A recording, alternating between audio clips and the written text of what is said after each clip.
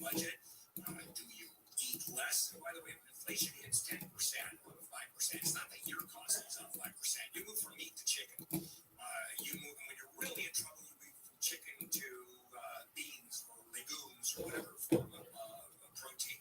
So, unfortunately, you can live and not have inflation really hit you. Gas, you can't do anything about. Utilities, you can't do anything about. Rent, you can't do anything about. Food, well, you can't do about gas. You just don't drive or drive as much. And you certainly don't go to restaurants, and you just really clamp down.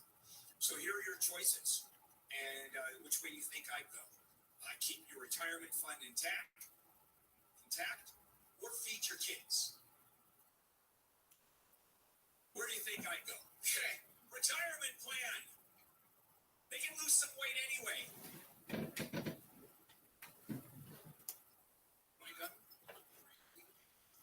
Yeah. The other thing that's so terrific about 401k plans now is many companies do an automatic enrollment where you have to opt out. And that has increased the number of people in 401k plans just astronomically.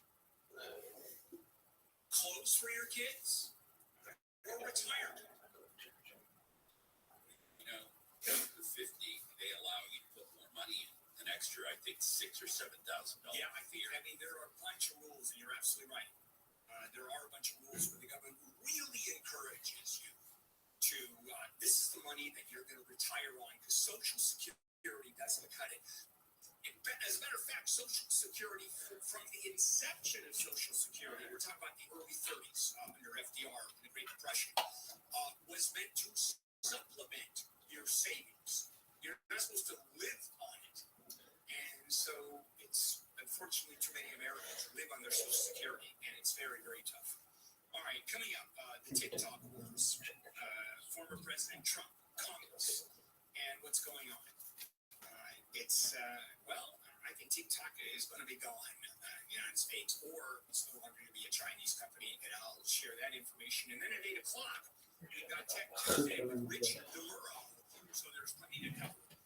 Let's check in with Amy live on the KFI 24-hour news. The Anaheim Planning Commission has approved a nearly $2 billion Disneyland expansion project. The Disneyland Forward project will add new attractions, shops, dining, and more within its existing footprint, much of it where the Toy Story parking lot is. The proposal now heads to the Anaheim City Council. A man sleeping under a car has been killed when the owner of the vehicle started a car and ran him over in Northridge. It happened shortly before 4:30 this morning on North Reseda Boulevard. The possibly homeless man became trapped under the Mercedes when police arrived. He died at the scene. The Prime Minister of Haiti has agreed to resign. The capital city of Port-au-Prince has been racked by out-of-control gang violence. Haiti declared a state of emergency last weekend after gangs banded together and attacked government institutions, airports, seaports, and got into the prisons and set thousands of prisoners free. We'll check the 101 with the KFI in the sky next. Now, all this rain has really set up some big problems, big potential issues. From just termites. Termites come out after the rains. That's what they do. And they start eating your house. And they do it 24/7. And damage starts almost immediately. And sometimes in places you can't even see. So let me suggest a call to Pacific Coast Termite. A free home or business inspection. Certain restrictions apply. Even if you don't think you have termites or don't know, it's well worth that call. Because they'll tell you you don't. And if you do, then they go to work. Get rid of the termites in your home or business without tenting. No hospital stays, no double bag, no hotel stays, no double bagging your food, no pet sitting. I've done it. It's horrible. You can even be home when they treat for termites, and I have been twice.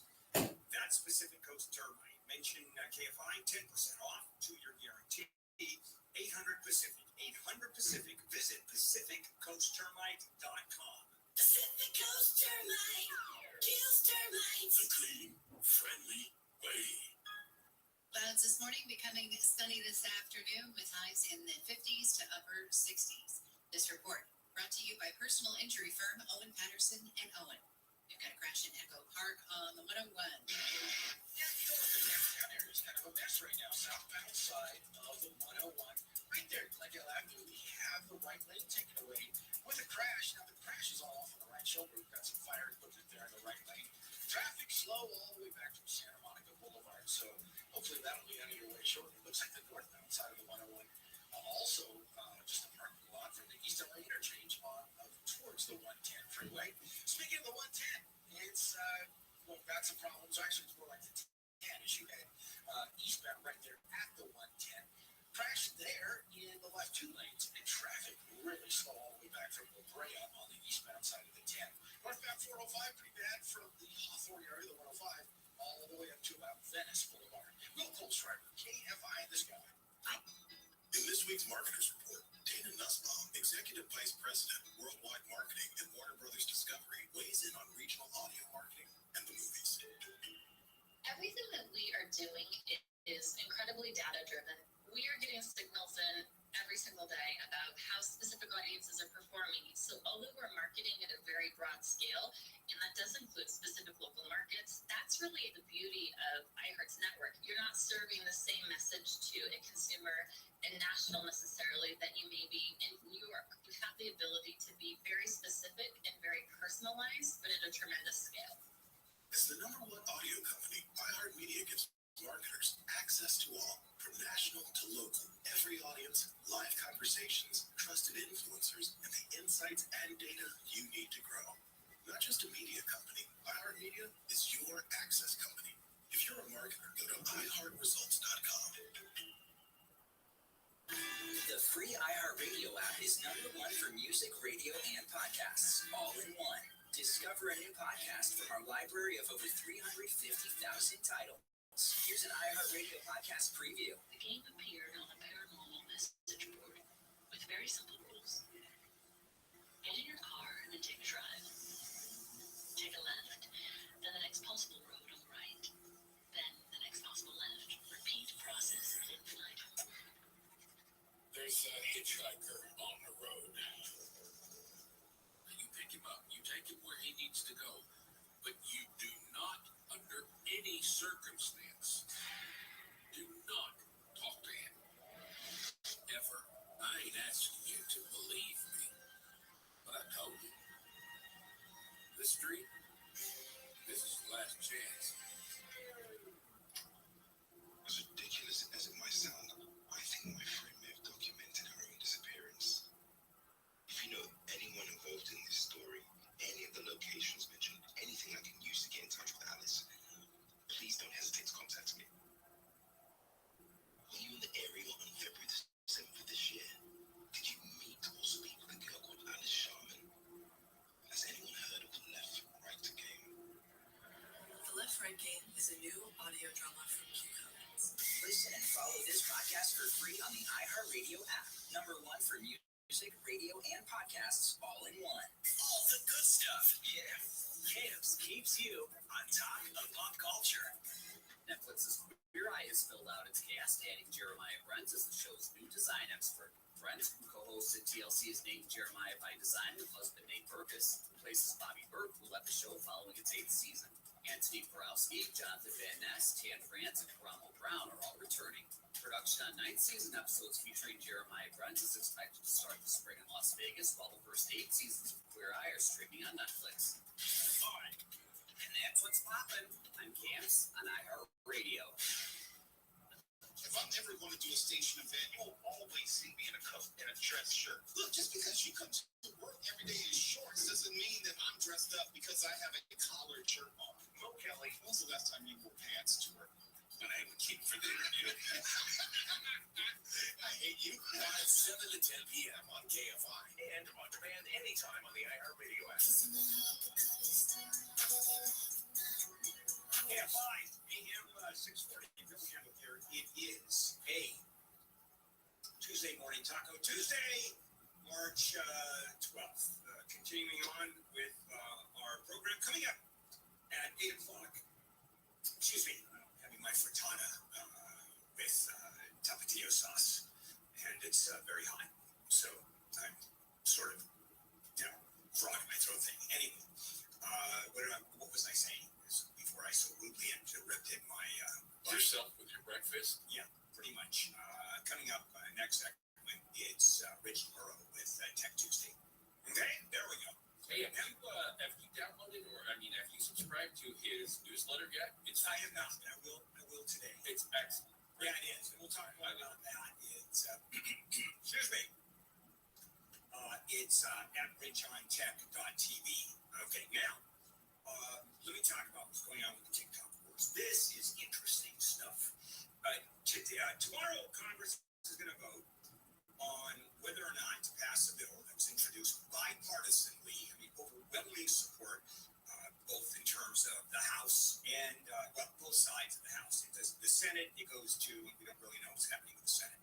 But the House overwhelmingly passes this bill, or will tomorrow, saying to TikTok, owned by the Chinese. It is based in Beijing, saying you either sell TikTok or you're banned.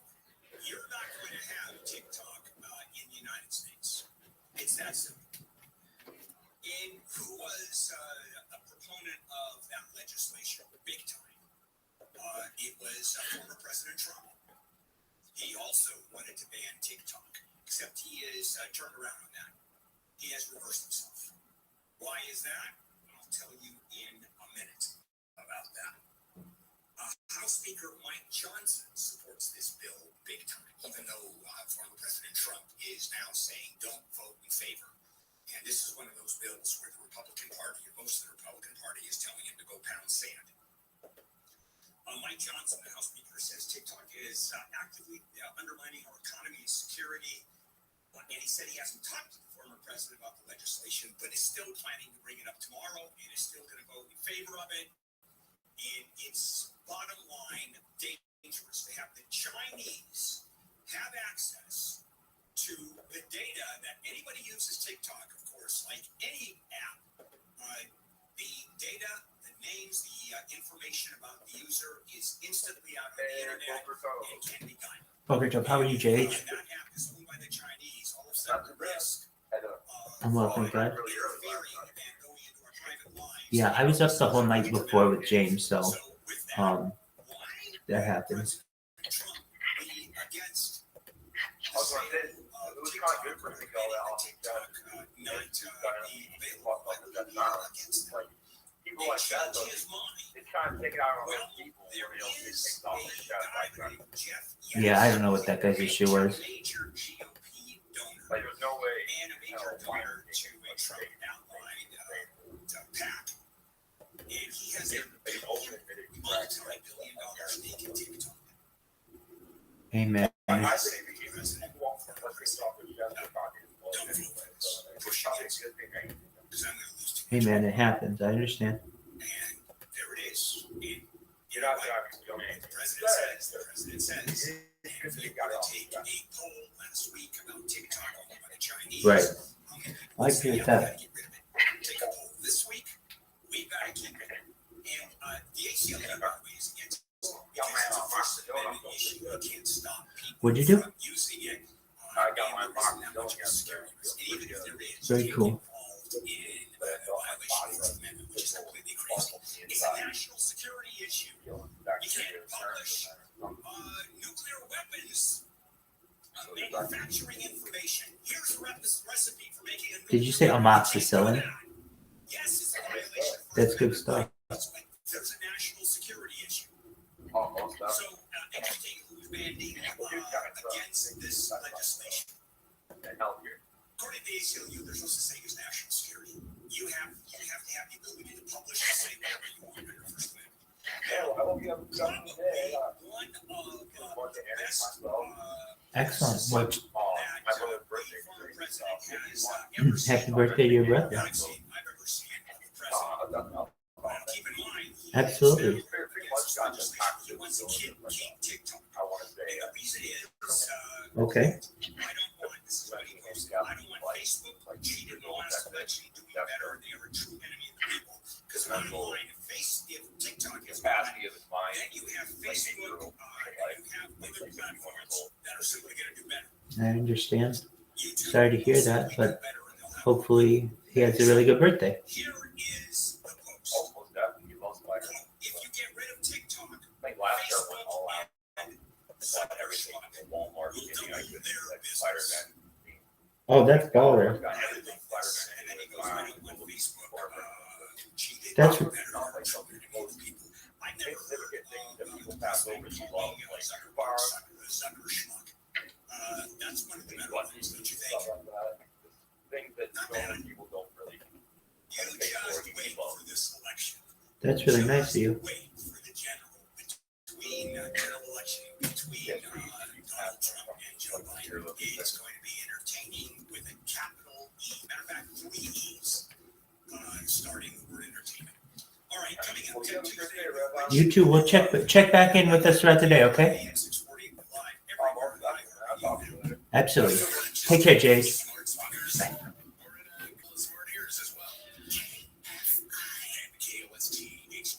Los Angeles, Orange County. Live everywhere on the iHeartRadio app. A nasty attack. I'm Amy Kate, live in the KFI 24-hour newsroom. Robbers have attacked a beauty store manager in Commerce, leaving her in critical condition. The manager tried blocking the 4 female robbers from leaving the store and was pushed, dragged by her hair, and shoved to the ground. The manager tried getting back up and collapsed. The attack last week was caught on video. The manager's family has set up a GoFundMe page saying the woman suffered 2 heart attacks and needs a heart transplant. 2 people who worked near the store but did not want to be recorded tell me the area has had a recent rise in crime. In fact, one of those guys tells me his business had about $1,000 cash stolen last night. Reporting live in Commerce, Blake Trolley, KFI News. News brought to you by Sweet James Accident Attorneys. An 18-year-old woman's been arrested in connection with 2 shootings in San Pedro, including a fatal shooting outside a bar. The shootings in January happened 2 weeks apart. Estrella Rojas is facing charges of murder and attempted murder. The California Department of Justice says more than 1,400 guns were confiscated in 2023. A man in LA County trying to buy bullets was flagged by the state's armed and prohibited person system. Investigators got a warrant and seized an unregistered assault weapon, 5 rifles, 3 shotguns, and around 3,700 rounds of ammo. Attorney General Rob Bonta says cases like that show the APPS program is preventing tragedies. The United States has a unique disease of gun violence, unique in the world to us. Bonta's office also says 2023 saw the most legally armed Californians ever. Michael Monks, KFI News. People who live near the Chiquita Canyon landfill can now apply for relocation services and assistance. The landfill operators set up a website to offer aid in response to a request from LA County Supervisor Catherine Barger. People have complained for months about the landfill producing toxic chemicals and polluting the air, water, and land on the site and in neighboring communities. The infamous Cecil Hotel in downtown LA is up for sale. At least 16 people have died at the hotel since it opened in 1924. A Netflix documentary done in 2021 centers around a missing woman found dead on a rooftop water tank in 2013 and also talks about the hotel once being home to Night Stalker Richard Ramirez. The hotel is currently being used as an affordable housing complex. The buyer reportedly wouldn't actually acquire the building. They would assume the 99-year ground lease that allows its continued use and development in the city. Huntington Beach says bring it in response to the threat of a lawsuit claiming minority voters are disenfranchised. He's picking the wrong fight with the wrong city. Huntington Beach City Attorney Michael Gates says the city's current Latina mayor was voted in with at-large voting. We're not divided and we're not carved up and segregated into districts where we don't care about the entire city. Lawyer Kevin Tinkman says pointing to recently elected Latinos means nothing. Tito Ortiz, Gracie Vandermark, yes, they are Latino, but they have not been the preferred candidates of Latino voters. He says district voting allows each community to choose a representative who puts their needs first. In Orange County, Corbin Carson, KFI News. Special Counsel Robert Hur has been answering questions from members of the House Judiciary Committee about President Biden holding on to classified documents after serving as vice president. Hur said Biden did retain classified material. Hur also defended his assessment of Biden's mental acuity. My assessment in the report about the relevance of the president's memory was necessary and accurate and fair. Most importantly, what I wrote is what I believe the evidence shows. Hur wrote in his report that he didn't recommend charges because Biden would likely present himself to a jury as a sympathetic, well-meaning elderly man with a poor memory. Biden and Democrats have criticized Hur's assessment. Republicans say Biden should have been charged with a crime. An electronic filing system that sends returns directly to the IRS is now available taxpayers in 12 states, including California. It lets nearly 20 million taxpayers use what amounts to a free government version of TurboTax or H&R Block. White House says it could save the typical taxpayer $160 in filing fees. ABC's Andy Field says the money for the IRS Direct File program comes from the Inflation Reduction Act. The IRS website lists the states eligible for the program, and as we mentioned, California is one of them. Ryan Gosling may be part of the reason that 19.5 million people tuned in to watch the Oscars this year. ABC says Sunday's show had the highest ratings in 4 years. Viewership peaked in the final half hour when Gosling got the entire audience on its feet singing and dancing to I'm Just Ken. The last quarter also included Oppenheimer's Best Actor, Best Director, and Best Picture wins. The Academy experimented with the show this year with an earlier start time and 5 former Best Actor winners announcing the Big 4 acting categories. We'll check some problems on the 10 with the KFI in the Sky next. Yeah, I know. Still chewy. It's all about timing. I've been doing this for a very long time. Also, it's about the tapatio sauce that I put on you. It's also about the tapatio sauce that I eat for Thomas. Okay, hold on. Let me count that. Okay, 3, 2, 1. If you happen to have varicose veins and spider veins, let's say, they're certainly ugly. They may be uncomfortable, they may hurt, but they're ugly. And you've tried home remedies like creams and supplements, compression socks, nothing works. Let me suggest calling 1-800-WEST-MED and schedule a free, no-obligation consultation. What WestMed can do, West Medical, is erase your varicose veins fast with their state-of-the-art varicose vein solutions. This is very high-tech, and you can actually return to normal activities almost immediately. And they have helped thousands of patients. They are dedicated vein specialists, and they simply know what they're doing. Treatments are covered by most PPO health insurance plans. Call the folks at West Medical at 1-800-WEST-MED to schedule a free consultation or visit westmedical.com.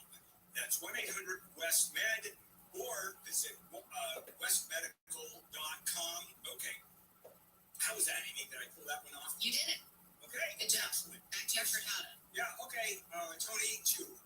Southland weather from KFI. Some clouds this morning, mostly sunny by this afternoon. Highs in the mid-60s at the beaches. Upper 60s for Metro LA and Inland OC. Mid-upper 60s in the valleys and IE. 50s to low 60s with gusty winds and high desert. Tomorrow morning clouds, afternoon sun, warming up into the 60s to low 70s. About the same for Thursday and Friday. That sunny skies on the way right on through the weekend. It's 56 in Anaheim, 54 Redondo Beach, 53 in Pomona, 51 in Rancho Cucamonga.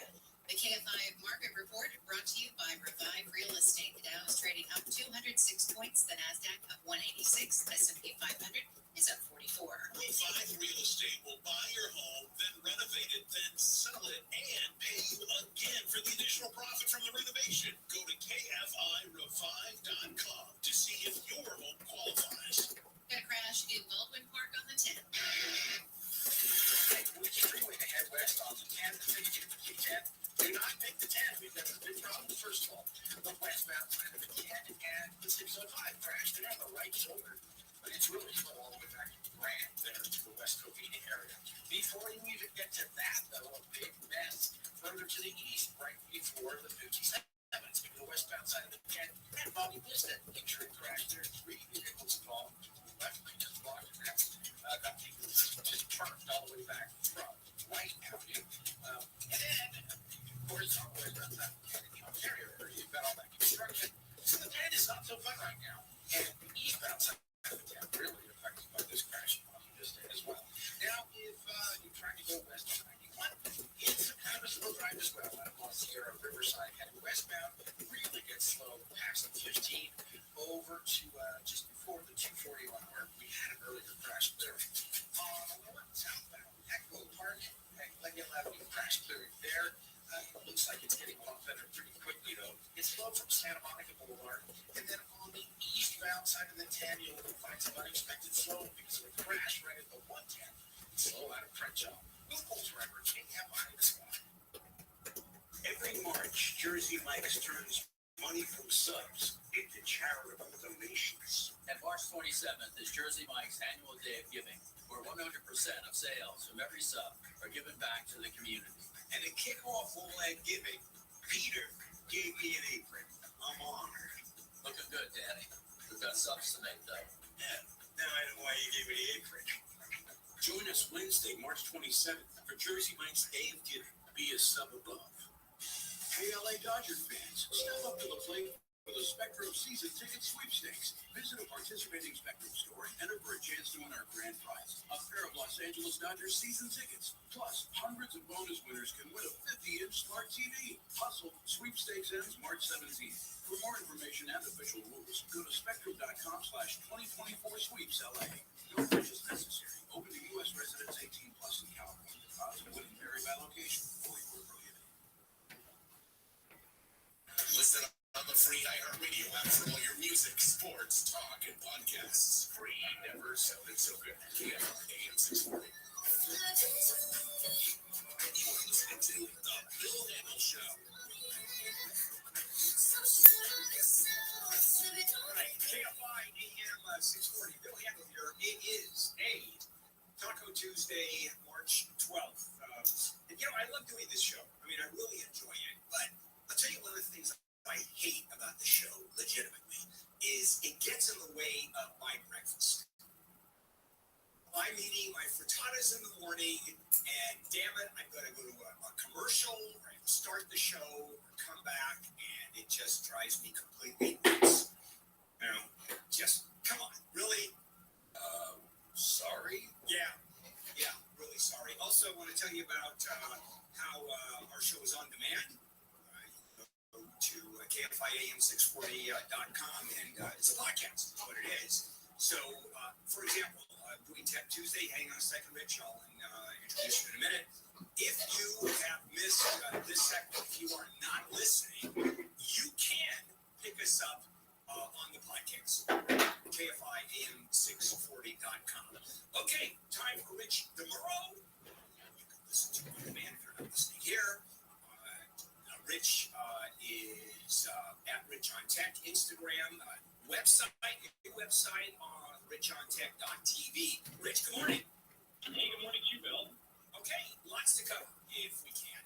All right, the headline, automakers are sharing data with insurance companies. So I just bought a new car a few months ago, and I'm re-upping my insurance. It's going to cost me about 40% more, my auto insurance, and I had no idea these two were talking to each other. Yeah, I don't think a lot of people realize this, but this reminds me of the smart TVs. How when you set up your smart TV for the first time, of course, you click through 1,000 screens, you connect it to the internet, and next thing you know, your TV is spying on you and sending all the things that you watch to a third-party company so that your TV maker can make money off of you. Sounds like that's the same thing that automakers are doing. New York Times had a big article about how GM, Honda, Kia, and Hyundai all connect detailed driving data from their internet-connected vehicles and share it with data brokers. Two of them they mentioned, LexisNexis, which I knew they did stuff for like research for news and stuff like that. I didn't realize they were doing auto data. And then the other one is called Verisk, Verisk, like verify risk, I'm guessing. The data includes information about trips, speeding, how you brake, rapid acceleration, and these insurance companies get this information when they do a search on you, and next thing you know, your rates may go up. So let me get this. Let's go to that first bit of information you gave us, because it never occurred to me, or I knew it, but I didn't think about it. So I set up my TV in my bedroom, and I go through the app, just like you said. And even if I turn off the TV, they can, the data companies can still look at what I'm doing. Well, so what they're doing on the TVs is they're scanning the screen. So no matter what you're watching on any input, they're using what's called ACR, automatic content recognition, to understand what you're tuned into. And then they take that information and they sell it to advertisers. Now, this is all done supposedly anonymously, and the data is aggregated, but let's be real here. They know who you are, what you're doing, and they make a lot of money off of this. That's why Walmart is buying Vizio for $2 billion, because they will now be able to match up the ads that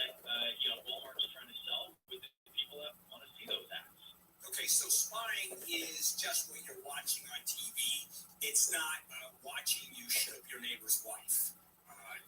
Do I have that right? With that said, for instance, the TV I just purchased, I did not realize has a little camera in front of it, and I was very surprised. And there's a little thing where you can turn the camera off or on, or there's a microphone as well. So I would say just understand the different options that are on your TV. If there is a microphone, which a lot of modern TVs these days have for voice services, if you don't want that, you can disable it in the settings. And you can disable the idea of automatic content recognition in the settings. But Bill, they make it so convoluted, it makes it sound like it's going to ruin your TV. It says, we do this to make your viewing experience better. Wait, what does that mean? And nobody knows. Same thing with these car companies. You download these apps that, score your driving, or they help you drive, or they help you unlock your car from afar. And next thing you know, you're clicking through a couple of menus that say, oh, by the way, we have the right to share this information with third parties. Yeah, I can't wait for your next encounter with the neighbor and see what he has to say. We'll be right back. Rich, you're not responding at all. I'm leaving that one alone. Yes. I thought it was pretty good. Yeah. Maybe went a little bit too far, but Probably. Yeah, we're going to come back and Airbnb story, and then through your newsletter, the Apple Vision Pro, and you were talking about how impressed you were sort of the first time out. Now you actually have used it at home, and I want to review on that. Matter of fact, we'll start with that when we come back. Let's check in with Amy King live in the KFI 24-hour newsroom. People who live near the Chiquita Canyon landfill can apply for relocation services and assistance through a website launched by the landfill operators that's starting today.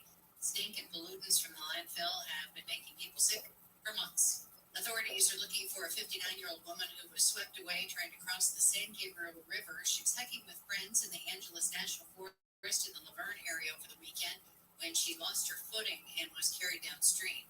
Ground, air, and search drones have been looking for her, but so far, no sign of her.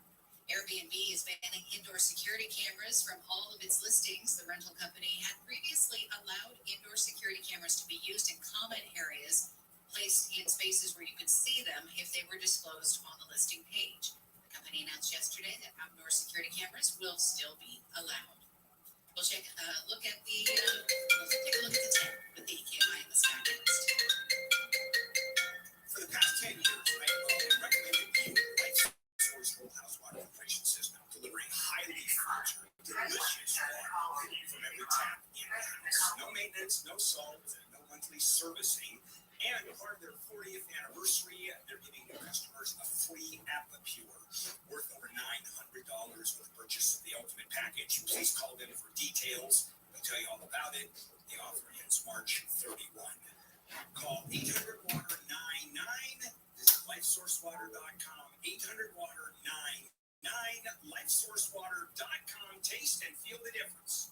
Clouds this morning. Should see some sunshine this afternoon. Highs in the upper 50s to upper 60s. This report brought to you by Allstate. We've got a crash in Pomona on the 10. That's an unexpected spot there. Just outside the 10, right there at Monkey Business and Petries. 3 vehicles involved. It's all off on the right shoulder. The traffic super slow back from White Avenue all the way back almost to the Kellogg interchange. So that's going to cost you some time. The westbound side not doing much better. It's slow getting out of Ontario, partially because of the construction there. Slow starts at about Vineyard out through Montclair. The westbound side of the 10 also very slow as you approach Azusa Avenue from an earlier crash. It's slow all the way to Milwaukee. Once you get past 605, it's a little bit better for you. We've got some problems on the eastbound side of the 10 downtown. A crash cleared there. The 110 freeway is still slow though from about Crenshaw, maybe even above Brayton. Local tracker KFI in the sky. College hoops fans, it's tournament time. The thrill and excitement of March Mania is here, and you can get in on the action with DraftKings Sportsbook, one of America's top-rated sportsbook apps. New customers bet on any college basketball national tournament game and turn $5 into $150 instantly in bonus bets. That's right. To celebrate college basketball's most frenzied time of the year, DraftKings is giving new customers a shot to rack up some bonus bets. Download the DraftKings Sportsbook app and use promo code IHEART. New customers can bet $5 to get $150 instantly in bonus bets only with DraftKings Sportsbook. With promo code IHEART. That's promo code IHEART. The crown is yours. Must be 21 or older. Indiana only. Bonus bets expire 168 hours after issuance. Eligibility and deposit restrictions apply. Terms at sportsbook.draftkings.com/bball. Gambling problem? Call 1-800-9-WITH-IT. This is a radio ad for Dupixent. Dupilumab, a prescription medicine for people 6 months and up with moderate to severe eczema that is not well controlled with topical prescription therapies. But since this is radio, you can't see the effects of Dupixent. You can't see how it helps you stay ahead of your eczema, or how it helps block a key source of inflammation inside the body that could be causing eczema. You can't see how it helps heal your skin from within, but you can see how Dupixent can help you have clearer skin and less itch. Individual results may vary. Serious allergic reactions can occur that can be severe. Get help right away if you have wheezing, trouble breathing, or swelling of your face, lips, mouth, tongue, throat. Tell your doctor about new or worsening eye problems such as eye pain, vision changes, or blurred vision, joint aches and pain, or a parasitic infection. Don't change or stop asthma medicines without talking to your doctor. See for yourself. Ask your eczema specialist about Dupixent. Visit Dupixent.com or call 1-844-DUPIXENT. A fraction of a raindrop, 3 grains of salt, at up to 100 times more potent than morphine. The tiniest amount of illegal fentanyl is all it takes to cause an overdose. Fentanyl can be mixed into heroin, cocaine, pressed pills, meth, and other drugs. It could be in your drugs, and you wouldn't be able to see it, taste it, or smell it. Learn more at cdc.gov/stop-overdose. As the #1 audio company, iHeartMedia gives you access to all, every audience, live conversations, trusted influencers, and the insights and data you need to grow. iHeartMedia is your access company. Go to iHeartResults.com for more.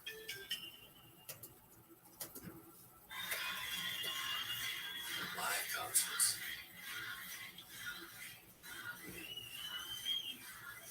Getting back to the moments we miss starts with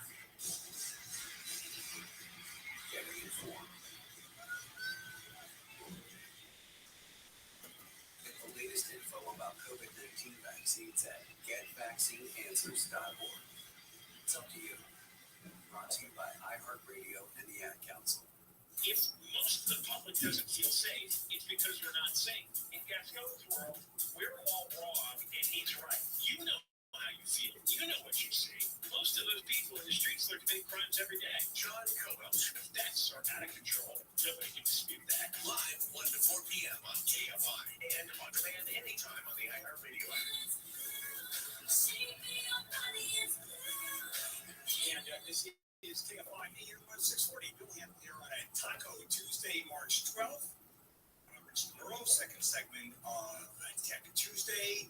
Just these other beings' operations. And it's unfortunate, but that's what's going to happen. It's kind of like whales not faring well with this deep water sonar. And research that the Navy conducts, they're saying it's harmful to them, it screws up their communications. Who knows how they feel about it? Maybe it gives them a headache or a feeling of oppression and bad vibes, and they have to get out of the area. So there you have us, human beings, more advanced form of creature. Can I just interrupt for a quick little tangent? Yeah. Since you said that. Yeah. You heard about this thing in Canada with the sound under the water? It scared all the... I did see, yeah. I saw nobody knows what it is. I saw the headlines. But, there's plenty of sounds, the deep sea sounds that happen, and people think it's maybe just an iceberg screaming. Yeah, but this is a ping.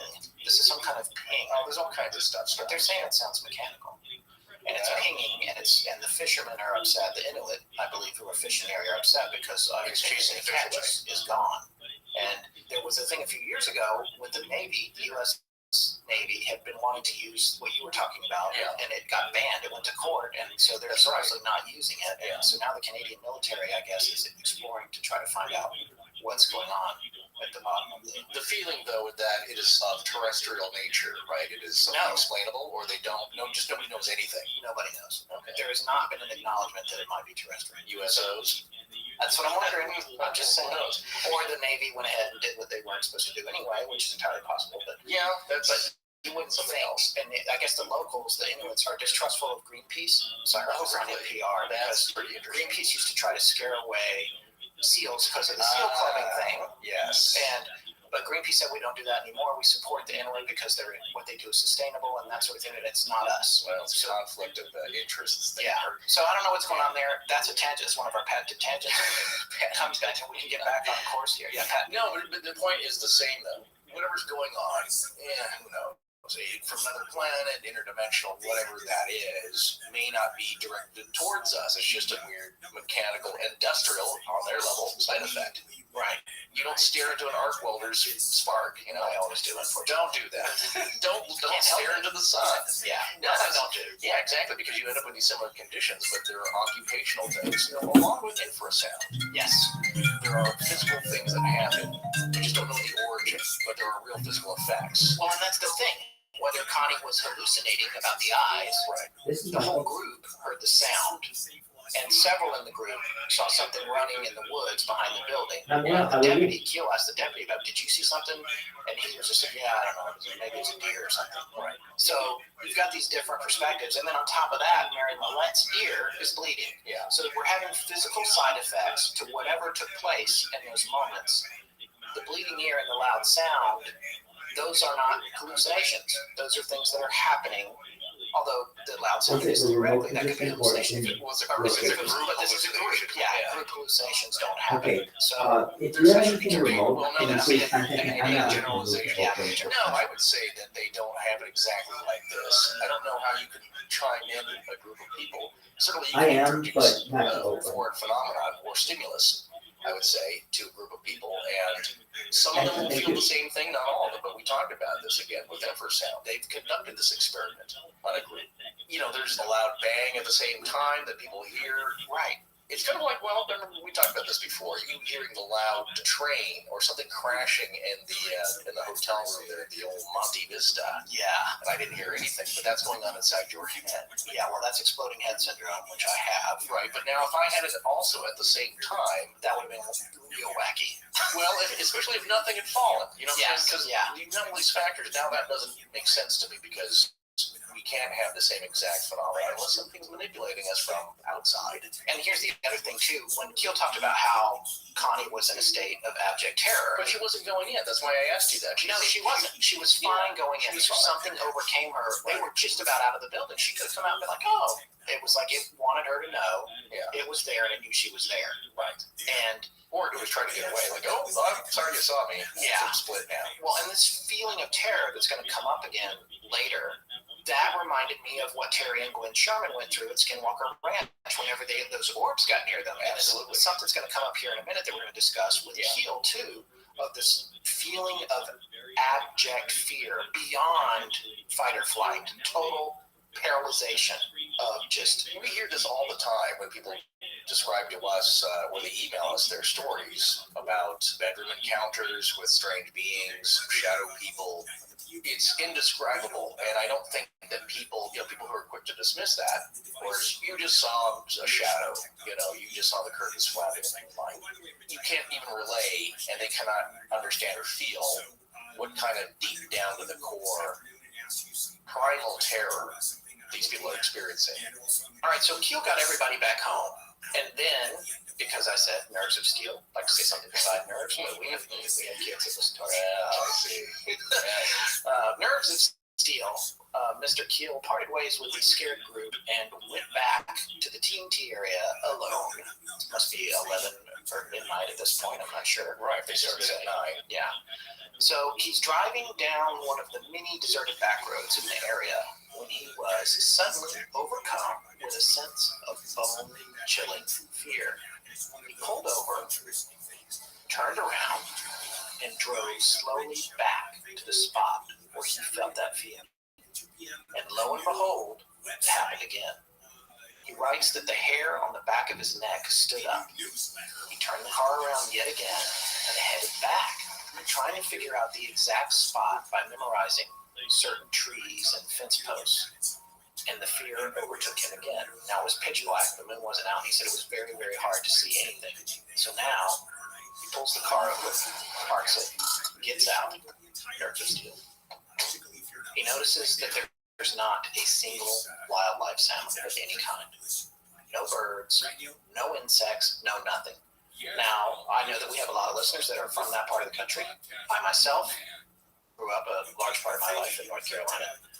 It's not quiet at night. Lots of crickets, all kinds cicadas of sometimes. I love cicadas. Yeah, people hate them, but I love cicadas. I miss Big red eyes. Yeah. If they don't glow, you don't see cicada eyes. You only see No, that was our earlier point. They're not giant bicycle reflectors. Yeah, giving conjunctivitis. But anyway, he gets out and he can hear nothing, and he decides he's going to walk back down the road towards the spot. He's doing fine, he's walking, and then he took this one step too far, and the feeling came over him like a ton of bricks. It was palpable. He said he was petrified as he continued to walk through it. The terror was so great that when he got to the other side of it, even though his car was now back on the opposite side of whatever this zone of fear was, a short distance away, he actually contemplated staying where he was until the sun came up, rather than walk back through the zone to get to his car. That's how frightened he had gotten. So eventually, he screwed up the nerve to walk back through it, and like clockwork, the terror returned. Keel came to the conclusion that he must have been passing through some sort of ultrasonic zone of fear that was finite in its boundaries. He went back in the daytime to the same spot. Pipeline that might be in a vessel, discharge, or that is seeping from the ocean floor. The oil scene was first reported Thursday in Orange County. Corbin Carson, KFI News. Investigators are trying to figure out the cause of a fatal crash involving a Forest Service truck and two other cars near Ukiba. Photos from the scene show a firefighter crew truck flip over a vehicle parts scattered all around an area of Highway 38. The crash happened Saturday afternoon, killing one person in a civilian vehicle. All 9 firefighters in the truck were injured and taken to a hospital. The firefighters are part of a hotshot crew based at the Mill Creek Fire Station in the San Bernardino National Forest. Hotshot crews are inserted into the worst parts of a wildfire. The trucks are large, heavy, and specially designed for rugged terrain. Steve Gregory, KFI News. The Russian Defense Ministry says a military transport plane with 15 people on board has crashed during takeoff. Officials say there were 8 crew and 7 passengers, and that an engine fire during takeoff was likely the cause of the crash. Top intelligence officials have warned of threats coming from the southern border. During a hearing on Capitol Hill yesterday, FBI Director Christopher Wray said the FBI seized enough fentanyl in the last 2 years to kill 270 million people. He says some smuggling networks have ties to ISIS. Other concerns discussed included potential actions by Russia, Iran, and China, and risks posed by advances in AI. They also talked about the ongoing Israel-Hamas war. Astronauts from 4 countries have returned to Earth aboard a SpaceX capsule. 199 days after they lifted off. 4 crew members, one each from Japan, Denmark, Russia, and the United States, have dropped gently into the Gulf of Mexico to await the recovery boats. ABC's Jim Ryan says the crew returned from the International Space Station. One member said he couldn't wait to hear birds singing in the trees and that he was craving crunchy food. We'll check the 5 with the KFI in the Sky next. Bad breath, absolutely no fun. If you've got bad breath, the people that you're talking with, living with, they don't like it. Even worse, you get to smell their breath. So let me introduce you to Zellman's Minty Mouth Mint. And this is all about really cleaning up your breath. It's not just a mint, it's a breath freshener. It's tiny little capsules that you swallow. And it's clinically tested against justice offenders. Garlic, onions, and there's Neil shaking his little package of Zellman Minty Mouth Mints. That's actually Anne. We started a thing. Yeah. Shaking it. Yeah, it sounds like castanets. You can do this to music too. Pop 2 or 3 in your mouth, you suck on the minty coating, and then you swallow the capsules of parsley seed oil for fresh, clean breath that lasts 4 hours. And you can bite into them, that also works. And it doesn't just cover up your bad breath, it actually cleans your breath in a way other mints can't. And goes down. First of all, you suck on mini coating, then you swallow it, and it goes to work in your gut. And it gives you, well, Zellman's. I mean, I use them all the time. They give you a money back guarantee. I know you'll never use. Free shipping if you order 3 packs or more. I know you're going to order more. And I've known the folks behind Zellman's for over 30 years. Matter of fact, I bought into the company. That's how much I believe in it. Go to Zellmans.com, Zellmins, 15% off when you use the code KFI. That's 15% off. I gotta get this number right. When you use the code KFI at checkout, Zellmans, Zellmins, Zellmans, thank you, Neil, Zellmans.com. Oh, and two. Thanks, Dan. See, it's going around. Zellmans.com. That was, what, a minute and a half commercial for 60?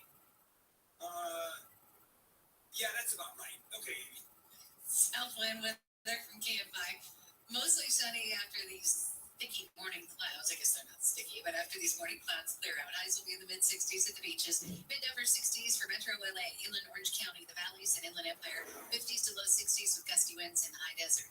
Clouds tonight and tomorrow morning, then clearing off to mostly sunny skies, a little bit warmer with highs in the 60s to low 70s. Sunny skies on the way for Thursday, Friday, and all the way through the weekend. It's 55 in Brea, 54 Lake Forest. This is not closure in Santa Clarita on 5. Good for a few hours. Caltrans and the CHP has the Capitol off ramp shut down there on the northbound side of the 5 because of a Grove Point trash truck fire. The contents in the back of the truck, apparently somebody threw something in their trash that was not quite extinguished, and that's what's going on there. They have to clean the whole thing up. They're saying 6 hours, so that puts us around 1 p.m. from when this was originally starting. So definitely an area to avoid. You can go north 14 and take Soledad across. That will get you around that problem. You know, I should mention some other closures we've got going on. Topanga Canyon completely shut down from Topanga Village all the way down to Pacific Coast Highway, both directions, as they clean up landslide and rock slide activity there. PCH, though, is open through that whole stretch, but northbound down to 1 lane. So, yeah, we're seeing some breakdowns there as you get out of the Pacific Palisades area. And the eastbound side of the 10, we know about the slowing on the westbound side, but the eastbound side still recovering from an earlier crash. It's slow from Brea all the way into downtown. Local Schreiber, KFI in the sky. College hoops fans, it's tournament time. The thrill and excitement of March Mania is here, and you can get in on the action with DraftKings Sportsbook, one of America's top-rated sportsbook apps. New customers bet on any college basketball national tournament game and turn $5 into $150 instantly in bonus bets. That's right. To celebrate college basketball's most frenzied time of the year, DraftKings is giving new customers a shot to rack up some bonus bets. Download the DraftKings Sportsbook app and use promo code IHEART. New customers can bet $5 to get $150 instantly in bonus bets only with DraftKings Sportsbook with promo code IHEART. That's promo code IHEART. The crown is yours. Must be 21 or older. Indiana only. Bonus bets expire 168 hours after issuance. Eligibility and deposit restrictions apply. Terms at sportsbook.draftkings.com/bball. Gambling problem? Call 1-800-9-WITH-IT. At Ball State University, we're always reaching higher. One of the top first-year experiences in the country. No one invests in students like us. More than 115 majors, countless opportunities for life-changing career-lifting experiences. When you fly, we fly. BSU.edu. As the #1 audio company, iHeartMedia gives you access to all. Every audience, live conversations, trusted influencers, and the insights and data you need to grow. iHeartMedia is your access company. Go to iHeartResults.com for more. The free iHeartRadio app is #1 for music, radio, and podcasts, all in one. Discover a new podcast from our library of over 350,000 titles. Here's an iHeartRadio podcast preview. There it is, open for the ages. Tiger Woods is one of our most awe-inspiring sports icons, a reflection in a lot of ways of America's history, its values, and ideals. Quarter American Indian, mother's half Thai, third Chinese, and quarter white. So, that's why you America's son. Tiger has been world famous for decades, and his story, it comes with many chapters, groundbreaking achievements, Tiger Woods is the 100th U.S. Open champion in history. A shocking fall from grace. I am deeply sorry for my irresponsible and selfish behavior. He was on Mount Everest, and now he's at the bottom of the ravine. And of course, what many believe is the greatest sports comeback of all time. Many doubted we'd ever see it. But here it is. Return to glory. But few people have really gotten to know Tiger. And winning is kind of lonely. I knew he had to keep the world at bay. It's largely been left to the media to tell his story. For a remarkable start, what promises to be a remarkable career. Tiger Woods doesn't just play golf, he is golf. He's like another Gandhi. Best in the history of golf. No question in my mind. I'm Tiger Woods. I'm Tiger Woods. I'm Tiger Woods. This is All American, a new series from Stitcher, hosted by me, Jordan Bell. And this season, with the help of journalist Albert Chen, we're asking, What if the story of Tiger Woods that the media has been telling, what if it's been completely wrong? All American Tiger. Look out for episodes every Thursday, wherever you listen to podcasts. Listen and follow this podcast for free on the iHeartRadio app. #1 for music, radio, and podcasts all in one. This is Steve Gregory. I'd like you to join me for a live taping of the KFI News special, Sex What up, Drugs, GB? and Social Media. It's an important look at how social media has become a gateway for kids and deadly and dangerous activities. For any plausible culprit, power lines, transformers, microwave towers, there was nothing. And to add to that, How you living, Pimp? It's free to attend. Go to KFI. How's your day? /enter. Be a part of the live studio audience. Go to KFI. I hope you're doing well. /enter.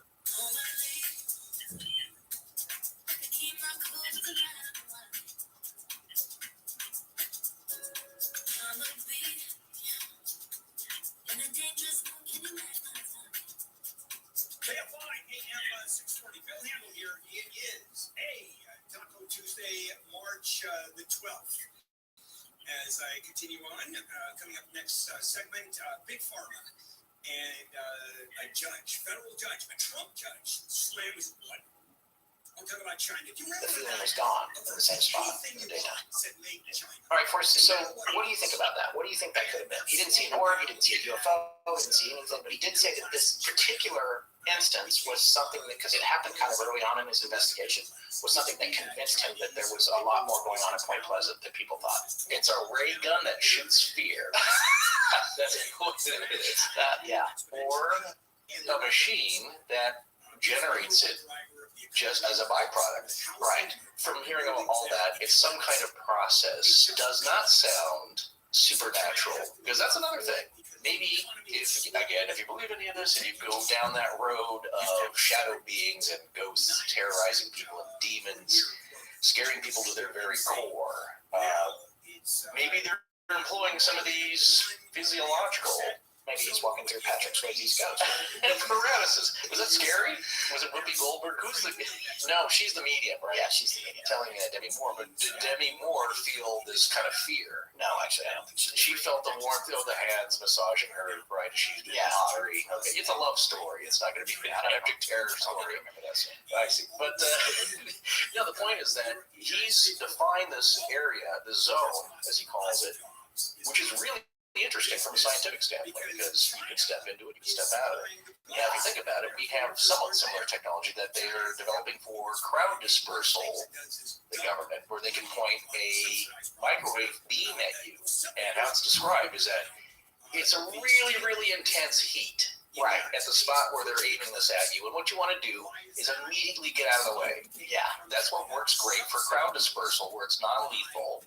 You immediately want to leave the area as quickly as possible because you cannot stand it. So that's like McDonald's chairs. They're designed to make you uncomfortable after about 10 minutes. Eat your dang Happy Meal and get the hell out. That's kind of, yes, we don't charge very much for this, but we want you to eat it and get out so we can turn this over. We make it up in volume. Yes. I actually sampled and experienced a new technology, well, it's even now, this would be like maybe 10 years ago, that a company, a vendor, had come in wanting us to use it for some of the large corporate events I sometimes worked on, where it was a directed beam of audio, of sound. It was a speaker. Oh, wow. It was a flat panel speaker.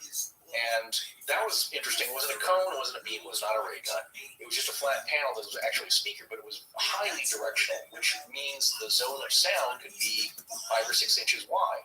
You think, like, it's kind of a gimmick. The other weird thing is that you could bounce it off walls, like a laser beam, onto somebody's head. They'd be the only person to hear the audio coming out of the speakers. So what's interesting is that at a large convention or crowd, say like you're at the convention center for Comic-Con, let's say, and you want to advertise your specific product, you can point it at somebody in the crowd and freak them out. Yeah. Because it's like, Thor is listening to you, my friend. Buy my new comic. Like, what? You don't know where it's coming from. And so in that way, it's kind of a really interesting technology because the people next to you won't even hear it, just you. And that's nothing special or mystical about it. There's nothing paranormal about it. It's just a control of sound waves. The other application is that it's good for sometimes submarines. You're in a large metal tube, it's very noisy, people are hearing different commands, different stations are hearing different commands, which may conflict with the station next to them. So instead of everybody having to wear headphones so that they can only hear the channel they're supposed to hear, you would have a speaker above you, so you're only hearing the commands and instructions that you're supposed to hear. The person next to you isn't getting confused and they're not getting flooded with noise pollution. I feel like that might be classified information. No, the guy told us. I know it was being tested at the moment. So you can control different stimuli, I guess, in a very general sense, in a very directed area. So when you take a look at him going to this little area, fear, no fear, just dipping in and out. Right. It's in the middle of the night, in the middle of nowhere. Well, that also adds to the fear, of course. You know what I'm saying? It adds to the spookiness. But this guy's been around the block. He's not shaken up much. Right. I believe that it is some kind of byproduct.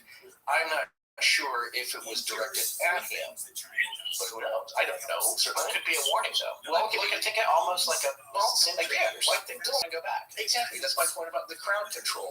Leave the square now. Yeah. Go home.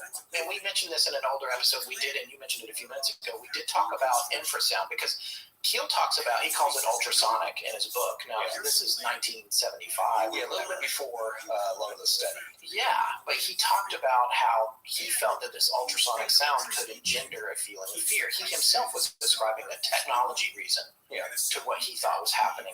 We mentioned this experiment that happened in September of 2003, but I just want to read this article real quick again. This is an AP article.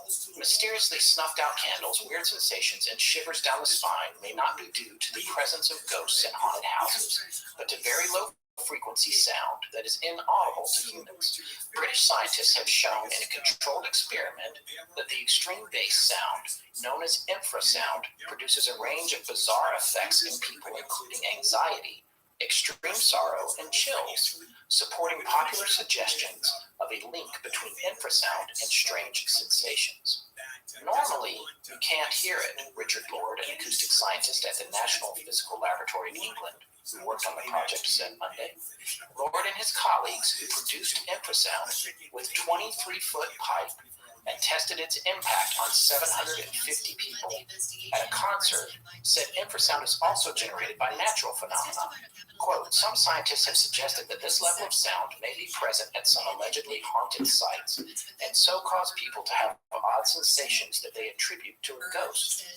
Our findings support these ideas, end quote, said Professor Richard Wiseman, a psychologist at the University of Hertfordshire in southern England.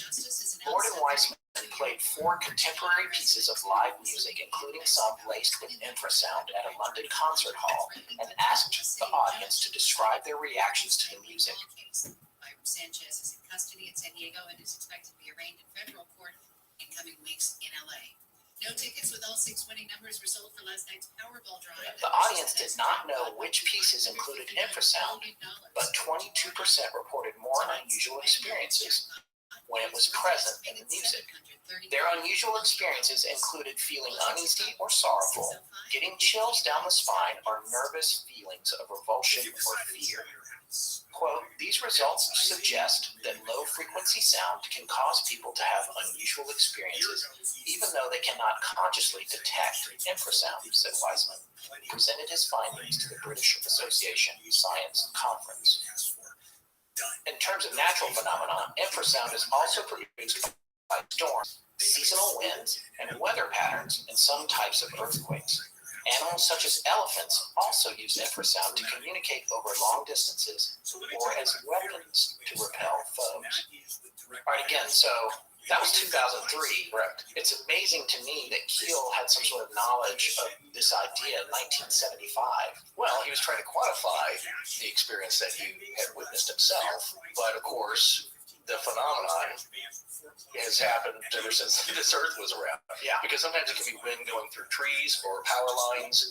It's a kind of low vibration. People have often, said about the Diatla Pass incident. Well, it was probably just infrasound, including Donnie Eichner.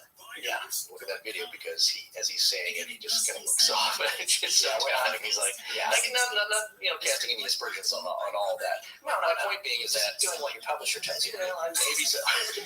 People, they say like, well, maybe it was whistling through the trees, but it's like, well, no, there are specific geographical and geological instances that have to happen before that infrasound can occur. So they're on the slope of a mountain, kind of open. Now, if they were in a canyon, okay, I totally believe that much more.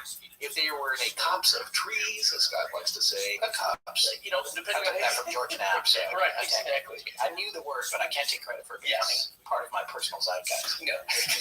Just another fun word we like to say. Yeah. Depending on how the trees are growing and how they're closely they are situated to each other and how the wind is coming through them, that can produce infrasound. Well, wasn't there a story about an air conditioning unit or something that was rumbling and making people sick? That is the original story where, I'm not remembering the names, but it led to the first study and I think paper or report on it where... Don't hold us to the details. We're telling that, everybody. you're telling everybody. I'm telling the listeners. Just do it. Just do it. The It's story. okay.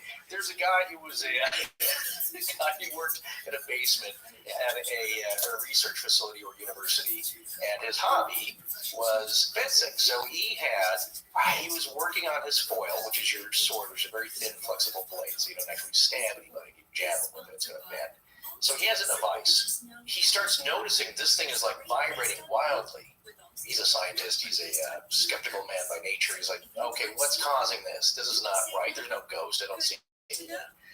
Person with bed sheet and holes cut out. There's nothing ghost-like. That's not where his mind went first. He's like, okay, that's very strange. I can see it. I can feel this kind of maybe some uneasiness. But he then took to finding out exactly what was causing it. And they found it was, it's the air ducts in a AC exchange above. So there's hot and cold air running through it, air conditioning. And when the joints aren't fitting properly, you get a little vibration like a whistle or a flute. It was the air passing through these ducts that was causing an infrasound scenario right there in that room. And what it is like, you're now at the confluence of these sine waves. You're getting a peak like waves. You know what I'm talking about. Yes, Yeah, so it's constructive interference. very good, But what it is it is an amplified effect. So, we all may experience a little bit of it in an old building where the pipes aren't fitting very well. You may not get all those experiences like a feeling of dread, but he noticed that, whatever it is, it's really at this point in the room where the sword was clamped down. He's getting a hot spot of this. That's why it was vibrating so wildly. This is like a human dog whistle of fear. A little bit, yeah. No. But you know what? Let's talk about it. You know what's interesting about this? The Mythbusters took a look at this. And I didn't know that until today. I looked it up. Mythbusters episode 193, which aired on October 28th. It was part of a Halloween special, 2012, before they went off the air. God rest that show's soul. They took a look at infrasound as fear-inducing. They went out to 4 abandoned cabins in the woods, and they filled one of them with this imperceptible infrasound. And then they had 10 people spend 3 minutes in each cabin. They told their volunteers that something bad had happened in each one of the cabins, and they intentionally picked, I watched this segment, they intentionally picked a place that was run down, but not so creepy that they would be automatically creeped. It was a resort that no one had used in like 15 years with little cabins. So the third cabin of the four had a 40,000 watt sound system by a company I believe is called Meyer Sound, which was playing an inaudible 19 hertz tone. That's below the range of hearing. So out of the 10 volunteers that went into these cabins, only 2 indicated that cabin number 3 made them feel uneasy. The Mythbusters declared infrasound as a fear-inducing element as busted based on that statistic. However, I want to say one thing before you jump in here. I didn't put this together when I was putting our outline together. That's 20%. It's exactly the same number that they gave in 2003. Absolutely. It's 2 out of 10 people. For me, it's not necessarily busted. It's just a low quantity of people are reacting to it. Mythbusters is saying, this is statistically insignificant, but I think this might not necessarily be a case of statistical insignificance as much as a sensitivity that not everybody has. Well, exactly. Now, if you've taken those 2 people that felt that, and you've got another 8 who are physiologically exactly the same, well, then you get 100%, wouldn't you? Right, maybe. That's the theory. Yeah. And, they always got pushback on how they did. People always try to be like, you did this all wrong. Which I'm not getting on that train. No, I love that show. But the concert, that's why, was there 700 people? There was a large amount of people. Yeah. And again, scientifically, yes, you want the greatest number of samplings from your control group there to test on. And so when you get something that's about the same, 20%. 750 people. Okay. So I went back and looked. Yeah, okay, so going back to Dyatlov, because that was abject sheer terror enough that you made experienced hikers and outdoors people run half naked out into the snow where they knew that would kill them. That alone would kill them, that exposure. That's not what killed them. My point is, what they all experienced that high level of sheer terror. I see what you're saying. This is a really good point. This is a good follow-up. Well, that was my original point with the whole thing. Is that what a revelation?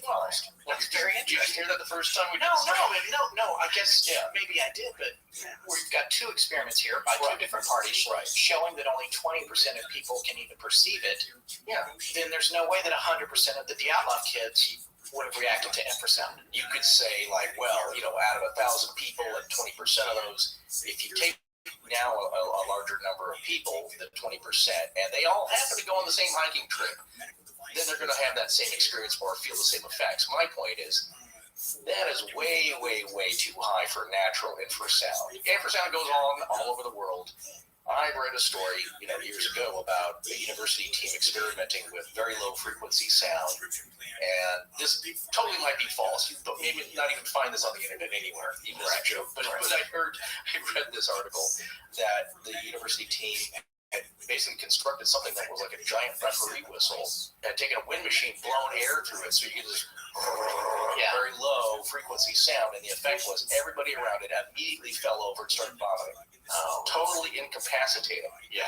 Now, I believe that effect, that's possible. I believe that something that big and low and loud could have that effect on a great number of people around. Yeah. There were definitely dudes in my high school that had car stereos. Yeah. No, they do that at concerts, like bouncing a quarter on the roof. Yeah, you can see it vibrating. People want to sit on the speakers at a concert. Some people do. Yeah. Not everybody finds that's enjoyable, but here's other guy that wants to trumpet his chest. So it's crazy, but again, it doesn't affect everybody. So the point is that just the odds, obviously, we're going to figure out the math on this. Yeah. But the fact that all these people at Dyatlov who all were prone to this, all went on the same camping trip just by accident, and all had a very extremely high level of sheer terror and panic at the very same time to experience that, I would just guess that that's not possible. So if you talk to Keel, in Keel's situation, it's like being at the Four Corners, like I'm in Arizona. Arizona. You're jumping back and forth. It's very delineated. Then that tells me that it's more, I guess, mechanical in a way, or there's something creating this. It's not a natural El Zono, freak out. It's not an exact beam that's happening naturally. So that's just my assessment of what John Keel was experiencing. That just very narrow, directed sensation.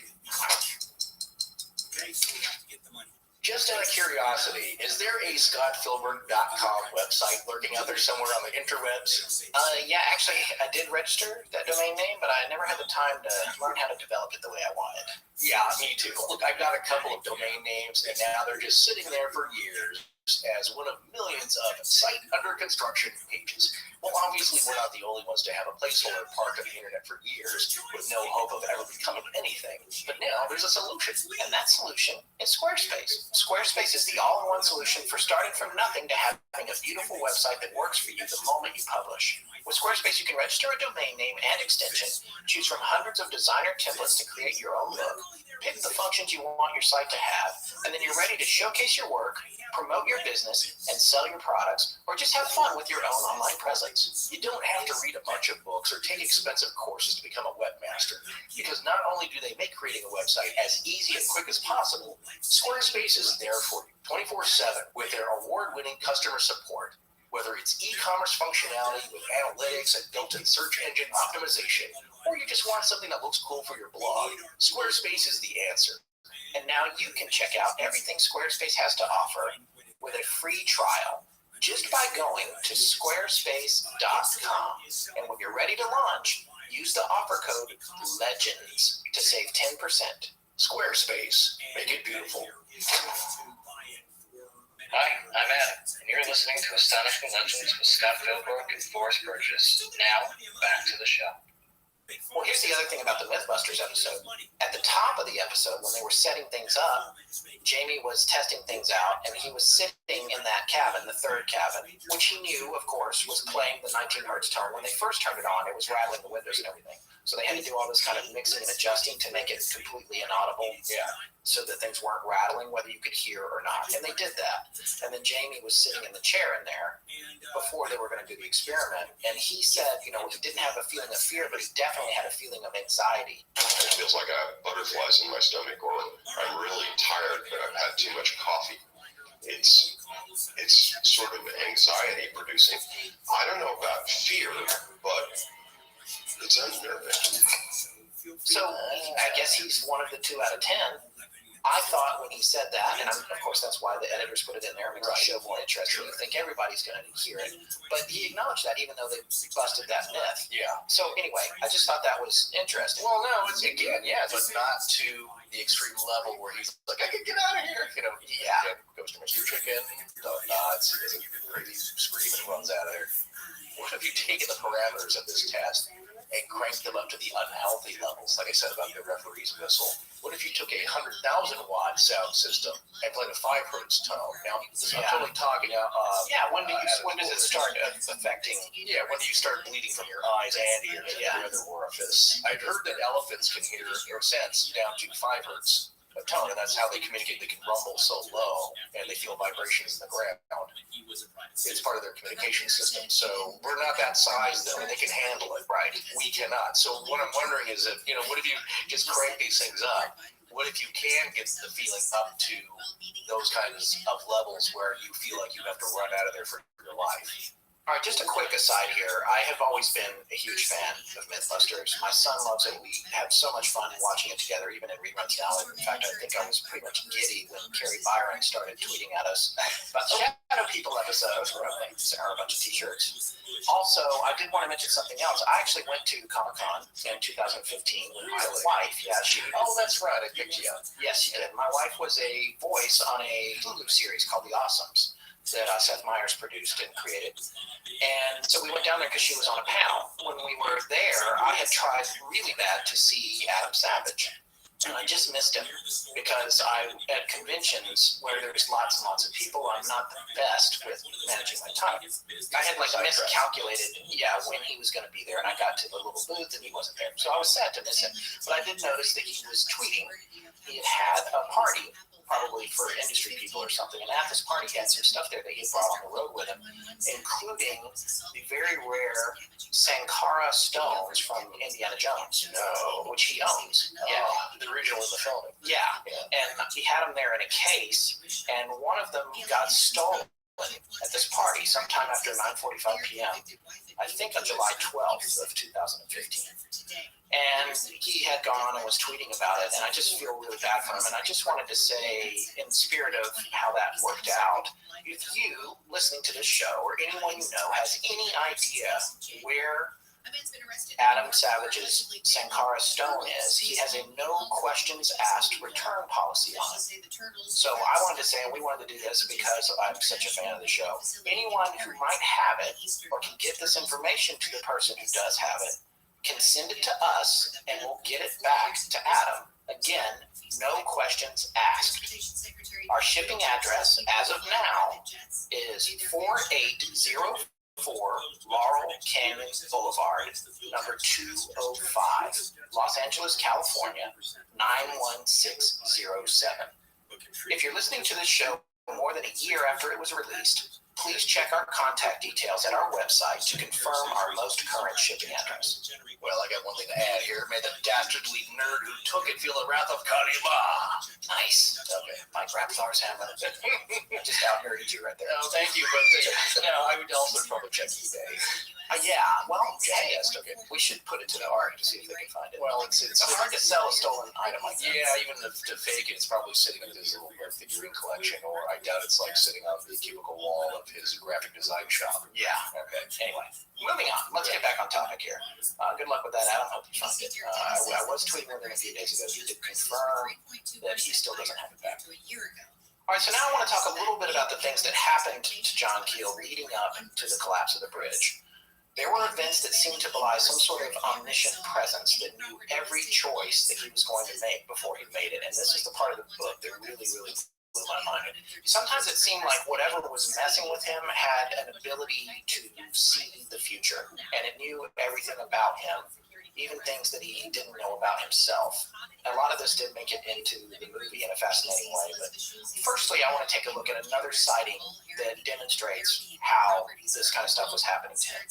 NICAP, the National Investigations Committee on Aerial Phenomena, calls 1967 the mother of all sighting waves. We actually have a link to NICAP sightings from 1967. It's the full report. It is astronomical how many UFOs were popping up, not just in Point Pleasant, all over the United States and all over the world in 1967 specifically. In this story, which was from Keel's book, in January of 1967, a man named Tad Jones was driving down Route 64 in Dunbar, West Virginia.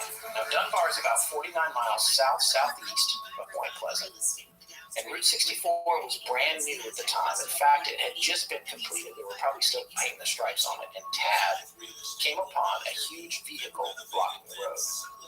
He thought it was a construction truck, and he slowed down. And then as he got closer to it, he realized it was floating in midair about 4 feet off the ground. He said it was a metallic metal sphere about 20 to 25 feet in diameter, and that it had, get this, according to Keel, 4 legs attached to it that all had wheels at the bottom of them that looked like caster wheels. There are other reports that say it had only 2 legs, and that also say it had 2 antennas sticking up on top of it. Now, the wheels would be the ones like you would see on the bottom of a gurney at the hospital in the movie Jacob's Ladder, which is a horrific image. It's like a yak or a grocery cart. Also scary. But Tad Jones said there was also a small window on it, about 9 inches in diameter, but you couldn't see anything inside. And here we go again with like the 50s. At the bottom was a propeller of some kind that seemed to be idling when he first pulled up. But then when he got to about within 10 feet of it, the propeller revved up and this thing rose up into the sky and disappeared. So Tad went on to his appliance store. However, he was freaked out enough that he reported the incident to the cops, and it did make its way into the papers. Here's actually a really interesting article in the Beckley Post-Herald from Beckley, West Virginia, Friday morning, January 20th, 1967, with an interview with Tad Jones about what he saw that day. I sighted this object quite a distance from the road and thought it must be State Road Commission equipment. I couldn't drive around it because it was about 20 feet in diameter and blocked the westbound driving lanes. I got out of my truck, walked up, and looked it over, Jones said. It was hovering above the roadway about 3 or 4 feet. It had 4 wheels, and on the bottom of the ball was a propeller-like apparatus which was revolving noiselessly. At the top was a round window with 2 antennae. In the middle of the object was a protruding flange or seam, which indicated to me that it had been connected together in some way. It was aluminum in color, I looked up at the window, but didn't see anyone. I stood there a minute, and then it gently rose, and without any exhaust, or odor, or any noise whatsoever, it went straight up. I watched it for what must have been a minute, or a minute and a half, until it passed from sight. I was amazed. It was some time before I got back in my truck and went to work. And quite a bit later before I decided I'd better report this to the Guthrie Air Force Base Radar Force. Right, so there it is in his own words. No noise, no exhaust. Right. It sounds like a balloon. A little bit to me. Oh, well, you're going back to the Bigelow Aerospace designs. Yeah. The strange stealthy balloons. Anyway, so that's the article. On the surface, that's just another sighting story. Right. Here's the thing that's different about it. A few days after Tad's sighting, an issue of True magazine hit the stands with an article in it that John Keel had written. True magazine was printed from 1937 to 74, and it changed a lot over the years. Originally, it was called like True Magazine for Men or something. Yeah. It was all outdoorsy. Yeah. But then there was another editor that took over, I think, in the 50s, who was super UFO-y. No. After 1947, this got really popular. Yeah, exactly. Still for kids and sci-fi, buffs, but mostly it's kid stuff. But John was a contributor. I'm sure he was sending in these great stories. And so he had sent in a freelance article to contribute to True Magazine. And this particular issue came out in just a few days. Crap shoved down my throat. I'd be a foie ragout. Gary and Shannon. It never gets old seeing people in the new shared workspace down the hall on Zoom calls talking about a Q3 rollout, and in the speakers overhead, it's like 369, damn, she's fine, and it's blasting because we've got this new boss, mentioned it before, who thinks we should have our stations piped in, and I love it. It's a great idea. Real 92.3 is one of our stations. It seems to get the early morning slot. It does, it rotates, and that's when it hits, is right when the meeting starts. It's very funny. Okay, a lot going on. I did something I haven't done in probably 45 years. I got shampoo in my eye this morning, and I almost called out. Like, I was afraid to drive to work. My eye hurt so bad. What a toddler move to get shampoo in your eye. Am I going to have to get you no tears? Can you tell which one? Just by looking at me. Point to which one you think it is. Probably that one. No, it was this one. It was really red this morning. Well, they're both kind of red. Well, now it's because I've been crying. Why didn't you just flush it out? I tried. What shampoo do you use? Apparently bad stuff. Yeah, it's not safe for children, that's for sure. I'm going to get you some Johnson & Johnson. No, I'm fine. I'm going to order it right now on Amazon. I learned very quickly, keep your eyes closed. Oh, boy. Check myself out in the mirror, I guess. Is that a new undershirt? Yes. Yeah, Perfect. I can tell. It's bright I white. now know your undergarments. I realize those I don't wear them all the time, but they go so quickly. They're just made so shoddily these days. They are. So I got some new white T-shirts, so you know. And crew neck is the only way to go. People who wear V-necks are animals. I love a V-neck. I wear a V-neck. Like I said, V-necks. People who wear V-necks are animals. I love a V-neck on a woman. I have been addicted to white V-necks. I will not disagree with you. For many years. One of my girlfriends makes fun of me pretty regularly because I've been wearing white V-necks for 30 years. I have like 5 in my drawer. We're watching what's going on Capitol Hill right now. The House Judiciary Committee is interviewing, is probably the better way to put it, Robert Hur, formerly of the Department of Justice. He has retired from his position, but he was the one who put out the report that suggested that President Biden could have been charged with a crime for the way he mishandled classified documents, but that they wouldn't bring charges, or he didn't recommend charges, because the jury would look at him as sort of a senile old guy who was just forgetful. It was gratuitous. It was absolutely gratuitous. Because here's the thing, you don't need to say that as a special counsel. You just need to believe if you can win that case or not, if you can prove beyond reasonable doubt or what have you. You don't have to give your reasoning for why you don't think you could get a conviction in the case. It's very rare for a prosecutor to reveal what their reasoning is. The number 2 thing is, don't forget, this is a deposition. Most people, when they are in a deposition, they are told by their counsel to not remember anything. Right. I don't recall. I don't recall.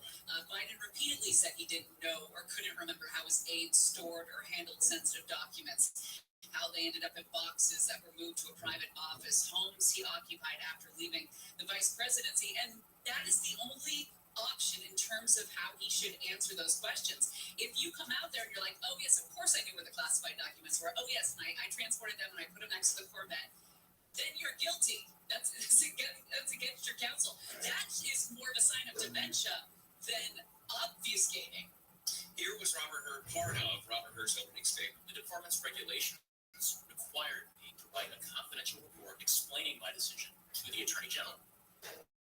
I understood that my explanation about this case had to include rigorous, detailed, and thorough analysis. In other words, I needed to show my work.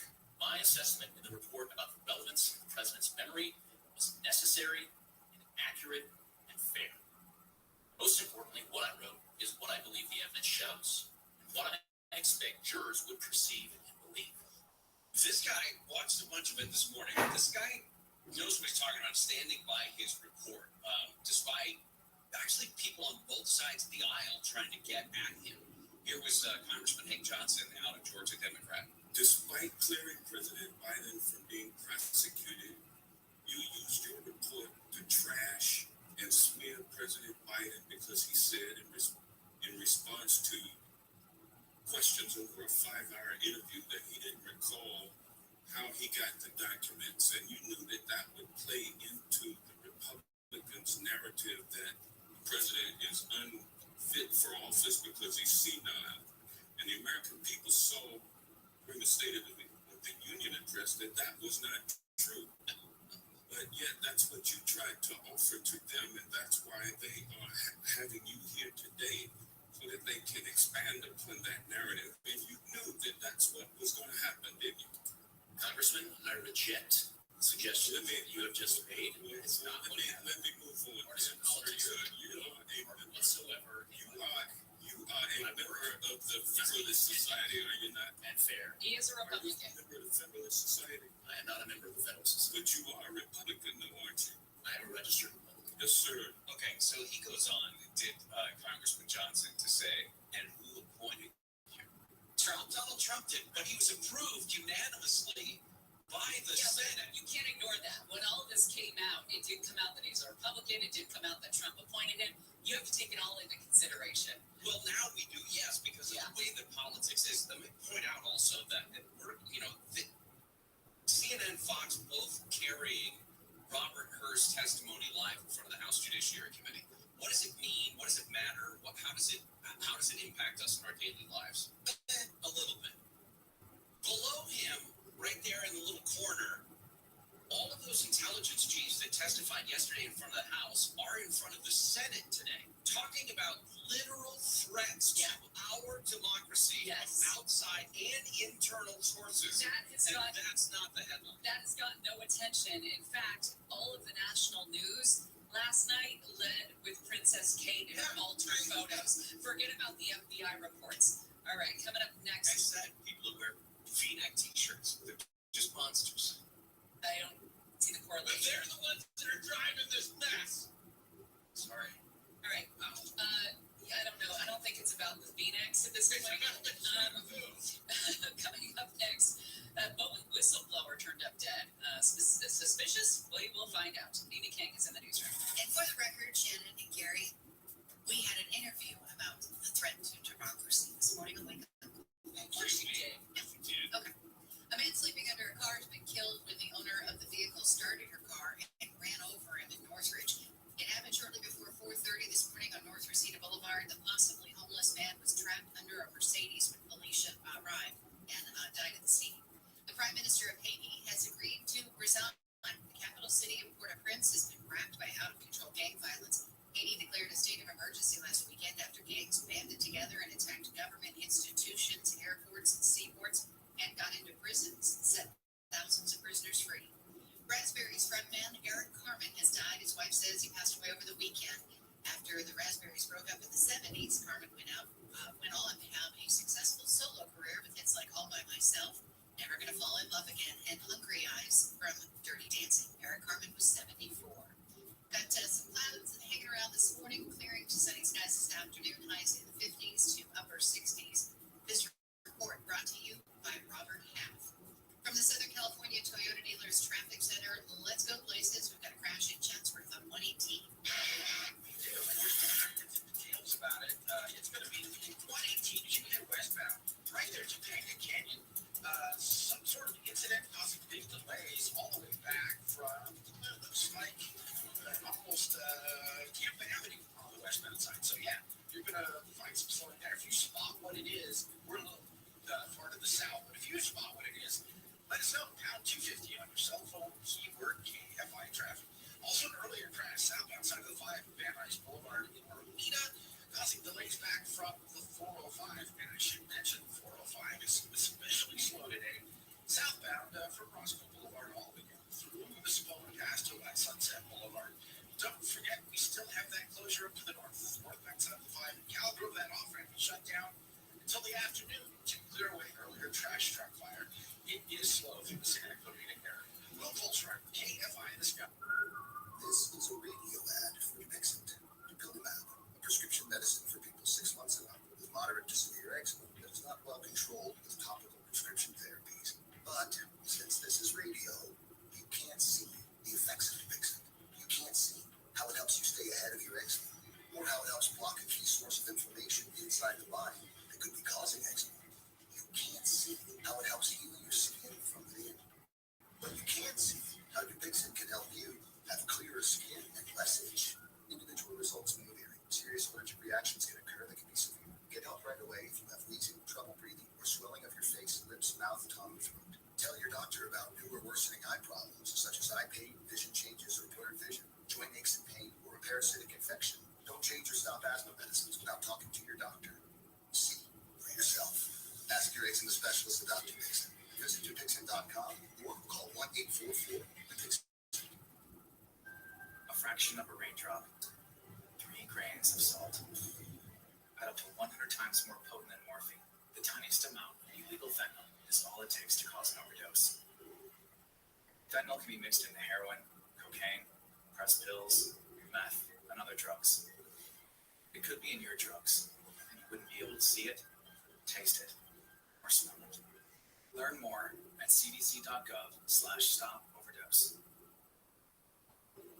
College hoops fans, it's tournament time. The thrill and excitement of March Mania is here, and you can get in on the action with DraftKings Sportsbook, one of America's top-rated sportsbook apps. New customers bet on any college basketball national tournament game and turn $5 into $150 instantly in bonus bets. That's right. To celebrate college basketball's most frenzied time of the year, DraftKings is giving new customers a shot to rack up some bonus bets. Download the DraftKings Sportsbook app and use promo code IHEART. New customers can bet $5 to get $150 instantly in bonus bets only with DraftKings Sportsbook. With promo code IHEART. That's promo code IHEART. The crown is yours. Must be 21 or older. Indiana only. Bonus bets expire 168 hours after issuance. Eligibility and deposit restrictions apply. Terms at sportsbook.draftkings.com/bball. Gambling problem? Call 1-800-9-WITH-IT. No matter what the day brings, count on Juicy Juice for the good stuff.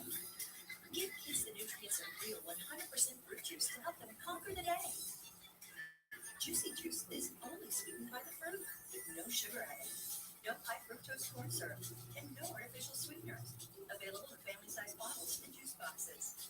Find Juicy Juice at your favorite local grocery retailer. Info at juicyjuice.com. Tanya here, and there are many ways that we can all help raise awareness around HIV, but maybe the most important is just talking about it openly and honestly. There's no cure for HIV, but there are effective treatments that, taken as prescribed, can help you live healthy with HIV and get to and stay undetectable, which means the amount of the virus is so low it can't be measured by lab tests. If you're living with HIV and not on treatment, talk to your doctor about treatment options. Learn more at treathivtoday.com.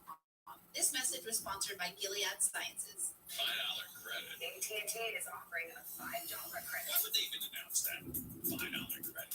Oh man, I'm pissed as hell. My phone didn't work. How about $5? The Tim Connolly Jr. Show. I would have to pool my money with my wife's money just to get a hamburger, fries, and Coke. Live 4 to 7 p.m. on KFI and on demand anytime on the iHeartRadio app.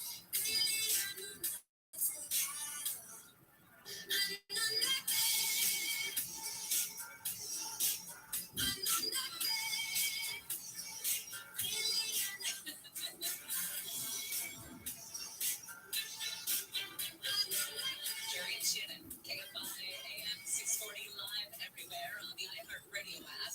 We will continue to monitor what's going on Capitol Hill. The full transcript of the special counsel deposition with President Biden over classified documents has been provided to Congress.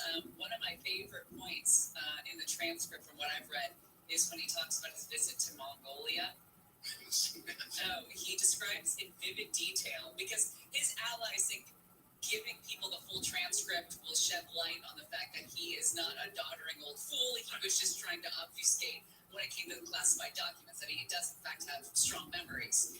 And one of the strong memories he had was from 2011 when he goes for a state visit to Mongolia, where he talks about displaying unexpected archery skills at an event it was a cultural performance in his honor, and that he wowed everybody with these archery skills he didn't even know he had. That's like a Trump. That's a Trump story. I would brag about it too. Totally. There is also, because of those transcripts, by the way, it has been pointed out that President Biden was the one who brought up the death of Beau Biden first. Yes. It was revisited later, but remember, after the report came out, one of the issues that the president suggested was that Robert Hur asked him about the death of Beau Biden, and then in his news conference later that night, President Biden said, "How dare?" I thought to myself, "How dare he?" Right. I mean, I think that maybe what he meant was, how dare he press him on the issue? Because roughly midway through the first day of the interview, Hur asks Biden about where he might have stored documents related to the work he was engaged in after he left the vice presidency in 2017, and Biden replies, "Remember, in this time frame, my son is either been deployed or is dying." On the other side, the driver of former President Trump's armored limo on January 6th has disputed some of the testimony. If you remember Cassidy Hutchinson, when she testified before Congress, she said that she heard that former President Trump tried to take control of the car. Remember, he supposedly leaped forward from the backseat to try to grab the steering wheel because he wanted to go to the Capitol. Witnesses have affirmed that he did insist on going to the Capitol, but this detail, released as part of a bigger report from House Republicans, takes aim at Cassidy Hutchinson's testimony. Bobby Engel, I think, was the Secret Service driver's name. And he said, the president did want to go to the Capitol, but we told him there's no plan for that. You don't just come up with a plan for that on the fly. Cassidy Hutchinson, to me, it's not necessarily just... There were problems with her testimony in the first place because most of it was hearsay. So, granted, it's not a criminal trial, so she can say whatever she wants, basically, in front of Congress. If no one's going to challenge her, she's relating stories that were related to her. In that vein, he took to Truth Social, Trump did, and said one of his first acts as president will be to free those who he called the January 6th hostages being wrongfully imprisoned. Of course, more than 1,300 people have been charged, 915 convicted. A reminder that the events in Haiti right now, there are still 50 Americans and Canadians trying to get out of Haiti. This bloody uprising that has shut down the airports. Author Mitch Albom is apparently one of the people in Haiti right now trying to get out. I don't know if he's there for a book, but later on this hour, we're going to be talking with a correspondent for the Miami Herald, Jacqueline Charles, who's been covering Haiti exclusively and extensively over the last couple of weeks. Former Boeing employee who spoke out about safety concerns with the company has been found dead in his car. Happened over the weekend in Charleston, South Carolina. His name was John Barnett, 62, worked as a quality manager for Boeing for more than 30 years before he retired in 2017. They said it appeared to be a self-inflicted gunshot wound. He had been in Charleston for interviews based on that case.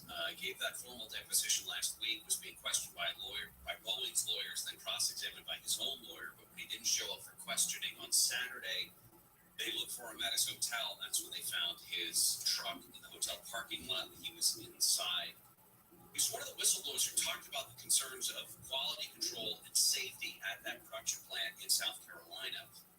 Specifically, that's where the 787 Dreamliner gets built. And that 787 is the one that was in the news just the other day for having dropped out of the sky.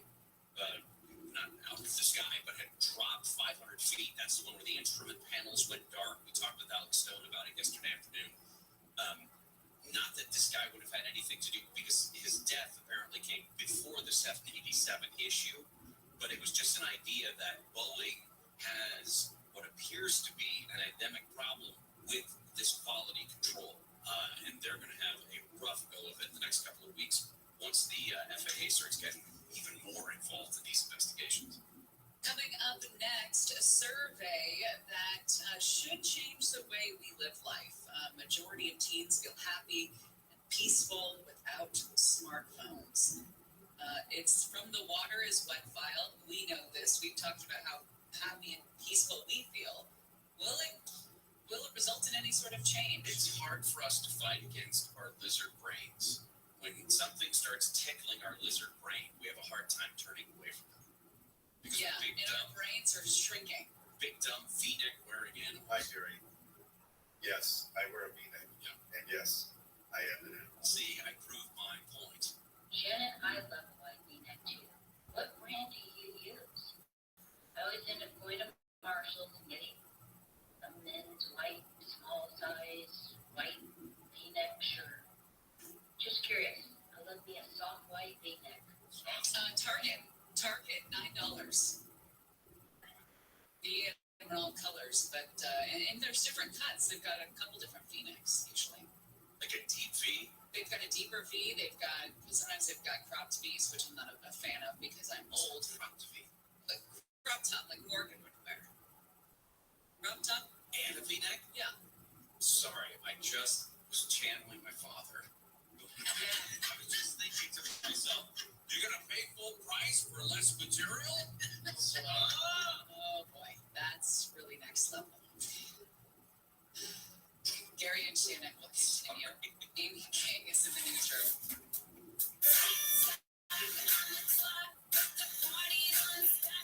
A new bill in California could end daylight saving time and the need to change the clocks. The bill introduced last month is similar to a measure approved by voters in 2018 that says daylight saving time would be repealed and require the state to observe year-round standard time. The American Medical Association says seasonal time changes should be replaced with the standard year-round time. A study published in the Journal of Clinical Sleep Medicine also found following standard time would benefit public health and safety. News brought to you by Cunning Dental. A horse named Nala fell into a ditch, has been rescued by firefighters in Laguna Niguel. Nala lost her footing yesterday while walking across a bridge and fell into a 4-foot deep ditch. UC Fire Authority says a vet sedated the horse so firefighters could hoist her up from the hole.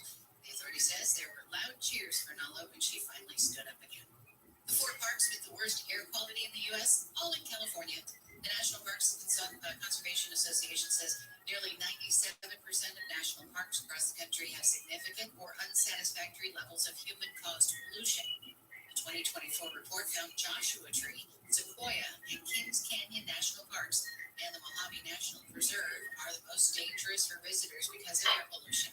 The report says in total, 96% of parks have ozone pollution that negatively affects human health. The IDF has confirmed a soldier who was earlier believed to be held hostage by Hamas was actually killed in the October 7th terror attacks in Israel. President Biden says he's devastated to learn the dual U.S.-Israeli citizen Itai Chen was killed in October. The president met with his father and brother at the White House in December, and he said, quote, no one should have to endure what their family went through. The president adding, quote, I reaffirm my pledge to all the families of those still held hostage. ABC's Karen Travers says there are still 5 Americans being held captive by Hamas. She says 3 others are confirmed dead. Their bodies are still with the terror group. The FAA's 6-week audit of Boeing's 737 MAX jet production has found dozens of problems in the manufacturing process. The New York Times reports the company has failed 33 of the 89 audits the FAA conducted after a door panel blew off in mid-flight. Investigators later found 4 bolts were missing. ABC's Lionel Moisey says the FAA also did 13 audits of Boeing's supplier Spirit Aerosystems. He says 7 of those reportedly resulted in a failing grade. Bitcoin has reached a record high. The cryptocurrency hit over $72,000 yesterday, just a few days after passing the previous high of $69,000. That was set in 21. The record continues a steady climb back up for Bitcoin, which has gone up more than 50% in the past 2 months. Southland weather from KFI becoming sunny. Highs in the mid-60s at the beaches, mid-upper 60s in Metro LA, Inland OC, the valleys, and Inland Empire. 50s to low 60s with some gusty winds in the high desert. Clouds tonight, tomorrow morning, clearing off to sunny skies, a little bit warmer with highs in the 60s to low 70s. Sunny skies Thursday and Friday with highs in the low to mid-70s, and we're going to see sunny skies through the weekend. It's 58 in Irvine, 58 in Garden Grove. Time to check in with the KFI in the sky. Maybe somebody was sleepy. It's almost the end of the month, but we see people moving a lot. They don't tie their mattresses down properly because that's what we've got.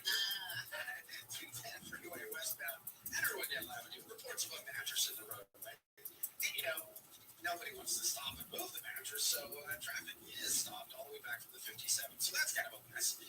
We've got problems, just slow traffic on the westbound side of the 60, getting through Hacienda Heights, pretty much all the way to Montebello due to earlier problems. We've got a good crash in Long Beach, 405 northbound. Actually, it's a stall, 405 northbound at Woodruff. Making things a bit slow there. On the 5 northbound at Broadway, downtown LA, a stalled school bus tying things up. It's been taking pretty slow for a little bit there as you approach the scene. And the 118 westbound at Topeka Canyon. We did have something in lanes, or at least blocking the off-ramp there. It is a closure of some sort, and traffic is quite slow from DeSoto. Will Coles Reimer, KFI in the sky. College hoops fans, it's tournament time. The thrill and excitement of March Mania is here. And you can get in on the action with DraftKings Sportsbook, one of America's top-rated sportsbook apps. New customers bet on any college basketball national tournament game and turn $5 into $150 instantly in bonus bets. That's right. To celebrate college basketball's most frenzied time of the year, DraftKings is giving new customers a shot to rack up some bonus bets. Download the DraftKings Sportsbook app and use promo code IHEART. New customers can bet $5 to get $150 instantly in bonus bets only with DraftKings Sportsbook with promo code IHEART. That's promo code IHEART. The crown is yours. Must be 21 or older. Indiana only. Bonus bets expire 168 hours after issuance. Eligibility and deposit restrictions apply. Terms at sportsbook.draftkings.com/bball. Gambling problem? Call 1-800-9-WITH-IT. It's the Marketers Report. Today, Capital One's Chief Brand Officer, Mark Mitry, weighs in on building loyalty with customers. Capital One has really worked to create amazing access moments for our customers. We will do sound check parties that only Capital One cardholders can get access to, and we can't pull that off without iHeart. As the #1 audio company, iHeartMedia gives marketers access to the audiences, insights, and data you need to grow. If you're a marketer, go to iHeartResults.com.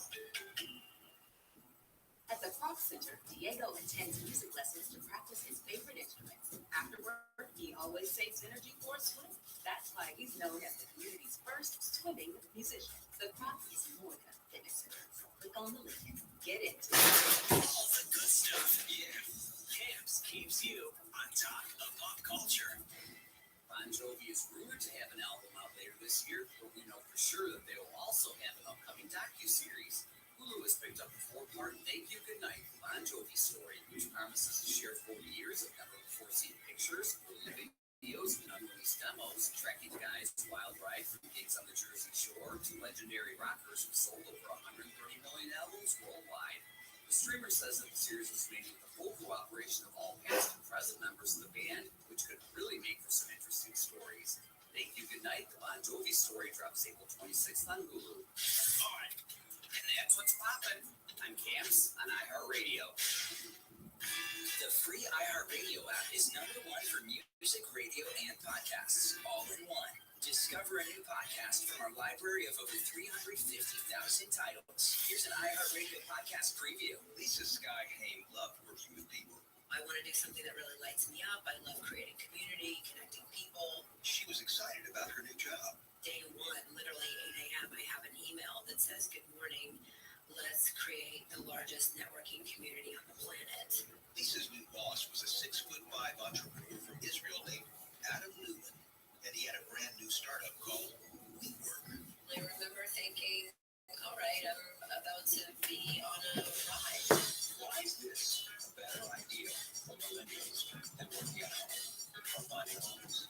We like to say this is for the new generations, not limited by age or gender. He said that they were elevating the consciousness of people on the planet. It was $1 billion idea. The co-working giant WeWork is amongst the most valuable startups in the world. Downtown Vancouver. We work here in Shenzhen. WeWork, but I have no way. From wondering, the makers of Dr. Death and Business Wars comes a new series, We Crashed, about a $47 billion startup. There's a lot of talk about culture, spiritual awakening, empowerment, and quite frankly, it just all sounded, too soon to say no. That was just too good to be true. One of my colleagues turned to me and said, "Oh, my physical." I'm David Brown, the host of Business Wars. We Crashed, wherever you're listening right now. Listen and follow this podcast for free on the iHeartRadio app. #1 for music, radio, and podcasts, all in one. AM 640, the news, what it means, why it matters.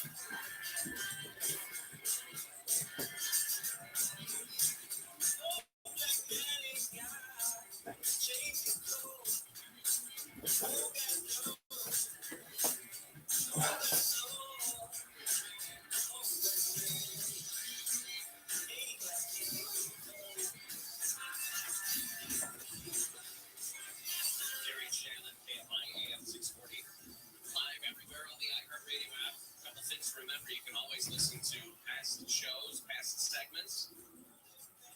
Gary and Shannon on demand. Go to the iHeartMedia app, of course, the iHeartRadio app, and just type in Gary and Shannon. You'll see not only our live feed, but also the past shows, past segments. You can also go to KFIAM640.com and then / Gary and Shannon. You'll see our page there that's got all the information. And then, of course, you can always leave us a message on the Talkback feature on the iHeart app, whether it's about deep V-neck t-shirts or Shampoo in your eye? Shampoo in your eye. Better than shampoo in your eye. I'm going to use that as the new stick in your eye. I would appreciate that, because that will only bring it up every once in a while.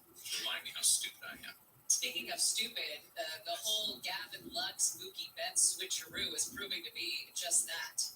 I mean, it's a real problem, them switching out, moving Mookie over to short and putting Gavin at second, especially when Gavin had errors like he did at second yesterday in spring training. Now, it's early, and it's early to make that switch, too, which is probably an indicator when the Dodgers think they've got a problem with Gavin Lux. It seems like he's just way in his head.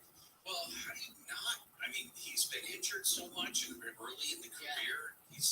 And there's, 3 other guys that could probably play. If not 4 other guys that can play shortstop before. And then you can't send him down. He's already been sent down. That'll just further damage his confidence. You can't get anything for him. It's a real bind. Scott Peterson is going to appear virtually before a San Mateo County judge. That hearing is going on right now. The LA Innocence Project says they have new evidence that supports Scott Peterson's claim of innocence in the death of his wife, Lacey, and their unborn son. The important thing to note is there is a very low bar when it comes to the Innocence Project and quote-unquote new evidence. Well, I guess it's about the van. To me, this is not new evidence. I remember hearing about this orange van that was on fire the morning after. The morning after she disappeared. There's going to be testimony, I believe, if I'm not mistaken, or interviews from people that lived in the area that saw the van the day before she was missing or what have you. This goes back to Mark Garrigus' theory that there were roving, tribes of witches or whatever. Gypsies, yeah, that were stealing pregnant women for sacrificial killings. It's all baloney. There's no chance Scott Peterson is not guilty. Quick note, Al Pacino says he was told not to read the finalists, the nominees for Best Picture, Right. because they were short on time.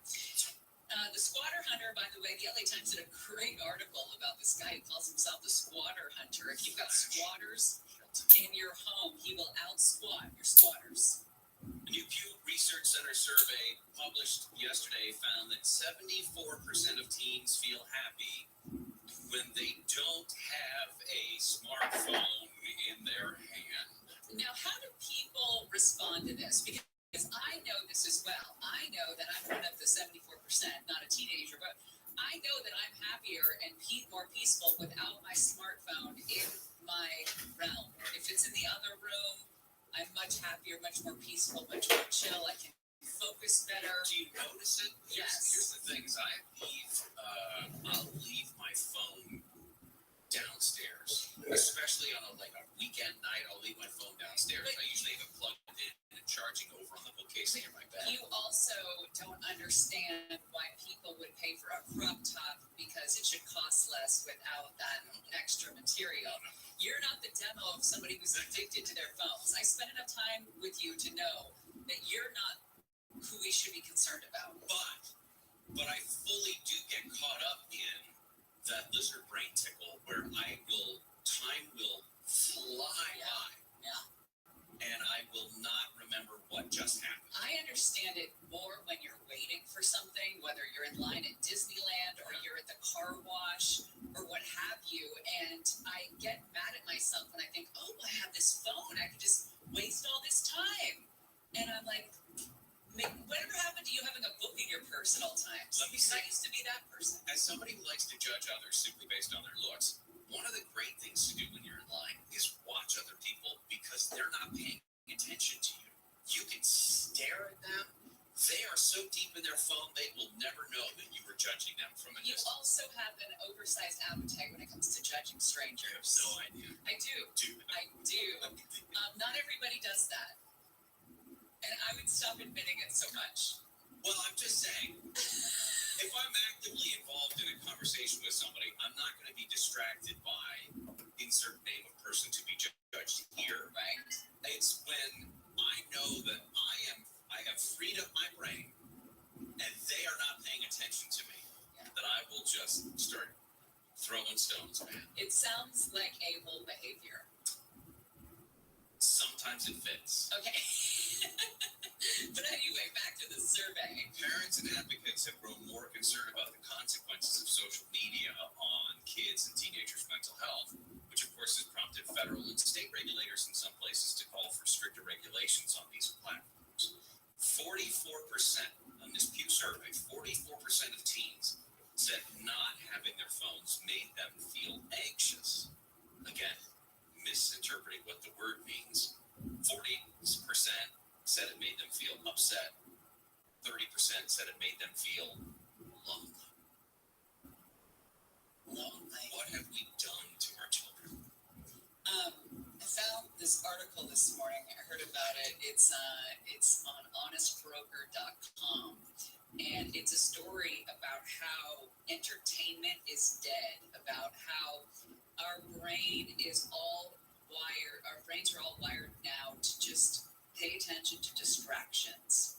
That is where we're getting our dopamine hits from, distractions, and how entertainment is shrinking to just bite-sized bits, and that is the future. And it's the train's moving down the tracks, and there's no way to stop it.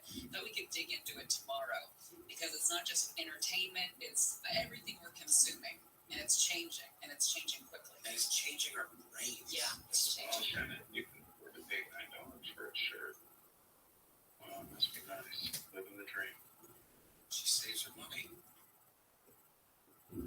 Is $9 a problem? I think Target does a really good job with that price point. Because then I buy like 6 of them. Whoa. You don't need to go showing off, okay? Or you'll get judged. I like my V-necks. But not the crop tops. Regular length. I'm way too old for that. I don't want to do the work and the maintenance required to bear my midriff. Coming up next, Jacqueline Charles writes for the Miami Herald on what's going on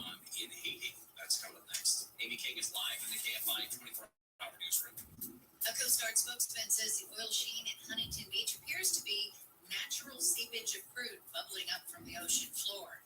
The Coast Guard has collected more than 1,000 pounds of oil waste and tar balls from the shoreline since the Sheen was spotted in the water on Thursday. Speaking of oil, analysts say prices at the pump will keep going up as we head towards spring break and the summer travel season. Prices dropped to around $3.07 a gallon back in January, with the national average now up to $3.39 according to AAA.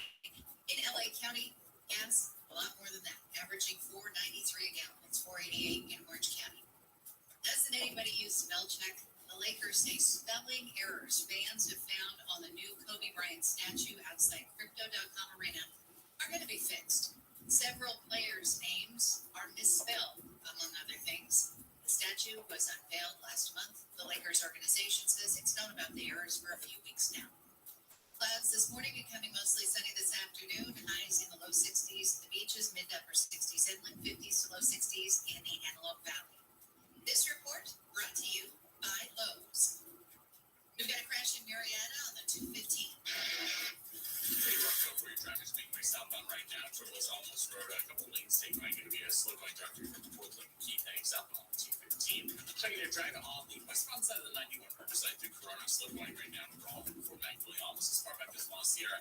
Really heavy before you're driving Corona, passing the 15 from Main Street as you get toward Green River, and then delays further westbound on the 91 as you make with the Anaheim Hills before Imperial Highway as you make good toward the 55. Southbound side of the 57 as you're coming out of Pomona Living Temple, slow going through Diamond Bar past the 60 as you make way through the Brea Canyon, passing Brea Canyon Road. Looks better ahead into Brea itself. KFI in the sky helps get you there faster. I'm Nick Polioke. As the #1 audio company, iHeartMedia gives you access to all, every audience, live conversations, trusted influencers, and the insights and data you need to grow. iHeartMedia is your access company. Go to iHeartResults.com for more. The Consumer Price Index was released this morning and showed headline inflation posting the biggest monthly increase in February since last fall. February's Consumer Price Index was up 3.2% from a year earlier. Core prices gained 3.8%. The main factors for those higher prices, the cost of housing, car insurance, and gasoline. The data could dictate the future for the Federal Reserve and interest rates, but traders believe the Fed won't start cutting rates until at least June. The FAA's audit of Boeing's 737 MAX production reportedly found dozens of issues. Silvana Anau reports. The review follows the door panel blowout on the Alaska Airlines flight in January. The New York Times reports the investigation shows Boeing failed a check dealing with the door plug. The audit also raised concerns about the technicians who did the work. In a statement to Reuters, Boeing says it continues to implement changes and develop a plan to strengthen quality and safety. Today is Equal Pay Day, symbolizing how far into the year women must work to earn what men earned last year. Recruiter Julie Camp says women will catch up to men on the pay scale, but it'll take some time. It's been a tough walk, and we're just not getting there in the pace that I believe we should be. She says it's hard to narrow the gap because many women cannot pick up and move just for a better paid job. So while you can only have expectations in any state because of salary band laws, there's still such an incredible gap. It's hard for them to make it up. COVID also sent women back since many had to stay home with their kids when schools were closed. Pew Research numbers show that women in the U.S. are not expected to achieve equal pay until 2059. Bitcoin is hitting a record high. The cryptocurrency hit over $72,000 on Monday, just after passing the previous high of $69,000 set in 2021. The record continues a steady climb back up for Bitcoin, which has gone up over 50% in the past 2 months. Consumer and Business News, Aaron Real, NBC News Radio.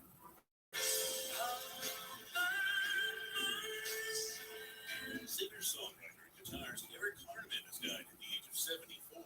His wife Amy breaking the news on the singer's website saying he passed away in a sleep over the weekend. Harman rose to fame with the Raspberries following their hit Go All the Way and had a successful solo career, including the singles All By Myself, Hungry Eyes, and Make Me Lose Control. Jimmy Kimmel says he was asked not to read former President Trump's post criticizing him during Sunday's Academy Awards ceremony. In an interview with Kelly and Mark following the show, he said he was told he had a little bit of time and that he's going to read the Trump tweet. Then he was told, no, don't read that. In Trump's post, he blasted Kimmel's performance as host, calling the Oscars disjointed, boring, and unfair. After reading the post to the audience, Kimmel addressed Trump Jane, I'm surprised you're still. Isn't it past your jail time? Dolly Parton makes a cover of one of her most famous songs, Could Be on Beyonce's Country album, telling Knots News she believes that Beyonce has already recorded a version of Jolene for Act 2. Parton's very excited about it, says she loves Beyonce, and that she's always been touched. Beyonce and her mother are fans of hers. Beyonce has not yet revealed a track list for her album, which is set to drop March 29th. That's entertainment speed preview. NBC News Radio. All the good stuff. Yeah. Camps keeps you on top of pop culture. Haley Cuoco's Big Day Theory follow-up Flight Attendant has been canceled by Max after 2 seasons. Originally based on the 2018 book of the same name, the show made a splashy debut in 2020, ranking up the then best premiere audience for the streamer up until that point. Season 2 dropped in 2022.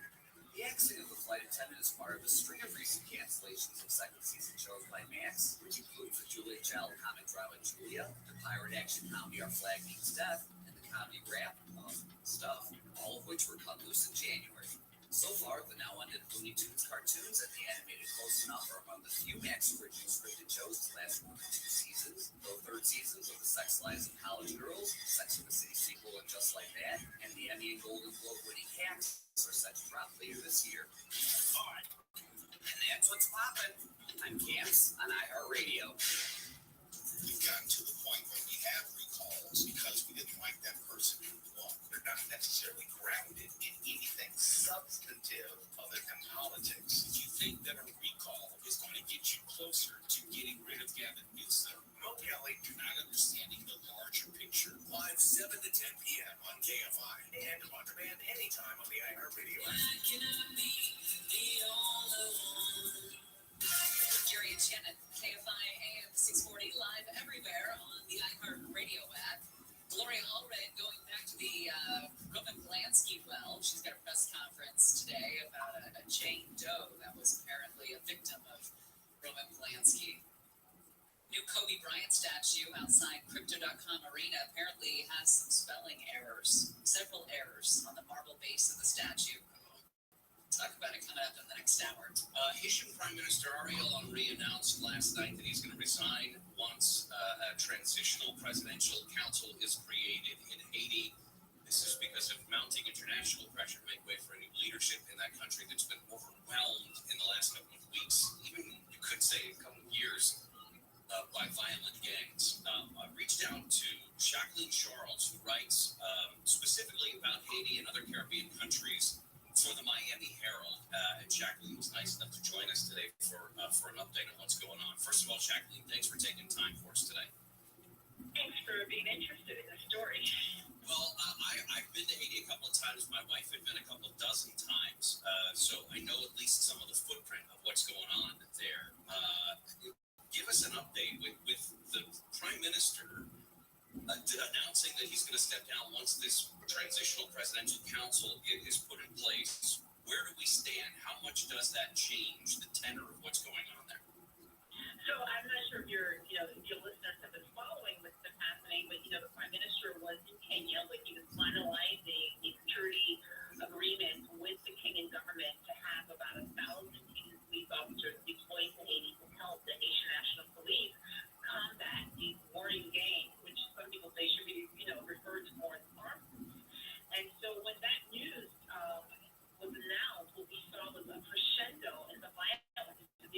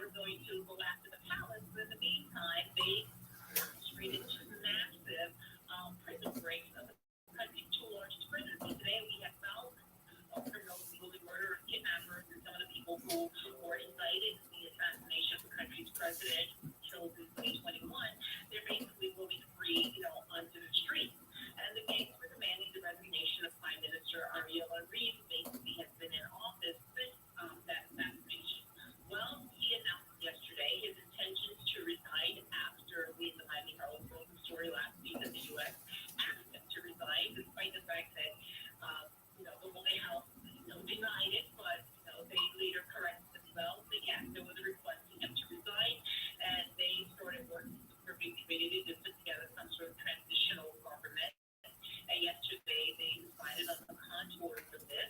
We're still waiting to see if this is even going to be accepted. Because a lot of Asians are having doubts that, to run a country where you have quote unquote extended presidents, I mean, that's how long this panel is. It's unclear how it's going to govern. But we have not heard yet from the gang in terms of their reaction. They do not have a seat in this new transitional government. They have been demanding amnesty. They don't want to see a foreign force to come in there. But we're waiting. Today it's a little calmer.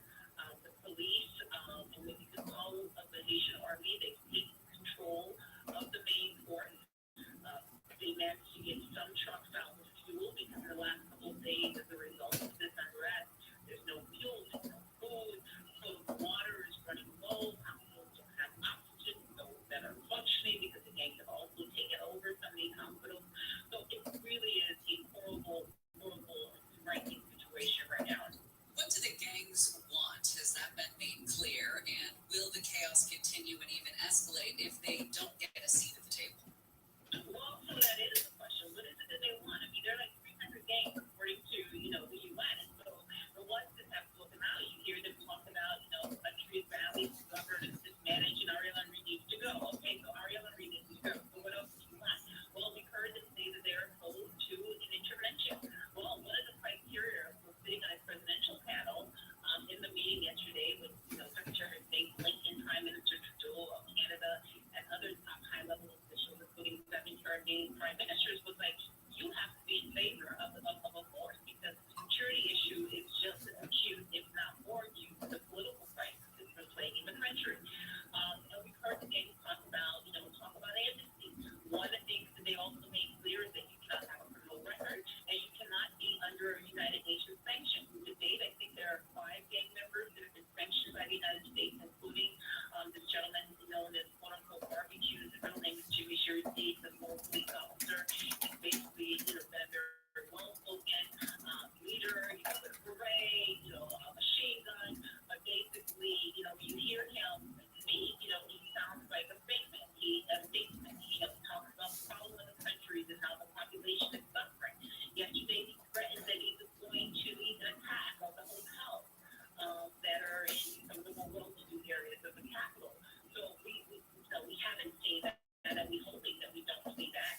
But we're still waiting to see what kind of reaction. Haiti is so volatile. You've been there, one minute it's calm, and the next minute it flares up. And so I think that people right now are still sort of trying to figure out what happened in Jamaica and what it means. Well, your writing has been pretty immaculate in terms of covering this over the last couple of weeks and months. So we appreciate your time. We know you're busy. Thank you so much. Jacqueline Charles with the Miami Herald, the Caribbean correspondent. You can follow her on Twitter, X, at Jackie Charles, which is JACQUIE, Jackie Charles. The Squatter Hunt heard his story when we return to Gary and Jen. If you didn't like that opinion, keep listening. We've got a few more. KFI. KOST HD2. Los Angeles, Orange County. Live everywhere on the Radio app. We've got her on the hill, the lead investigator investigating President Biden and his handling of classified documents is testifying on Capitol Hill over how he handled the documents. Politics played no part whatsoever in my investigative steps. He told the House Judiciary Committee this morning that his investigation did find evidence of willful retention and disclosure, but he didn't believe it was enough to get a conviction. Georgia Democratic Congressman Hank Johnson accused her of disparaging Biden's mental ability to help Republicans. Congressman, I reject the suggestion that you have just made. It's not Let me move on. partisan politics. You don't whatsoever. You California Democratic Congressman Adam Schiff also chastised her for writing in his report that Biden would likely present himself to a jury as a sympathetic, well-meaning elderly man with a poor memory. A man has been found guilty of killing his mother and stepfather with a baseball bat at their home in Hacienda Heights. The parents were attacked in 2021. The jury yesterday also found true the special circumstance allegations of multiple murders, along with an attempted murder charge involving Nelson Garabay's brother. The Saturday phase of the trial starts Friday. A new report by the LAPD suggests less lethal foam projectiles have put officers in dangerous positions. The report shows the foam launchers worked in just over a third of situations where less lethal rounds were used. In 8 of 133 cases, the rounds failed to stop their target, and police ended up using guns on the people involved. The report also shows beanbags were not as effective because they caused injuries and sometimes death. The report released last Thursday was requested by the City Police Commission after officers in February fatally shot a man who was holding a plastic fork. In LA, Chris Adler, KFI News. Huntington Beach says bring it in response to the threat of a lawsuit claiming minority voters are disenfranchised. He picked the wrong fight with the wrong city. Huntington Beach City Attorney Michael Gates says the city's current Latino segregated into districts where we don't care about. Lawyer Kevin Tankman says pointing to recently elected Latinos means nothing. Tito Ortiz, Gracie Vandermark, yes, they are Latino, but they have not been the preferred candidates of Latino voters. He says district voting allows each community to choose a representative who puts their needs first. In Orange County, Corbin Carson, KFI News. Education officials in Florida and civil rights attorneys have reached a settlement over what critics say the Don't Say Gay law is. The settlement clarifies that students and teachers will be able to speak about sexual orientation and gender identity in classrooms as long as it's not part of instruction. The law prohibiting education on those topics for early grades passed 2 years ago. Influencer and former kickboxer Andrew Tate has been arrested in Romania again on an arrest warrant issued by the UK. Tate's spokeswoman says Tate and his brother were detained for 24 hours yesterday on allegations of sexual aggression in the UK from 2012 to 15. Tate is charged with rape, human trafficking, and forming a criminal gang in a separate case in Romania. He was arrested in 2022 along with his brother and 2 Romanian women. They were formally indicted in June. An aid ship from Cyprus loaded with about 200 tons of food is headed for northern Gaza. The food was gathered by the charity World Food Kitchen. This worker says it's on a barge attached to a ship belonging to the Spanish aid group Open Arms. Well, we've done truckloads of food through the Rafah crossing. We've done airdrops with the Jordanian army. This is the next step into providing food aid in Gaza. The ship's expected to arrive at an undisclosed location on the Gaza coastline in the next 2 to 3 days.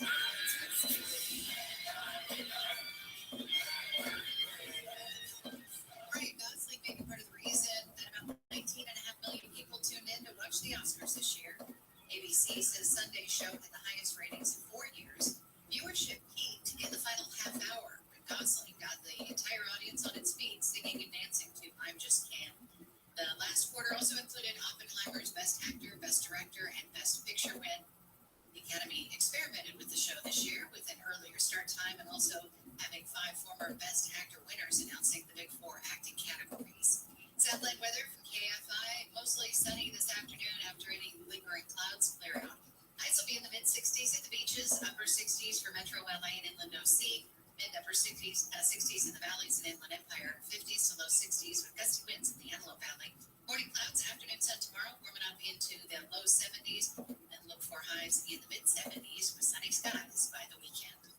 It's 61 in Los Alamitos, 62 in Santa Clarita, 59 in Seal Beach, 58 in Gardena. The KFI Market Report brought to you by Revive Real Estate. The Dow is trading up 81 points, the NASDAQ up 133, and the S&P 500 is up 29.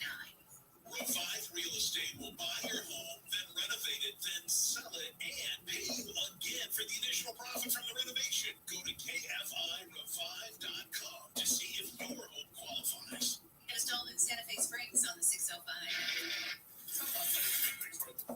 And also, looks like the Caltex is working for your drive on the 605 South transition to the Vine northbound. That shut down until about 3 o'clock this afternoon. So both of those situations really making it a rough go for your drive. As you make way through Bear right now, as far back as Whittier Boulevard, the northbound side of the 605. Not too bad from the 105 to the 5 end. You really won't pick up any delays until you're getting through the Whittier area, Whittier adjacent for about Beverly Boulevard, heading northbound on the 605. Beyond the 60 to the 10, definitely going to be a slow point for you there.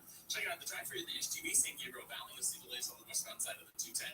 Coming out of Glendora for Sunflower as you're making your way into Riverdale toward Riverdale Avenue. Looks like a big rig and a couple of cars got into it, mostly out to the right shoulder, but partially blocking the right lane. So that's why it's especially heavy for me there. 10 West is an alternate. The 210 westbound not looking all that much better for you right now. Coming through the Guinness from as far back slow down before you continue. It stretches toward downtown LA and the 101, the 60 westbound Achiobrad, Chino off the 71, continuing toward downtown LA and the 10 West Santa Monica Freeway. KFI in the sky helps get you there faster. I'm Nick O'Keefe. You'll never know the feeling until you experience it here yourself at Disneyland Resort. Because here, every and is beyond anything you've ever felt before. It's where it comes. On Star Wars, Rise of the Resistance. It's every amazing feeling ever, all at once. It's that feeling when you're at Disneyland Resort. And there's no better time than now.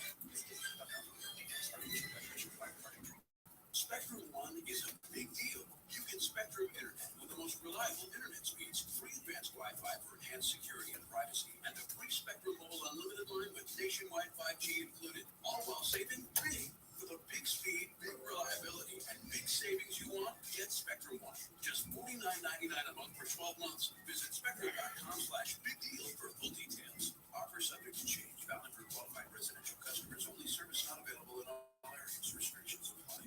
Every March, Jersey Mike's turns money from subs into charitable donations. And March 27th is Jersey Mike's annual day of giving, where 100% of sales of every sub are given back to the community. And to kick off all that giving, Peter gave me an apron. I'm honored. Looking good, Daddy. We've got subs today, though. Yeah, now I know why you gave me the apron. Join us Wednesday, March 27th for Jersey Mike's Day of Giving. Be a sub above.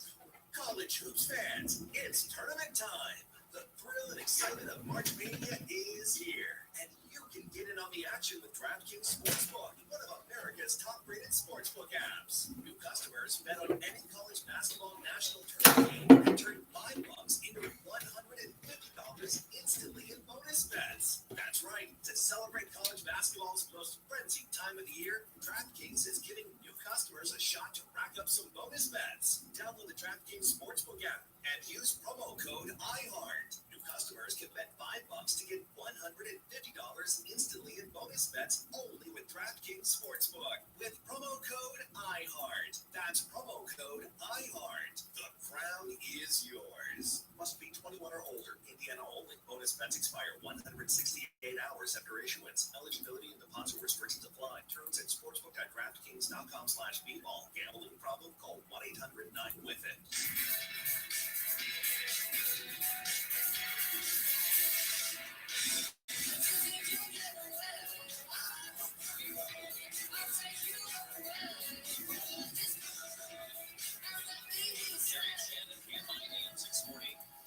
Everywhere on the iHeartRadio app.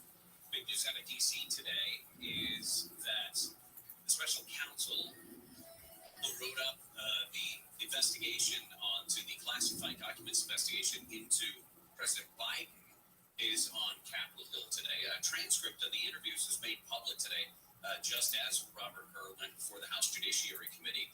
In that report, of course, remember that Hur concluded that Biden should not face criminal charges over his mishandling of the documents, but talked about the president's age and competence. The special counsel stood by his assessment of the president's memory as accurate and fair, at least in the prepared testimony that he delivered to Congress. He's still being grilled.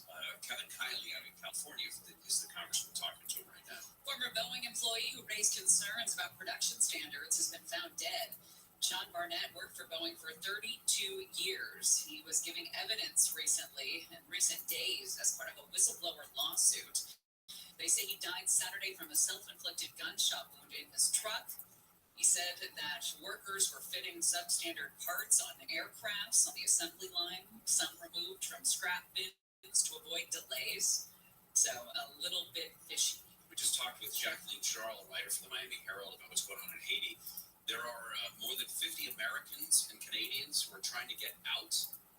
They have been calling Missionary Flights International, organization based in Florida, said that they have received dozens of frantic calls for people trying to get out of Haiti, and there's a good chance they cannot get into the Dominican, the neighboring other half of the island, basically, because the Dominican shuts down the border when stuff happens. And I guess columnist Mitch Albom is one of those Americans who was there trying to get out. Demand has been overwhelming for the squatter hunter.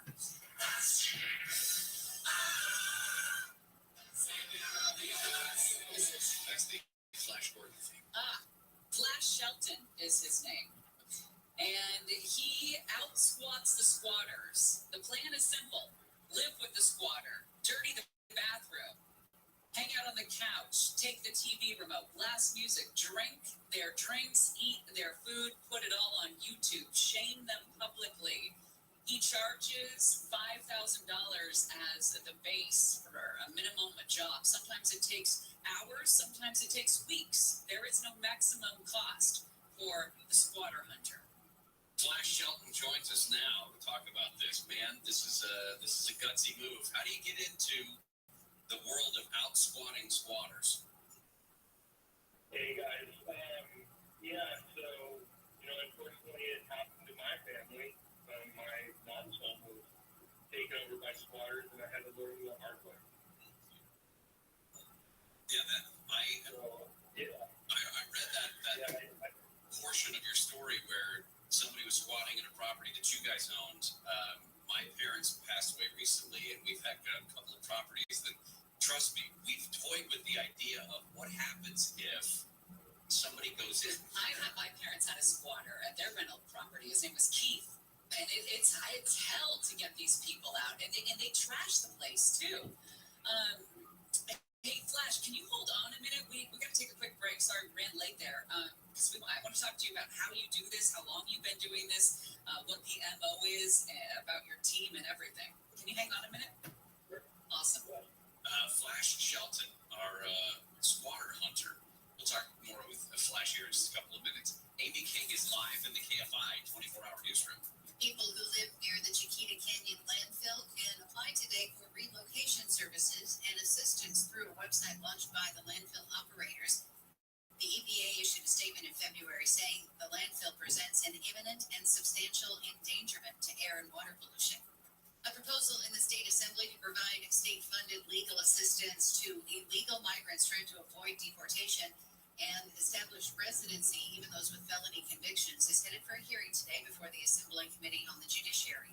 Airbnb is banning indoor security cameras from all of its listings. The rental company previously allowed indoor security cameras to be used in common areas, placed in visible areas, if they were disclosed on the listing page. The company announced yesterday that outdoor security cameras will still be allowed. Morning clouds clearing this afternoon, highs in the 50s to upper 60s. From the Southern California Toyota Dealers Traffic Center, let's go places. Got a crash in South LA on the 110. Outside looks like it is going to be in the left lane, and that's just a 4-lane entrance. There's some rough road to the right of 110 northbound from as far back as the Lee Century Boulevard, and then an unrelated selling continuing before you drive. You're downtown past the 10 to the 101, southbound side of the 110, not looking all that much better for you. As you come away from about Academy Road or Solano, heading southbound 110, that'll be stretches of Slung Creek Drive back through South LA as you make way toward at least Slauson. Also on the southbound side of the 101 as you come out of the Woodland Hills area, leaving Winnetka Avenue, heavy stretches of Slung Creek, pretty much straight on through into downtown to the 110. KFI in the sky helps get you there faster. I'm Nick Polioki. Para mí ser uno de los más de un baño con velas y los sonidos y una cena tropical de fondo. Así te digo, ya voy. Entregas gratis en un día de bombas de baño y millones de productos más. Lo que te gusta está en Prime. College hoops fans, it's tournament time. The thrill and excitement of March Mania is here, and you can get in on the action with DraftKings Sportsbook, one of America's top-rated sportsbook apps. New customers bet on any college basketball national tournament game and turn $5 into $150 instantly in bonus bets. That's right. To celebrate college basketball's most frenzied time of the year, DraftKings is giving new customers a shot to rack up some bonus bets. Download the DraftKings Sportsbook app and use promo code IHEART. New customers can bet $5 to get $150 instantly in bonus bets only with DraftKings Sportsbook with promo code IHEART. That's promo code IHEART. The crown is yours. Must be 21 or older. Indiana only. Bonus bets expire 168 hours after issuance. Eligibility and deposit restrictions apply. Terms at sportsbook.draftkings.com/bball. Gambling problem? Call 1-800-9-WITH-IT. Hey, you got any gum? Yeah, check my backpack. What's this? Oh, that's naloxone. It can reverse an opioid overdose. I decided to always keep it on me after my friend almost died. It saved his life. Oh, wow. I'm so sorry. That makes me want to have it with me, too. You totally should. Check the pharmacy. It was actually really easy to get and it's easy to use. I definitely will. Thanks. Naloxone saves lives. Learn more at cdc.gov/stop-overdose. This is a radio ad for Dupixent, dupilumab, a prescription medicine for people 6 months and up with moderate to severe eczema that is not well controlled with topical prescription therapies. But since this is radio, you can't see the effects of Dupixent. You can't see how it helps you stay ahead of your eczema, or how it helps block a key source of inflammation inside the body that could be causing eczema. You can't see how it helps heal your skin from within. But you can see how Dupixent can help you have clearer skin and less itch.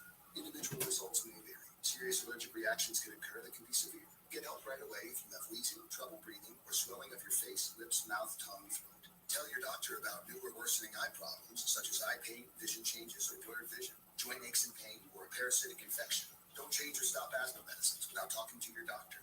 See for yourself. Ask your eczema specialist about Dupixent. Visit Dupixent.com or call 1-844-DUPIXENT. No matter what the day brings, count on Juicy Juice for the good stuff. Give kids the nutrients of real 100% fruit juice to help them conquer the day. Juicy Juice is only sweetened by the fruit, no sugar added, no high fructose corn syrup, and no artificial sweeteners. Available in family-size bottles and juice boxes. Find Juicy Juice at your favorite local grocery retailer. Info at juicyjuice.com.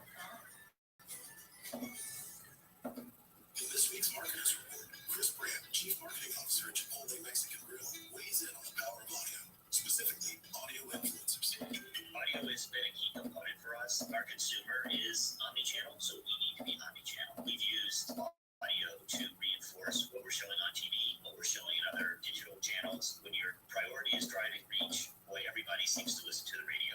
I think using the audio influencers has been a huge component for us. Working with iHeart, we were able to really tease out the audio influencers in key markets that were authentic Chipotle fans.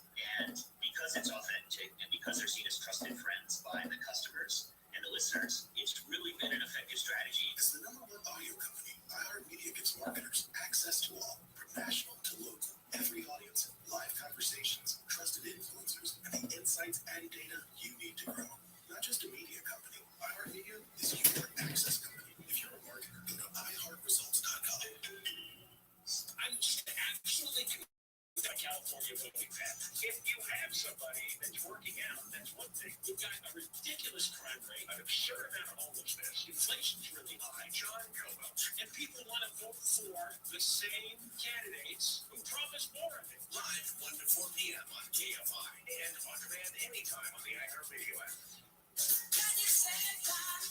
Can you say it loud? Everybody's so Gary and Shannon. KFI AM 640 live everywhere on the iHeartRadio app. There's a new fashion trend to tell you about. What is it? It involves Trader Joe's. Oh yeah, that's great. We're talking with Flash Shelton, the squatter hunter. Has been profiled a couple of different times in a couple of different places on TV. We saw him in the LA Times today, and he joins us now with more on all of this. Thank you. Flash, you were telling us that it happened to you that somebody wanted to rent one of your family's homes, and then you turned her down, but she broke in, basically moved in, took her furniture in, and you had to find a way to get her out of there. Now, first of all, the laws that allow this are wild, in my opinion, right? I mean, where did they even come from that would allow somebody to have these rights to a property that they don't own? Well, I mean, it's ridiculous, and it's just it's beyond comprehension why it's allowed. But the laws originated in the 1800s, and it was mainly for settlers, settling on undesignated land that wasn't already classified by government. So the laws that have adapted and kind of changed today that allows this to happen on residential properties just is ridiculous and it needs to change. And changing the laws, that is my main objective. I'm helping as many people as I can, but my main goal is to change these laws. So I would imagine there's a surge of adrenaline that goes into this when you go and you take over a home from a squatter by squatting on top of them. What is that like, gaining entry initially? Yeah, I mean, it's, anyone who plays any kind of sports or does anything like that out of their class, you just feel this adrenaline come over you, and you just feel stronger and determined, and, it's just, I don't know, I mean, it's, I don't get high, but I would imagine it's a high. What are the craziest things that you've encountered when it comes to these people? I actually posted one of the craziest ones on YouTube with a caregiver in Culver City that I waited for 2 hours in the dark in the backyard because this woman was avoiding me, and I caught her because she climbed in a window to get into the house. I caught her, put a spotlight on her camera, and started asking her what she was, doing, taking advantage of an elderly woman, and she started screaming and yelling at me, and I had heard reports that she had stabbed her boyfriend in the back, literally, and different things, so I didn't know, how her reaction was going to be, but the funny part was she called the police on me, and when they asked what I looked like, she said, I don't know, I can't see him because he has this bright light on me, so it was, but yeah, she was pretty crazy. Some of the videos that you have up on your YouTube channel, Outside the Box with Flash, have been entertaining, to say the very least. Some of them are your media appearances, but some of them are your actual interactions with people and the police when they get called on you like this. And I also know you mentioned there that you're talking about changing the laws. How can you do that? I mean, I know you're raising money to do just that, but how do you, once you do get a bunch of this capital, what do you do with it? Well, I mean, the first thing I did was create a petition, and I was on Jared's suggested waters, and I announced the effort, that I was going to try to change laws. I created a petition, and I just do all of these interviews and do anything I can to bring attention to it. I feel like, we need a lot more signatures right now. I feel that, one of the messages that I try to get across is some people, they're afraid to sign the petitions. They think that if the law changes, it's going to affect their tenant rights. And I want to make it very clear that tenant rights and squatter rights need to be completely separated. And I understand right now the lines are blurred, but my intention is to make, squatting an illegal act in residential maintained properties. And if a tenant ever had a legal right to be there in the first place, they are due process, and they are not considered squatters. And that doesn't have to necessarily be a written agreement, right? It can just be a verbal, casual agreement between the homeowner and the tenant. It can be a verbal agreement, and the fact is today, there's going to be an email, there's going to be a text message, there's going to be some sort of agreement. There's going to be ways for tenants to prove that they had an acknowledged consent to be on the property, in the house. A squatter can't provide that, and when they provide a fake lease, that should be an additional criminal act. So you have a website, squatterhunters.com, where you offer your services. People can get details, but it says here in this LA Times piece that over the last year, you've conducted hundreds of Zoom consultations. Has business just skyrocketed recently? Yes, the first time my video went viral was March of 2023. I've been doing this, 2019 was my original squatter situation, but, the Zoom calls are across the U.S. and in a few other countries, and they typically I start every situation with a Zoom call. I ask for $150 contribution to Squatter Watch Age, and then I do a 40-minute Zoom to personalize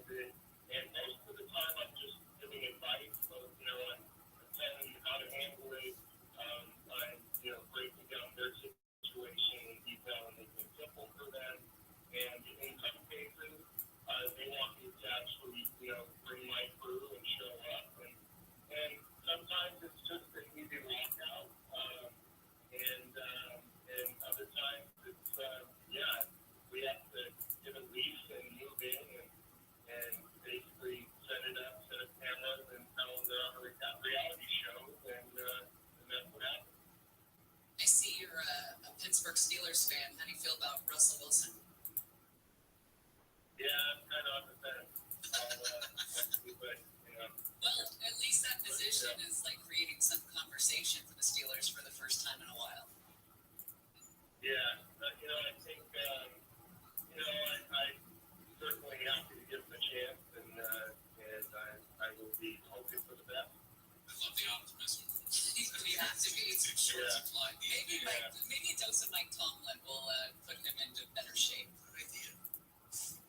Right. So, but it's been very successful, and I just like I said, I'm gonna continue to do this, and hopefully one day I'll have a name on a wall bill, and we'll be able to move forward and separate this out and help everybody. Flash, thank you, Flash. Is that your real name, by the way? That's the title of a little kid. That's the only name I found by. So, okay. So it is. Flash Shelton, they're the Squatter Hunter. You can check them out at squatterhunters.com, and good luck to you, Flash.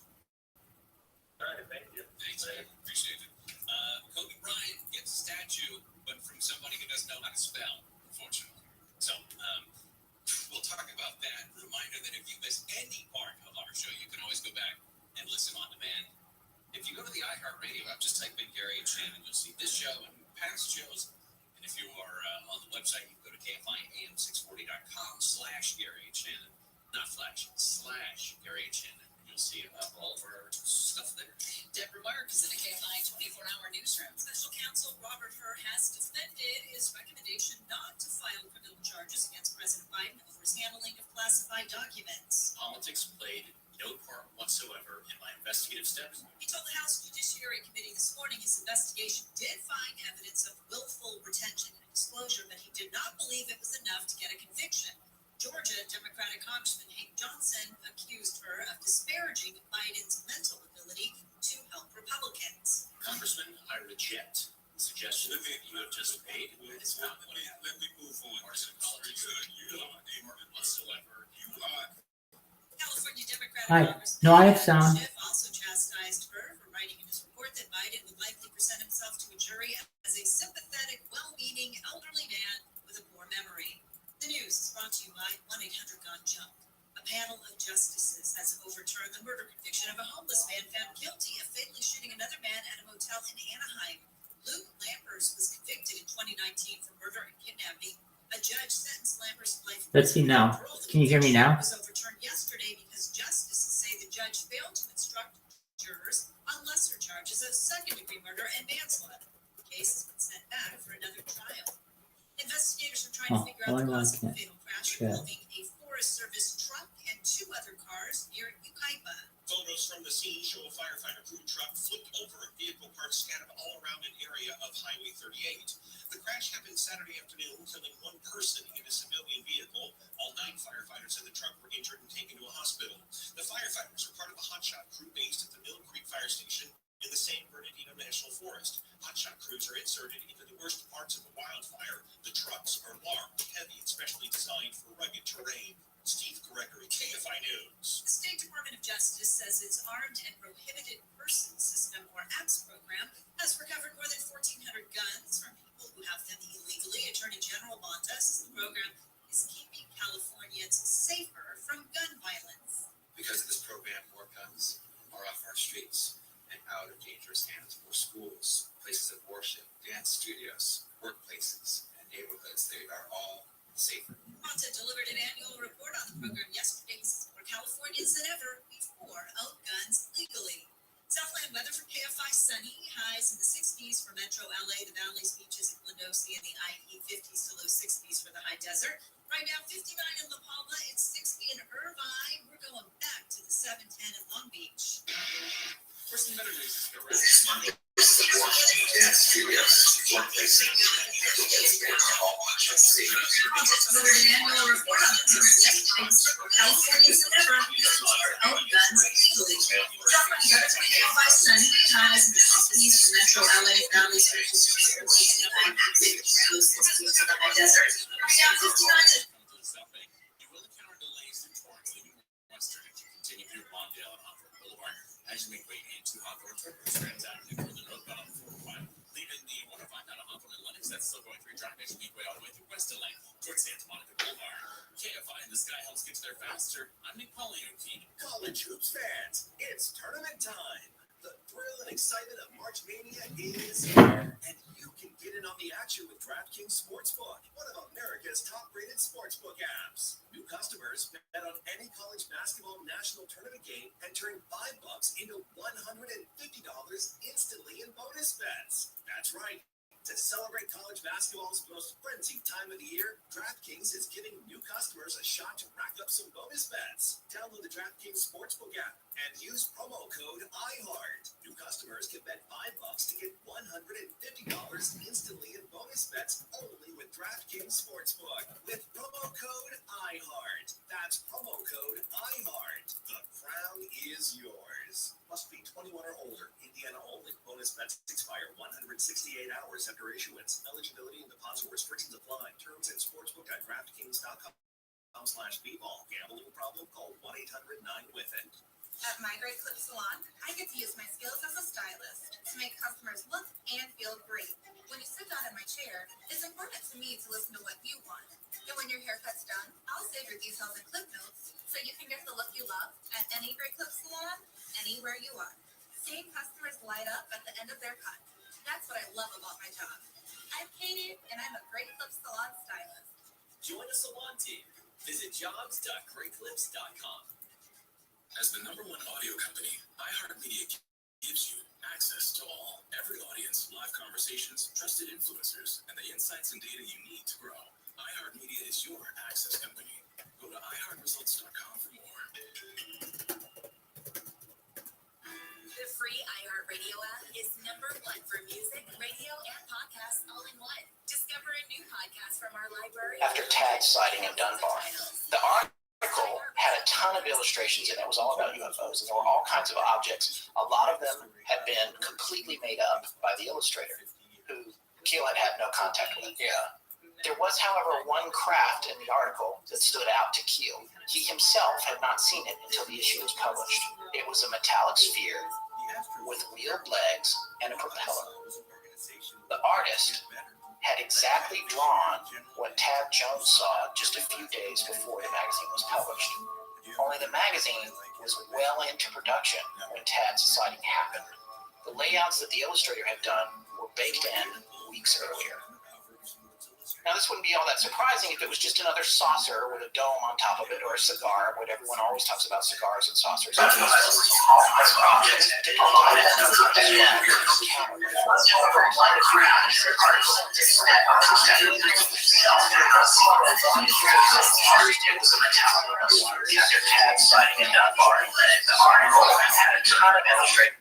by an artist for a publication that had not yet been released, and an accompanying article that John Keel had written.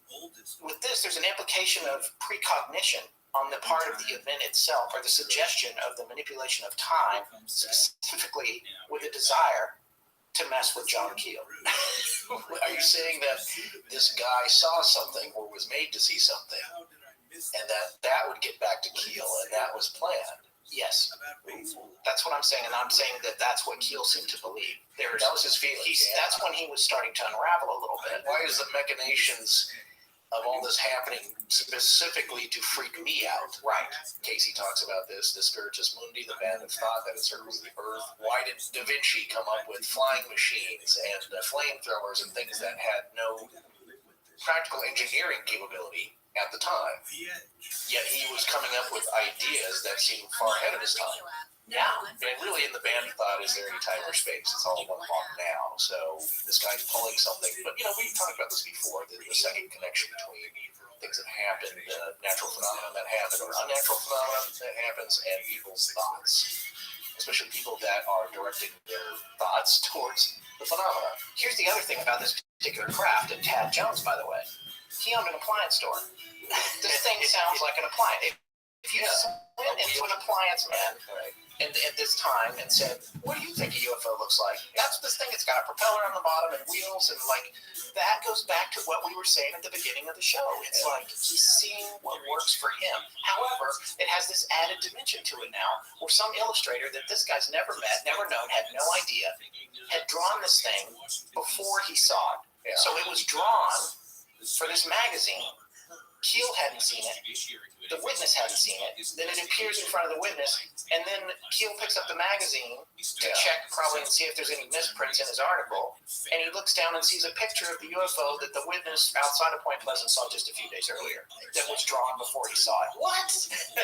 Yeah, exactly. I mean, and these are the things when people say the Mothman, man, that movie doesn't cover anything. You're right. This stuff is not in the movie. These are when people are like, "What's the rest of the story? Why is it so intriguing?" And this is one of those things that's just like, it's crazy. It's a glimpse into the other side of which we cannot understand.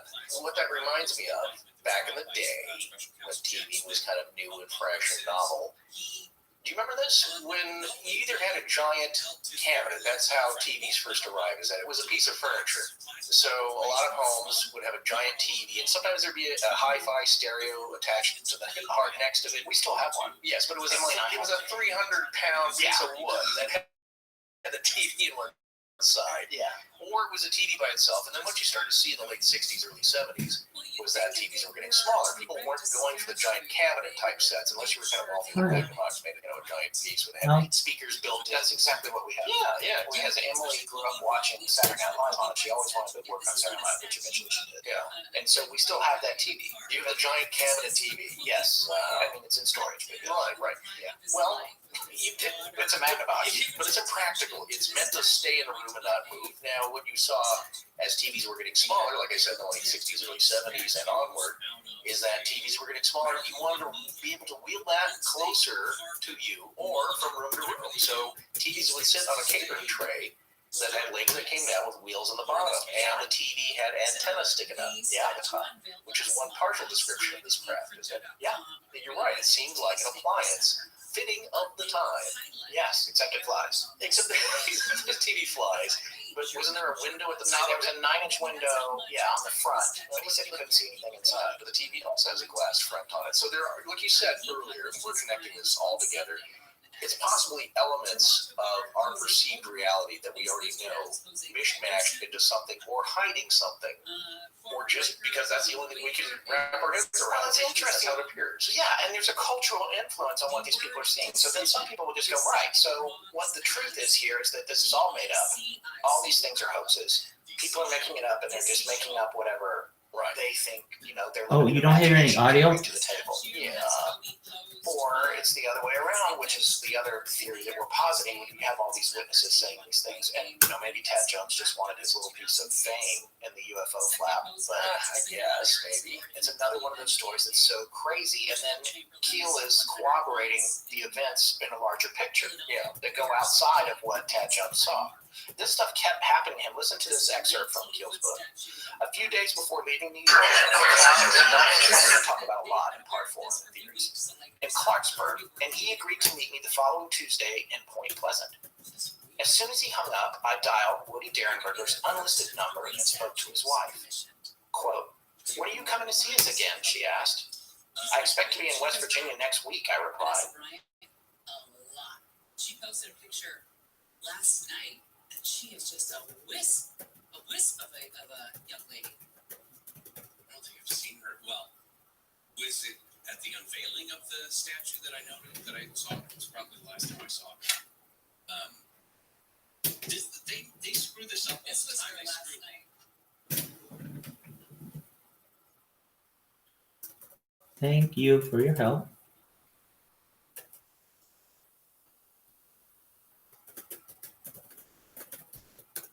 This is my first time streaming on this platform. Okay, let's hear it now. Oh.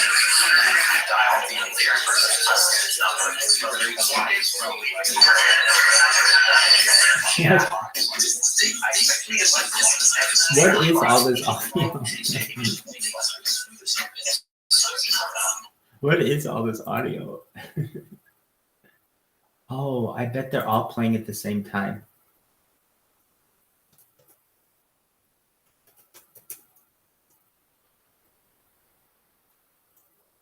Oh, what happened?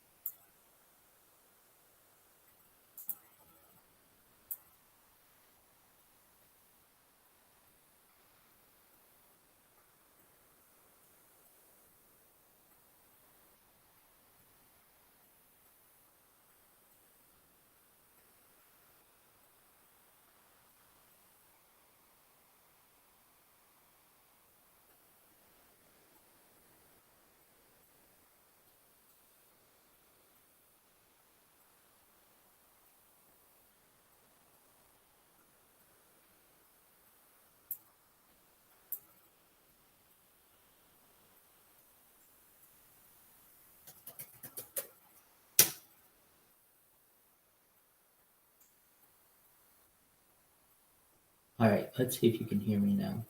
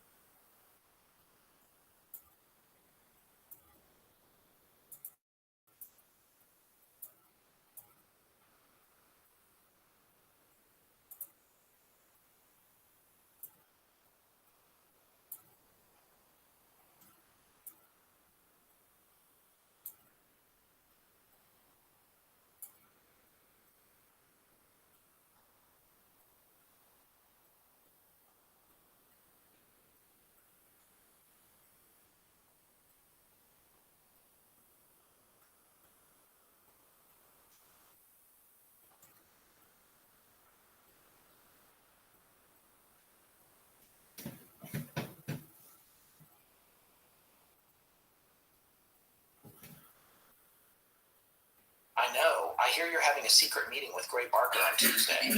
I was stunned. I'm meeting with Gray, I admitted, but it's not very secret. I didn't know about it myself until a couple of minutes ago. So how on earth did you know? There was a pause. Well, Charlie Cutler over in Ohio told us about it a couple of days ago, she finally said. And how did he know about it? I don't know. I suppose he heard it somewhere. These things are happening out of time. Yeah, and that goes back to another encounter that we will talk about a little bit more in part 4. I don't want to leave out this gentleman had with a cult type named Vadiq, who said the famous phrase from the movie whenever he was leaving him, I'll see you in time. Right. And this is another case of like, he just made an arrangement, and a few minutes later, they're like, oh no, I heard about this days ago. Yeah. So there's either a predestination or a predetermined fate, or someone who's got a whole lot of more insight over how our world works than we do is really messing with Keel. It's maybe a little like the Philadelphia experiment. When you rev this thing up and it's creating a huge electromagnetic waves and you're screwing with matter and you shut it down again, sailors are now materialized inside of solid metal. Yeah, all those crazy stories you heard about that. People saw the ship disappear and they could see in the slip where the battleship was, and it's just like the water had been hollowed out. A hole in the water, but the ship's not there. Maybe when you start affecting these types of either machinery or just you're manipulating this stuff to be able to travel through dimensions, there's a whole lot of side effects that are screwy that even the travelers don't have total control over. Or, again, as we mentioned previously, the reason that they're able to see through time and space and different things is that they're just at a different vantage point that we have no understanding of. Yeah.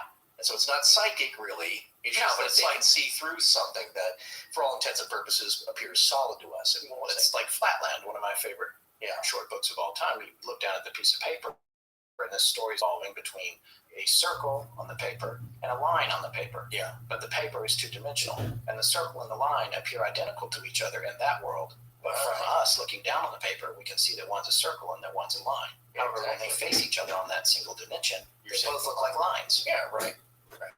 So, well, that's like, it's like, what does a point in space look like? Cogswell had mentioned that. I remember that. Or that it's a theoretical point. There's no ball there. You know what I'm saying? It's not a ball that represents the point. All for us, it's all relative to the Earth. And it's all relative. Talking about the bigger picture, like, is math just a human construct so we can understand our world? It seems to be correct. Yeah. But there's differences. Now, when he talked about, you have the idea of math being able to construct, and what I love about math is that it's perfect. There's a beauty to it. There's a poetry to it. You talk about people who do really high-level math. Cyclic numbers. Exactly. So there's that aspect, but on the other hand, I was watching a documentary on quantum physics, and it was a Nova, I think, episode, and they said, well, in the engineering world, at those high levels, math doesn't always work out 100% right all the time. In engineering, there is such a thing as close enough, right, that you may not get the math on it to work out perfectly, and then in the real world, it may not have a total 100% application. So you get it there, it works, that's good enough. Close enough for government work. Well, there you go. It really is government work. So that's the difference between something that's theoretically perfect or calculable And Considering the collapse of the bridge, close enough. Oh, The government dear. was a really bad joke. Oh, well, I didn't even make that I connection. didn't either till after I said it. No disrespect into it. Well, let's move on to some more of the things that were happening to Keel, because there was a ton of them. And he noted that by the middle of July 1967, he essentially had a network of communications that were aimed at him from what he referred to as 3 different systems. And this is how these systems worked. One was that he would ask someone in his group of contactees a question, and they would then relay it to them, in quotes, and he would get an answer back. And contactees were anybody that had an experience, and he had all their numbers, whether it was Woody. It wasn't just the people that are in the book. He's been dealing with people all over the country. He's flying to North Carolina, where a UFO landed. He's going everywhere. So he has a network of contactees. And whatever is happening, them are giving messages to him through the contactees. So that's one way he would get information. He would deliberately make these questions that he would send to this omniscient force, whatever it is, particularly difficult to research answers to. Like now in this day and age with the internet, not such a big deal. But he was purposefully trying to put questions forward that were either ultra personal and very difficult to get the information, or that at the very least would require a trip to the Library of Congress in person. And what would happen was he would hear back like the next day from a contactee who lived in the middle of nowhere in Maryland with the answer, and it would be right. Like we said, he's empirical. He's trying to prove, like a double-blind study again. Yes, that something is going on, and these things were happening. So he also found out that he could send things in the mail to what he later determined weren't even real addresses, and he would get responses. Sometimes the very next day, and the answers would be written in block type. Wait a second, he's getting a letter back? Yes. He's going to put a question in, put the thing in the mail to an address that he had gotten. He received the address. Received the address through his network, and then he would mail it. But later, when things started coming apart, he would examine the addresses. They weren't real.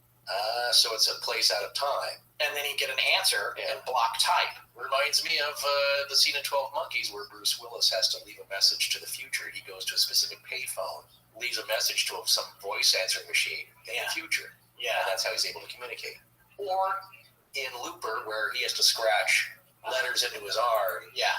As a young man, and of course, as an older man, they start to form scars on his forearm. Yeah. So these are the ways that you can communicate through time and space. But this is, I love that idea. And here's the weirdest part. Other times, a contactee would call Keel and tell him that an entity was present in his or her house and wished to speak to Keel.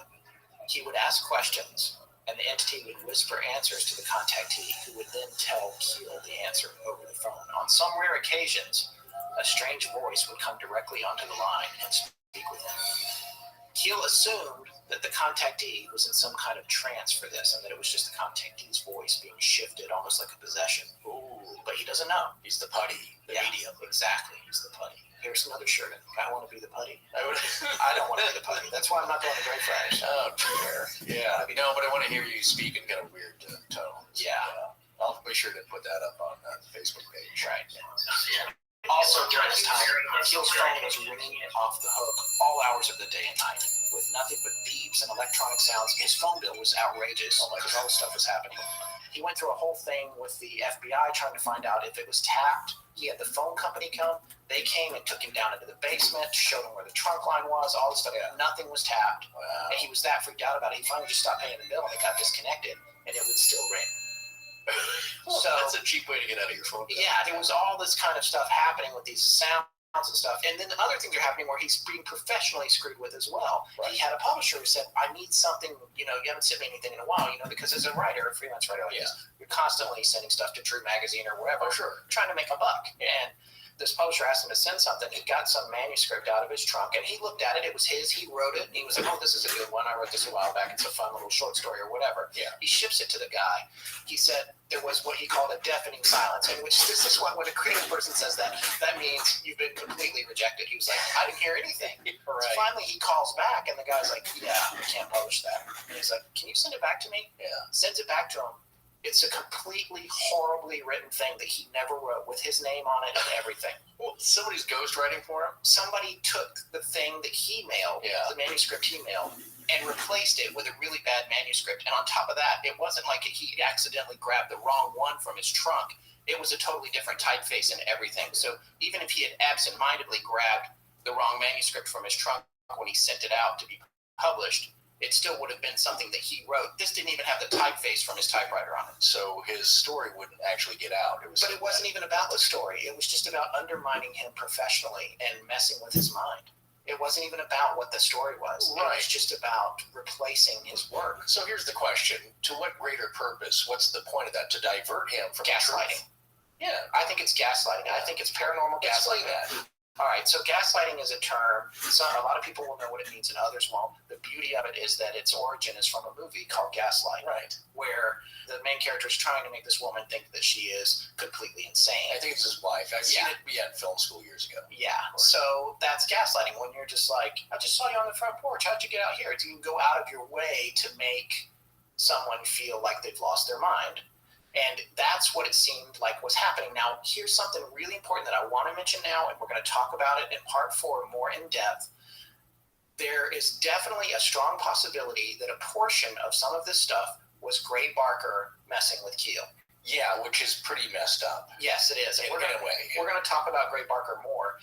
However, that might explain even some phone calls, some weirdness, some of that stuff. But the things in terms of the omniscient type things, it's not something that Gray Barker could have done. Yeah, there's no hacking into stuff back then. Right, and we mentioned in part 3 the whole thing about the Pope. Contactees began mentioning the attempt of an assassination attempt on the Pope.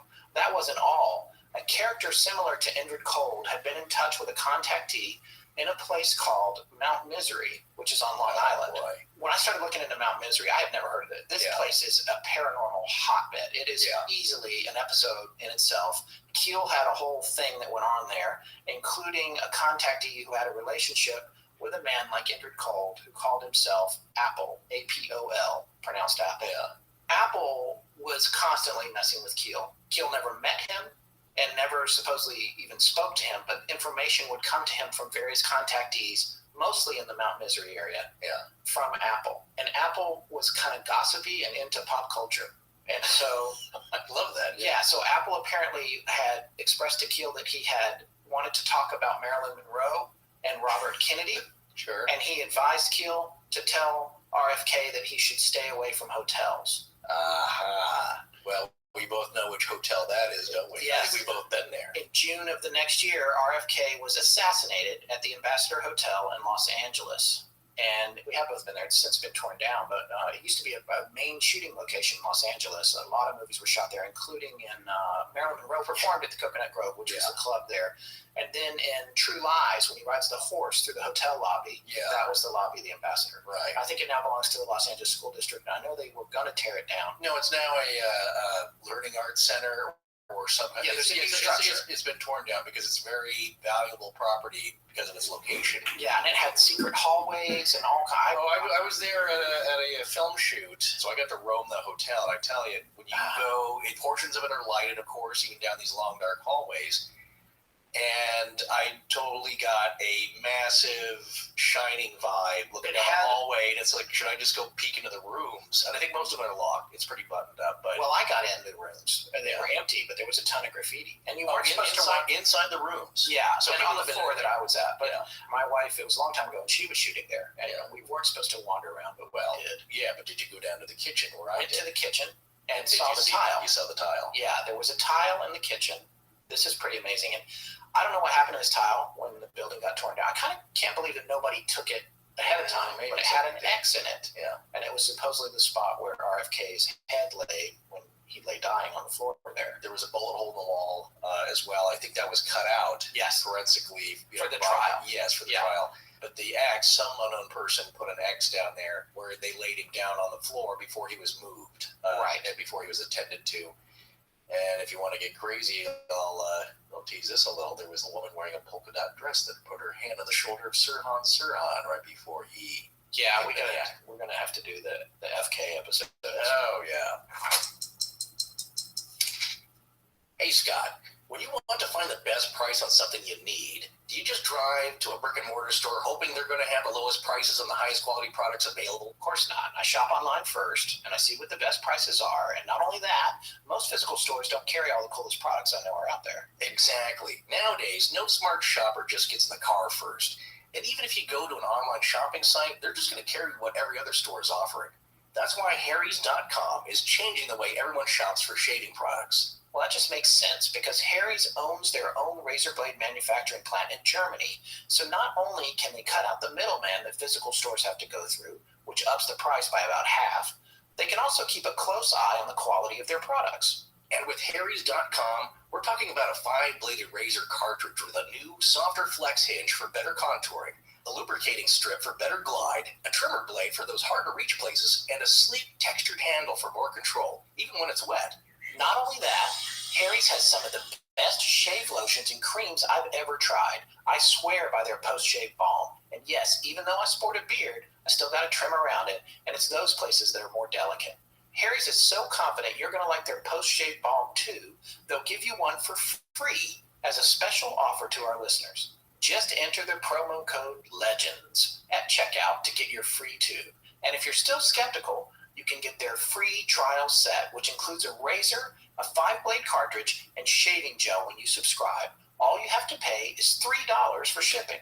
And as a subscriber, you'll get a personal Harry's concierge who checks in on you to make sure you're stocked up and happy with everything you get. That also helps keep you from chewing up your face with that last dull blade because you keep forgetting to overpay for some new ones at the store. So go to harrys.com.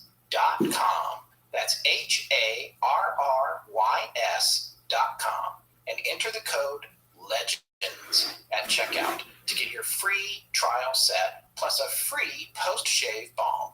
Once again, that's harrys.com and use promo code LEGENDS. Oh, man.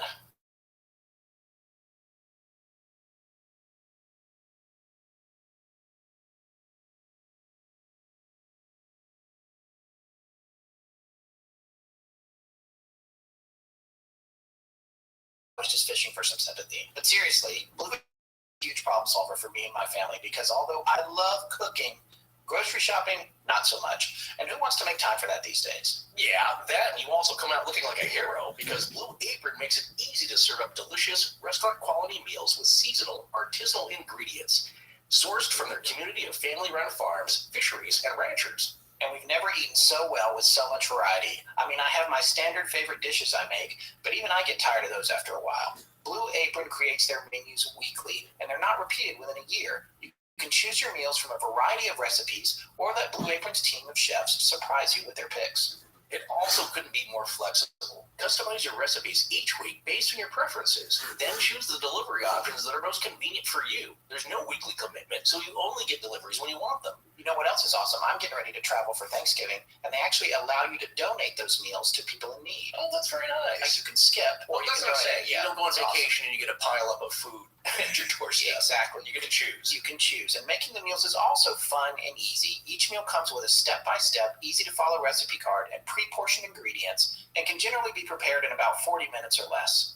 It's really sparked my love of cooking again and improved my kitchen skills, not to mention my Michelin star ranking as the family chef. Check out this week's menu and get your first 3 meals free with free shipping by going to blueapron.com/astonishing. You'll love how good it feels and tastes to create incredible home-cooked meals with Blue Apron, so don't wait. That's blueapron.com/astonishing. Blue Apron, a better way to cook. Hi, I'm Chris, host of Return to Camp Blood, and you're listening to Astonishing Legends with Scott Philbrook and Forrest Burgess. Now, back to the show. All right, so anyway, he had received advanced information on that. Keel was getting advanced information on other assassinations and global world-changing events. And he didn't know what to do with the information. And not only that, Keel was starting to feel burdened with how am I supposed to interpret this? Because the information's coming in. It's about these significant political figures. He even claimed that he had information about Martin Luther King's assassination.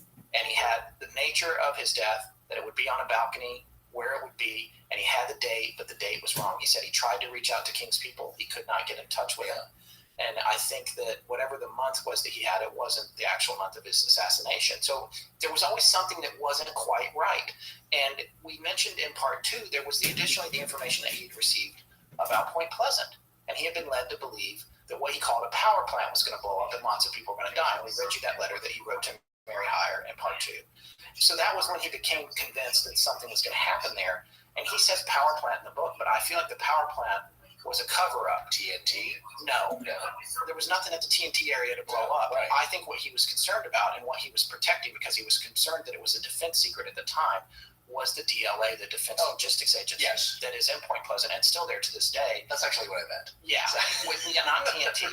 No, you're right. Yeah. Yeah. So, and that is an area that theoretically could be using moving or storing weapons grade materials. Yes. And I think that was what he wanted to imply, and I think that's why they made the reference to the power plant both in the book and in the movie. There wasn't a power plant that was a problem.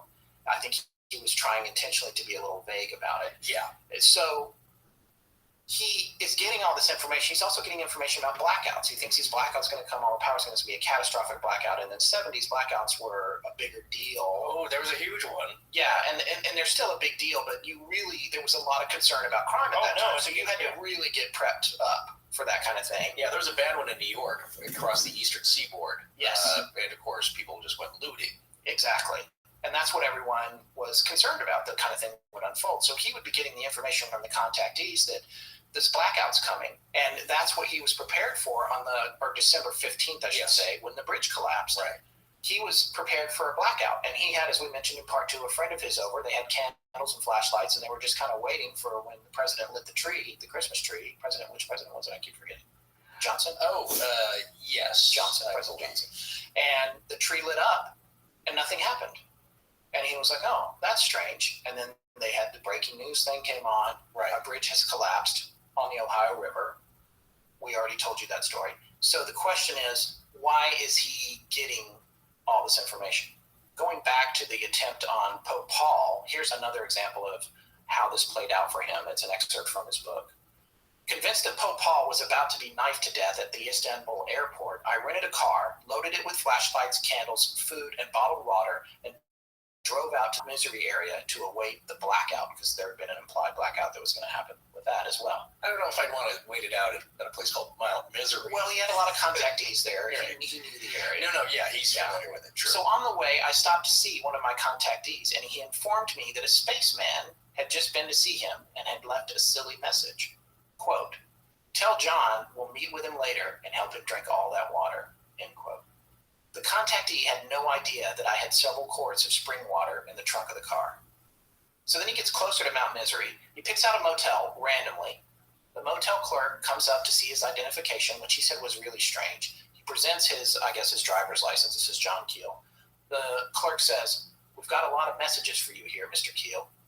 She pulled out a sheaf of message slips. I started to protest since I had not even known I was going to stay at that motel until minutes before. The messages were all nonsensical, meant only to prove once more that my movements were being anticipated. As we said in part 2, 3 years after this, on November 27th, 1970, there was an attempt on Pope Paul VI's life at the Manila airport. It wasn't Istanbul. The Middle Eastern portion of the information he received and the date were wrong. He knows that these things are critically important, but there's puzzle pieces that are missing. The date and the location isn't right. Yeah. And so it's useless to him, other than to just freak him out. But is that the point? Or is it something like, well, it's an alternate time stream, an alternate reality that is fading in and out that nobody can seem to really get correct? Or is it just the trickster, prankster element? Here's the other thing about it. Mary Hyre, too, was having dreams about what was about to happen in Point Pleasant. He was actually flying back to the Point Pleasant area after checking on some UFO sightings or landings in North Carolina. And he landed at whatever airport you fly into, and Mary Hyre picked him up from the airport. And so they're riding into town. She's probably taking him to this hotel. It was the Blue Fountain Inn, which is now a Regency Inn, I think. I looked it up. That was John Keel's headquarters. It was in Gallipolis Ferry. Right. And she had picked him up from the airport. She said, "Just before I got your letter, I had a terrible nightmare. There were a lot of people drowning in the river, and Christmas packages were floating everywhere in the water." He said, "Maybe you were just picking up my thoughts somehow." She said, "Maybe, but I've covered a lot of drownings on that river. Never anything like this dream. There were so many people. I've been feeling uneasy ever since, and everybody else feels the same way. Can't really put your finger on it, but it's like something awful is about to happen." She also said, "Ever since all this flying saucer business last spring, things just haven't seemed right. We don't get many UFO reports anymore," Mary told me. "And except for that thing Mrs. Thomas saw, Mothman seems to be laying low. Everything is quiet. Too quiet.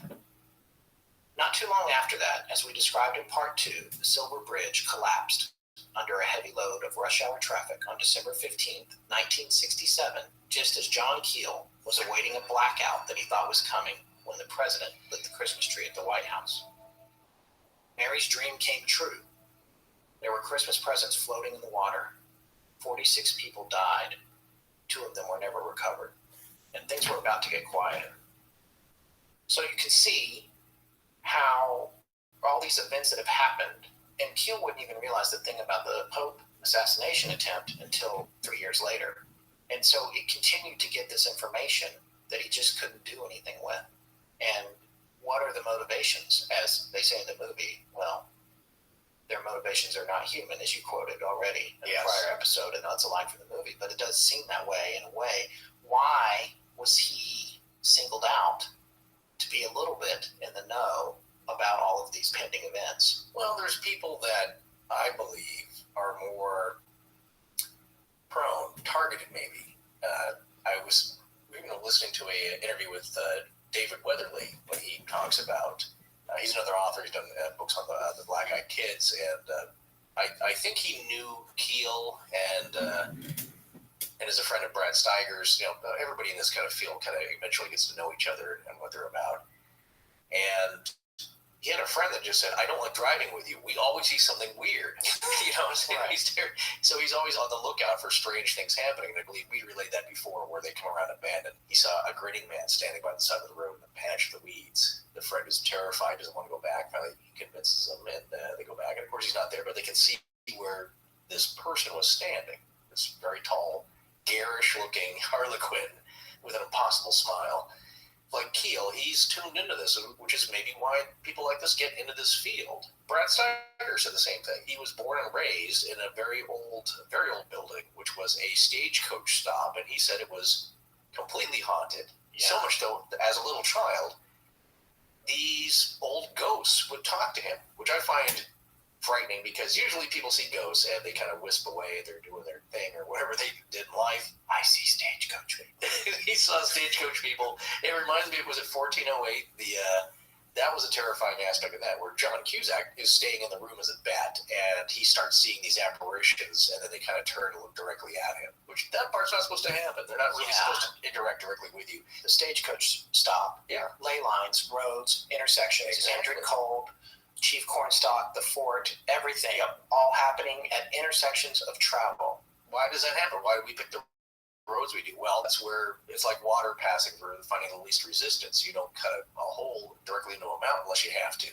You find a road that naturally lays out. So, like he was saying, though, he was prone to the supernatural. Brad Steiger was, even as a small child. So there are certain people, I believe, that are really in tune with this stuff.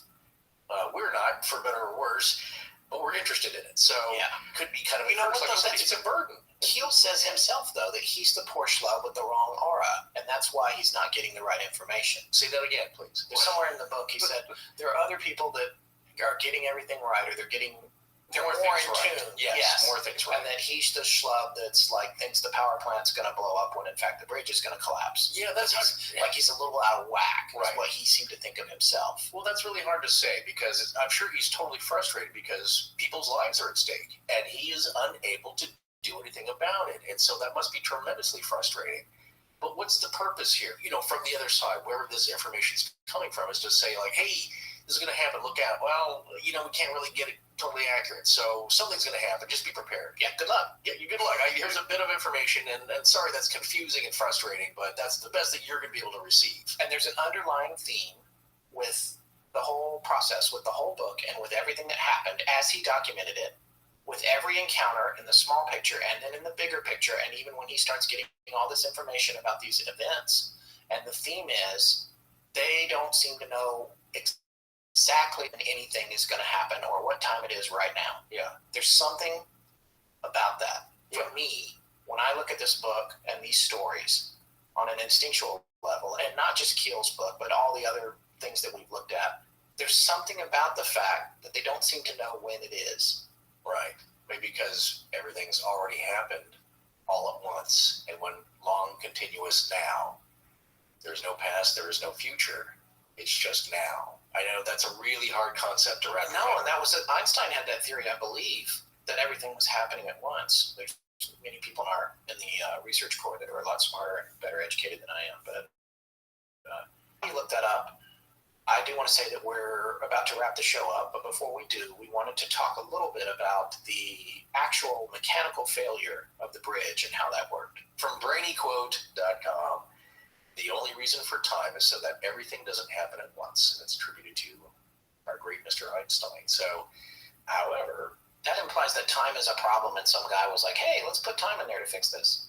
Okay, so cursorily looking this up here, and this was in the skeptics.stackexchange.com question. People say, hey, did Einstein really say that? Well, the one answer here that gets a lot of votes, the oldest confirmed use of any version of this quote that I was able to find is from Ray Cummings' short story, The Time Professor, published in January 8th, 1921, issue of Argosy All-Story Weekly.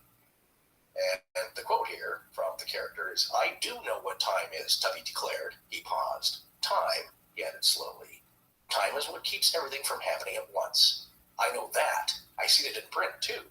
And then he used it again, Ray Cummings did, in his novel, The Girl in the Golden Atom, published in 1922. So he says it twice there, and of course the entry goes on to say, this quote has been mistakenly attributed to Albert Einstein, Richard Feynman, Woody Allen, John Archibald Wheeler, and likely others in many different forms. So there you go, you can chew on that. But the principle is the same. Time is a perspective for us humans, so our heads don't explode. You do age. There are things about our physical world that you have to contend with. You kick a rock, you hurt your toe, as can be witnessed in the movie What the Bleep Do We Know. So there are things that you have to deal with, but you have to realize that the rock you're kicking, as well as your toe, are mostly made up of empty space due to the massive atoms and subatomic particles being very low. So most of it is empty space. So and time is just a perspective so that you can live your life.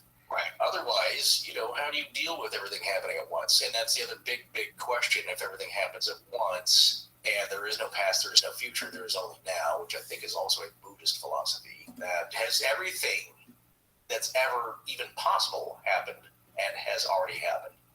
Has happened, is happening, will happen in the future. So, but all it's together. So, sound a little bit like Donald Rumsfeld. No, there's no. We don't know. You know what? That's the thing about that saying is that we say it at work sometimes. It's like we don't know what we don't know, and that's a valid point. Yeah. There's things I don't know about, but I know of them. I know it's coming up. I should study that. I don't know about that. Right. Like our next episode. Yeah, exactly.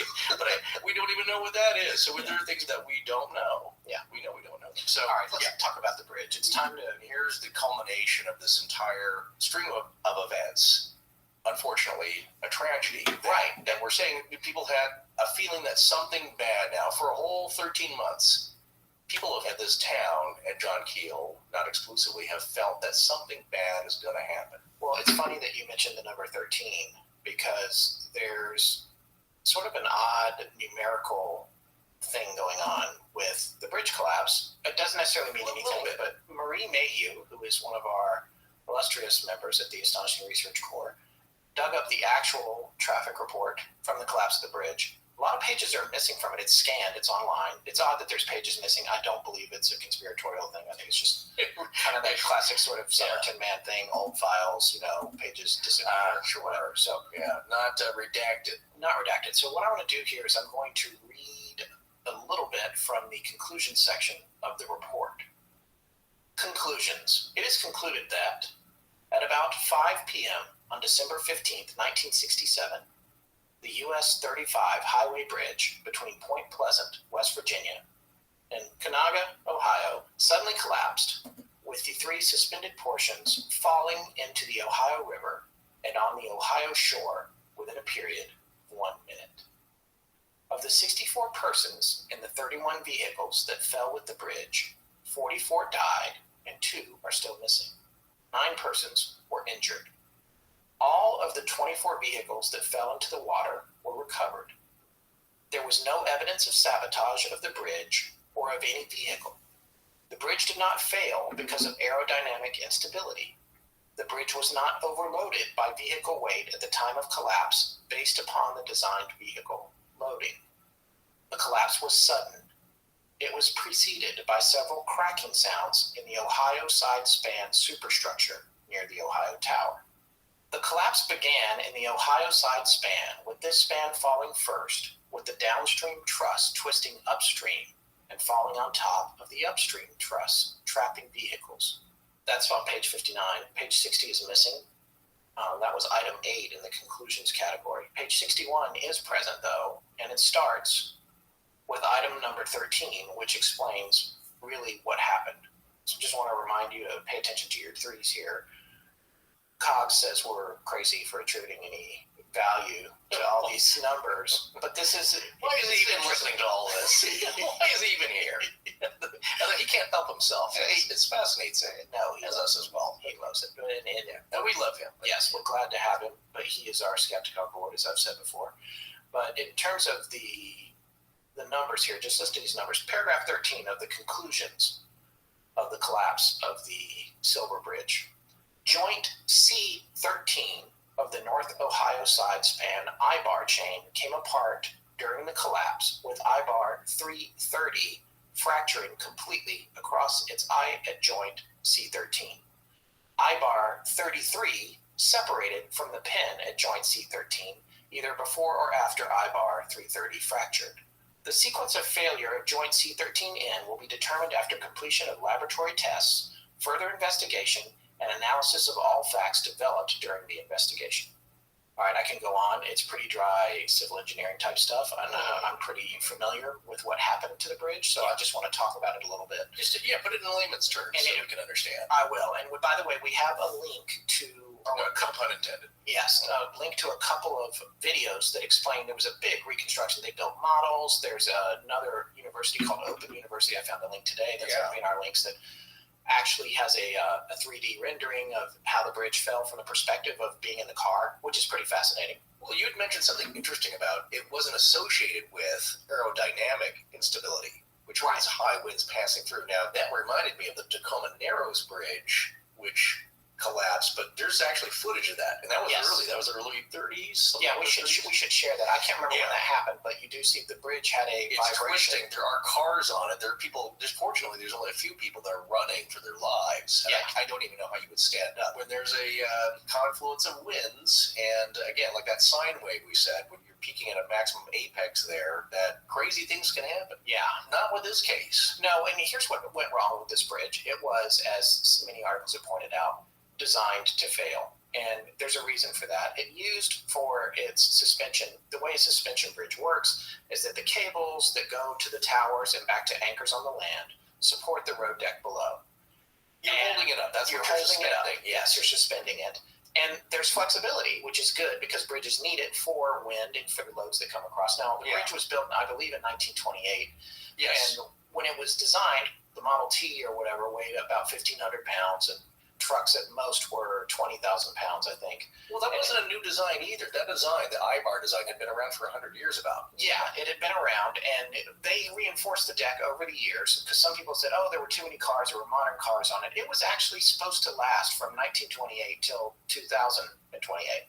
So there you go. It was supposed to be a 100-year bridge. Now, the easiest way to explain I-bar construction is because I didn't really understand what that meant until I started really digging in on this. But essentially, when you look at a suspension bridge, usually it has cables, like the Golden Gate Bridge has this big cable, and that cable is made up of like 1,000 little cables all intertwined and wrapped around each other for strength and redundancy. Now, think about this. You might logically think if you had say a 5 or 6 inch diameter solid piece of core steel in a rod, and you think, well, that's solid steel. It's really heavy. It's really strong. Well, actually, a cable that is 5 or 6 inches in diameter, made up of thousands of little strands, is much more strong. Exactly, and much more reliable. And it has, again, this is an important word, redundancy. Exactly, because even if a few of those strands break, the strength of the remaining ones will hold together. Exactly. That's what we say about redundancy. Now, I wanted to say, when you talk about I-bar, kind of picture a needle with eyelets on both ends. Well, you know the thing that I thought about when I thought about it, I was like, what is this I-bar? And I thought, oh, that's not very long, whatever. On this bridge, they were 30 feet, I believe, long. Yeah. And they look exactly like that little thing on your bicycle chain. So when you look at a bike chain, that's what the suspension was. It's essentially a giant bike chain. The thing is, even a bike chain has a couple of those stacked up together in some cases. Exactly, yes. This bridge did not have enough duplicated eye-bars to keep it strong. I think it only had 2, maybe 1 or 2. So what would happen is per span, I think. But when you look at the bicycle chain and you see where a link of it connects to the next link, there's a little pin that holds them all together.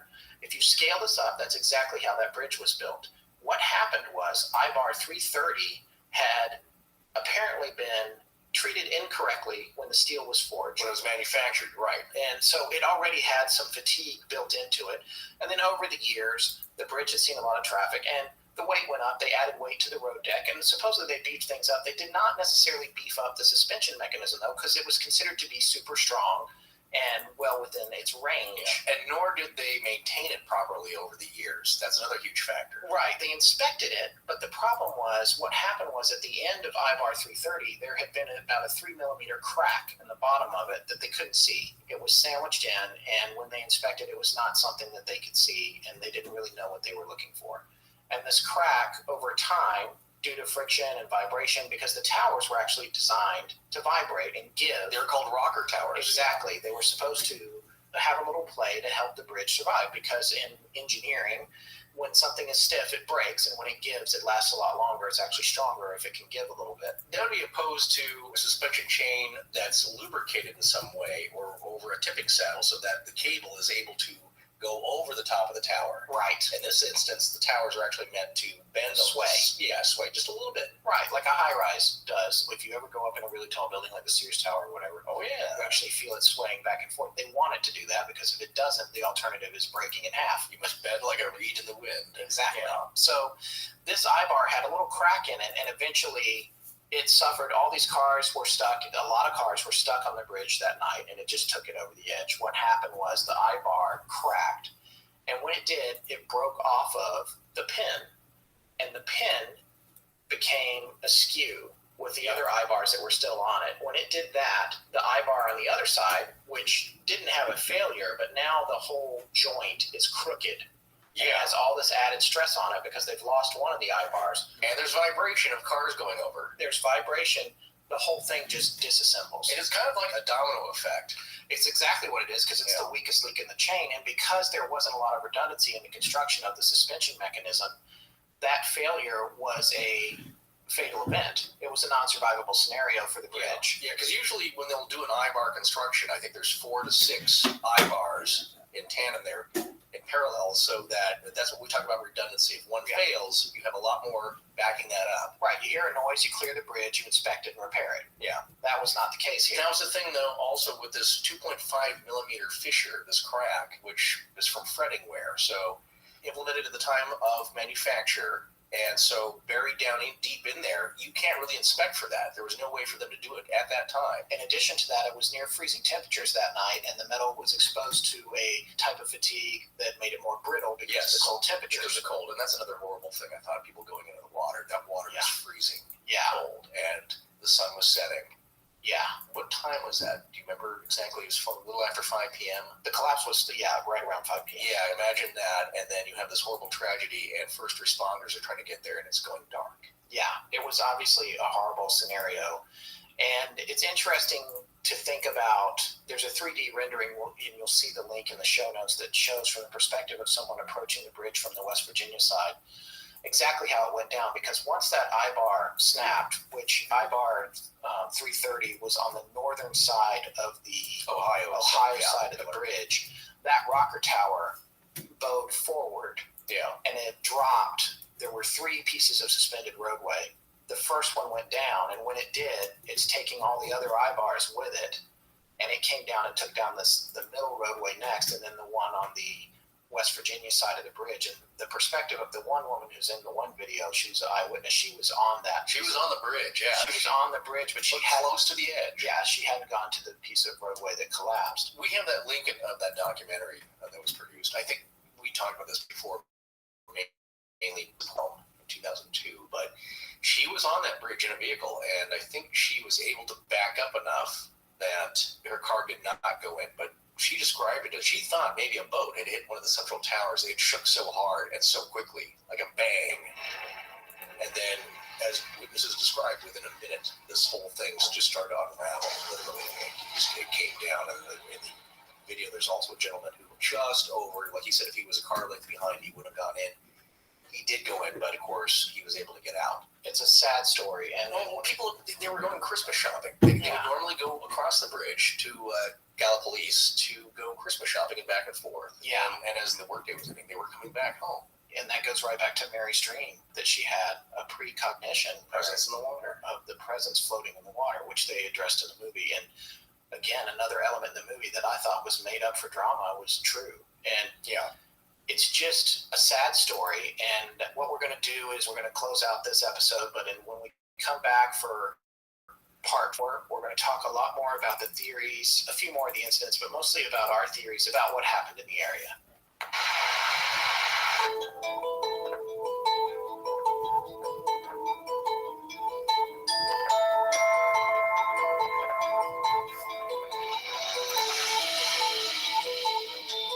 Well, that's going to wrap it up for tonight. Join us in 1 week for our final part on the Mothman series, part 4, where we'll discuss the theories behind the events that took place in Point Pleasant. We'll probably both be off the chain for that one. We'd like to thank the Great Courses Plus, Squarespace, Harrys.com, and Blue Apron for sponsoring us. Please remember that supporting our sponsors helps support the show. Hi, I'm Adam McCutcheon. I'm Jess Corbin. Hi, I'm Chris Saunders, and I give permission to Astonishing Legends to use my voice. however they see fit. Galaxy-wide, in perpetuity. Our show is edited by Sarah Voorhees, and the theme is by Judson Crane. Sound design is by Ryan McCullough. Special thanks to the ARC and its lead researcher, Tess Feifel. But most importantly, we want to thank our listeners. You can find us online at AstonicLegends.com, as well as Facebook, Patreon, Twitter, Tumblr, Google+, and Instagram. Copyright Scott Philbrook and Forrest Burgess. Good night.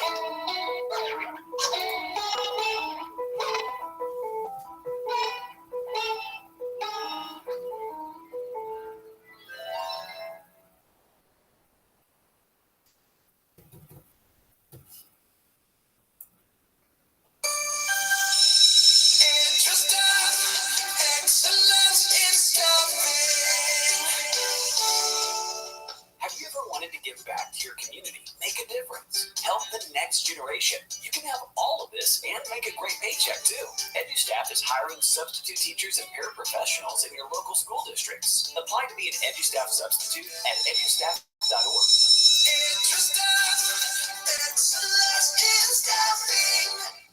Spin your passion into a business with Shopify and break sales records with the world's best converting checkout.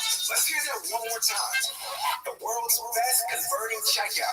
Shopify's legendary checkout makes it easier for customers to shop on your website, across social media, and everywhere in between. Now that's music to your ears. Anywhere you spin it, you can be a smash hit with Shopify.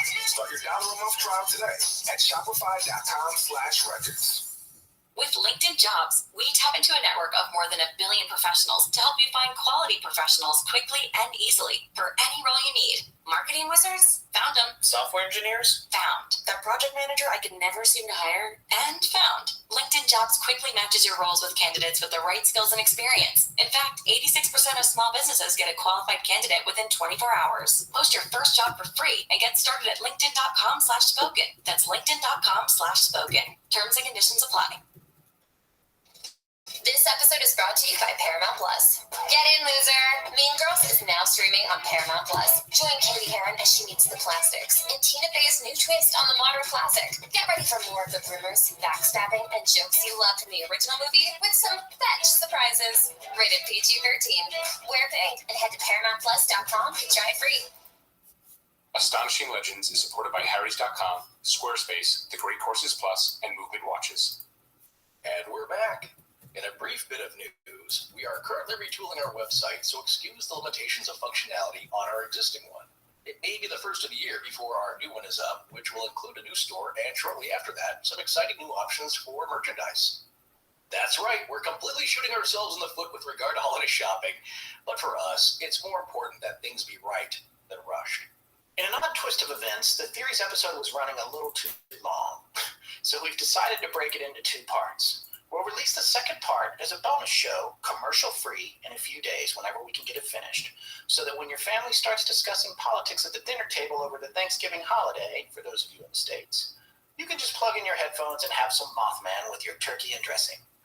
Forrest, where do you go this time of year to see your family? I just get out my compass and I start walking north. Useful.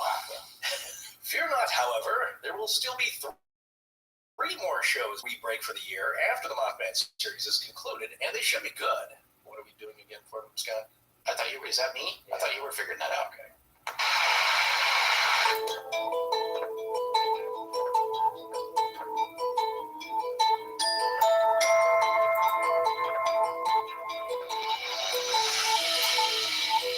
Welcome back to Astonishing Legends.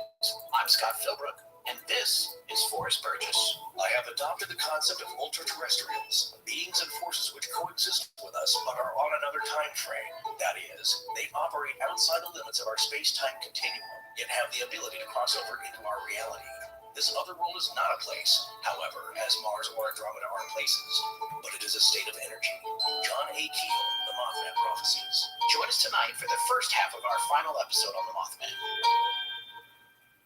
All right, so I think it's time for us to recap last week's episode for us, because there's a lot to keep track of here, right? Well, there's a lot of crazy stories to keep a lid on. I think we safely went deeper than most people go on the Mothman, and we're not done yet. You know what? It's a lot more stories we talked about and covered that you're not going to get in an average article, I'll tell you that. Yeah. If you want to go beyond that, and even if you read like 10 articles, you're going to get most of the same story. Yeah. You have to read the books. Yeah, that's what we do. We read the books and the articles, and then we got the research core too, and it's a lot of information that comes together. You have to really pull from different sources and actually entirely different materials to get this documentaries, clips on YouTube, not only books by great authors who've made a lifetime studying this stuff, but and also books by authors named Gray Barker. That's right. Well, you said great authors. I was thinking, I'm sorry. Oh, I didn't say great didn't authors. really work. No, right. Yeah, it didn't work. Yeah. Well, sorry, folks. All right, so let's recap. Last week we talked about the mom who saw the disco UFO wizard over the playground. My favorite new band name. Disco Wizard? Yeah, I think Disco Wizard or Disco UFO Wizard or whatever. Yeah. Well, of course, it all reminded me of The Man Who Fell from Earth, Ziggy Stardust. Yes. That whole thing. And it's around the same time period. Yes, it is. Yeah, so she saw this thing floating over the playground at her kid's school while she was waiting to pick them up. We also talked about, especially in relation to that story, the idea that maybe these sightings are so strange because whatever is happening or whatever is appearing is actually influenced by the witness's own mind. Yeah, absolutely. You see what you are either able to see or can handle. We also went with John Keel as he took 9 people out to the TNT area at Point Pleasant in search of the Mothman, where eyewitness Connie Carpenter saw 2 glowing red eyes in the back of the abandoned factory just as they were leaving and had seen nothing in there. The rest of the group then saw something running behind the building into the woods after hearing a large metal object fall from the structure with a loud bang. Keel himself did not hear that from inside the building. To add to all of this, Mary Millette was bleeding from her ear at this point. Needless to say, they left the TNT area. Keel, however, returned alone and encountered a strange, what he called, zone of fear that he bravely experimented with, determining that it was a highly localized area that made him petrified when he stood within it or passed through it, even in his car. He was otherwise unable to figure out what it was.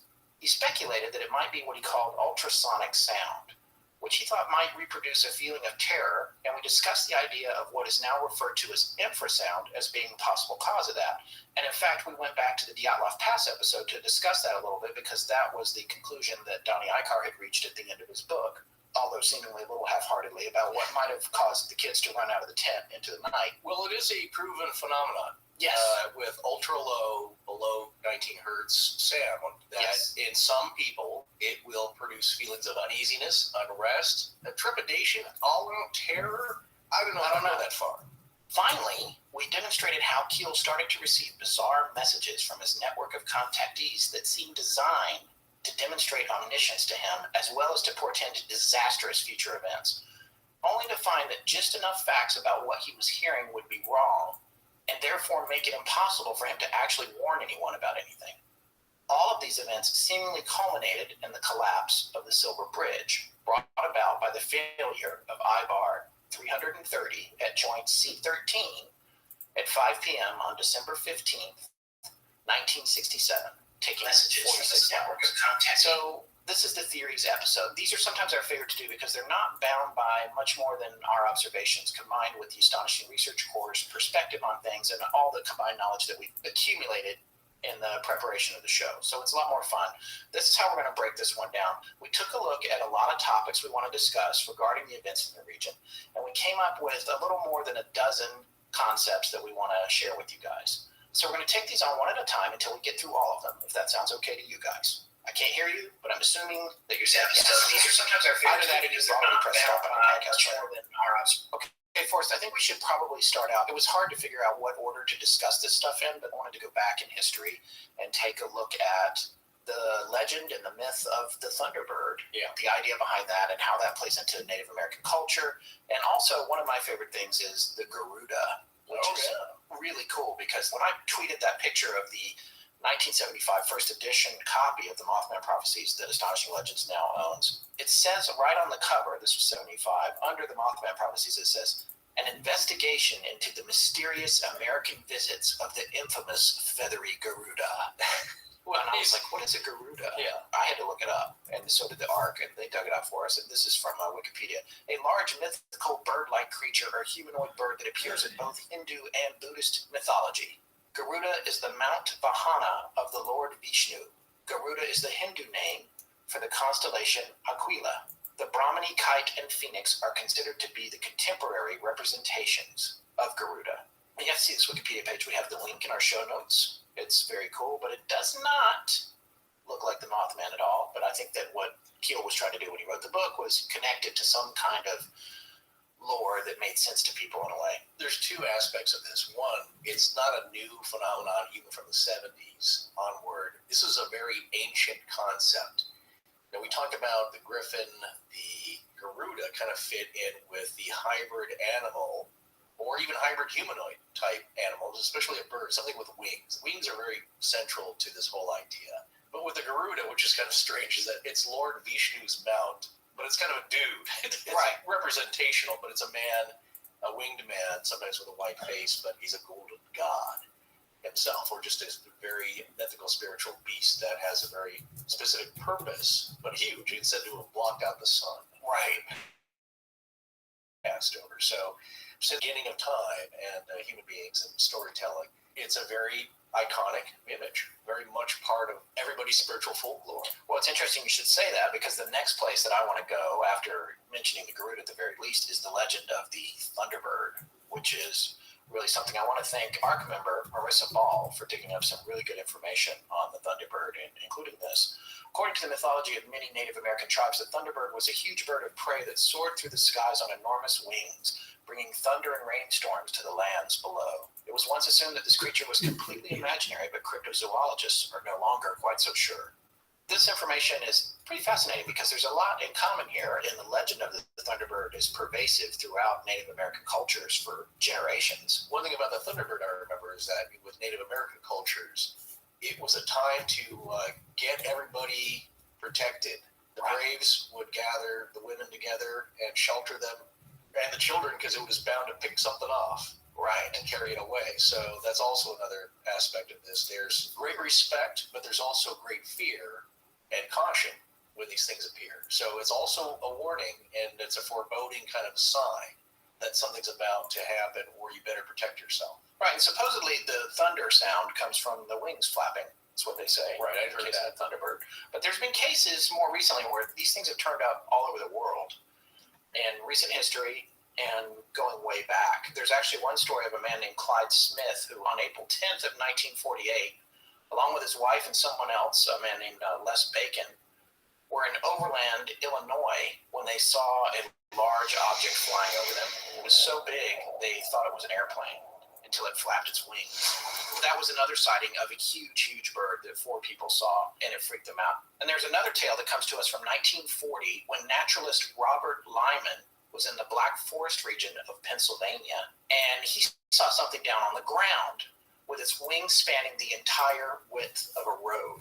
When he got up to it, it of course flew away, but when he got up to it, he measured how wide the road was, and he said that it was 20 feet across. That's more than twice the wingspan of the Andean condor. And I've seen actually the California condor at the zoo here in Santa Barbara. They're huge. They're amazing. I took my son up there on the train. These are sightings that maybe have lent ideas to the Native American idea of these thunderbirds. Maybe they're giant condors, and maybe they're just birds of prey, and maybe that's a misunderstanding.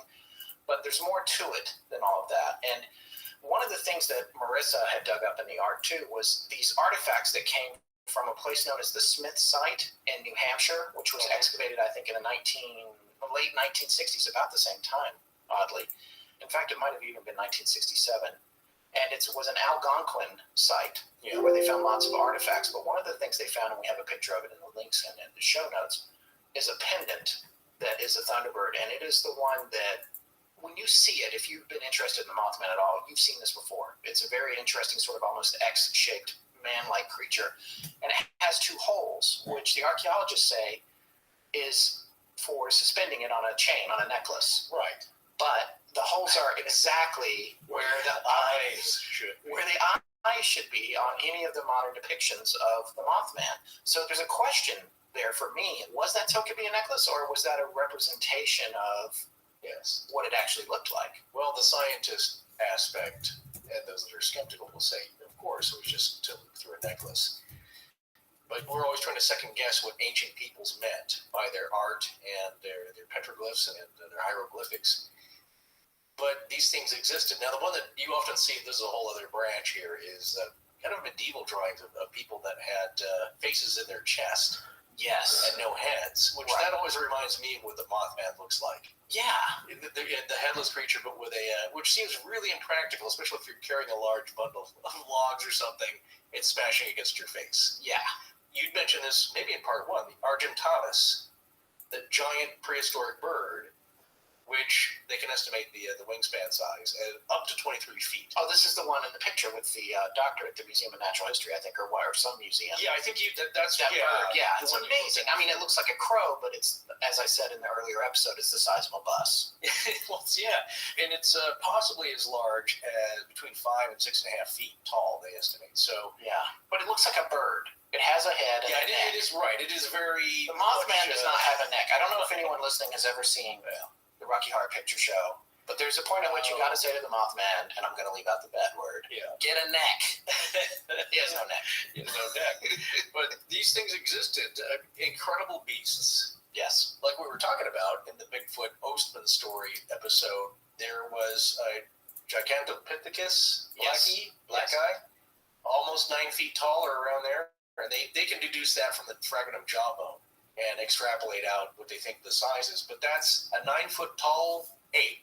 Yeah. Used to exist, they believe. So when you think like, oh, that's impossible. And I know I was kind of bagging on the idea of a heavy man bird flapping around and being able to lift itself. Well, that's the other thing. Strange creatures have happened. Now, we're going to talk cryptids in a minute. Yeah, we'll talk cryptids. But to your point, though, it's and just to remind you and me and our listeners, the times that this thing was seen flying, it was not flapping or anything. It was defying the laws of physics. You can toss out aerodynamics and lift. Yeah. Because this thing seemed to like swooped up straight into the air and then took off, from one description. These things don't need to rely on air to move. So who knows how they get around wherever they're from, but here they seem to have a lot of ease and a lot of speed. Boy, every time I see a new ad from one of the big shaving razor companies, they've got some new gimmick they've come up with. Either it vibrates or it warps the space-time continuum. I know, and those gimmicks aren't free either. You'd know that if you bought a pack of razor cartridges in the past 15 years. Right, and you'll also probably know by now that most of those add-ons don't really matter for a close shave. All you really need are multiple sharp blades made from high-quality steel in a cartridge that pivots so it contours through your face and some kind of glide strip. Well, Harry's has all of that. They do, and for about half the price of those big-name brands. But you can offer a blade cartridge for $2 when you control the whole supply chain. Harry's makes their super sharp blades in their own factory in Germany, which means they can sell to you direct over the internet with low prices and high quality. Harry's gets your face baby smooth, and then their line of lotions and creams protect and soothe. And they smell great, too. When you become a subscriber, their concierge-level customer service means you'll always have all the supplies you need, based on how much you shave. Harry's knows you might still be skeptical you can get all this for such a great price. So why not try out their free trial set, which includes a razor, a 5-blade cartridge, and shaving gel, and all you have to pay is $3 for shipping. In fact, they're so confident you're going to love their products that Harry's has a special offer just for our listeners. Enter the promo code LEGENDS at checkout to get their really popular post-shave balm for free. That's right. Go to harrys.com. That's HARRYS.com and enter the code LEGENDS at checkout to get your free trial set, plus a free post-shave balm. That's harrys.com and use the promo code LEGENDS. Hi, my name is Emily Gorey, and Scott and Forrest want to thank you for partaking in tonight's episode of Astonishing Legends.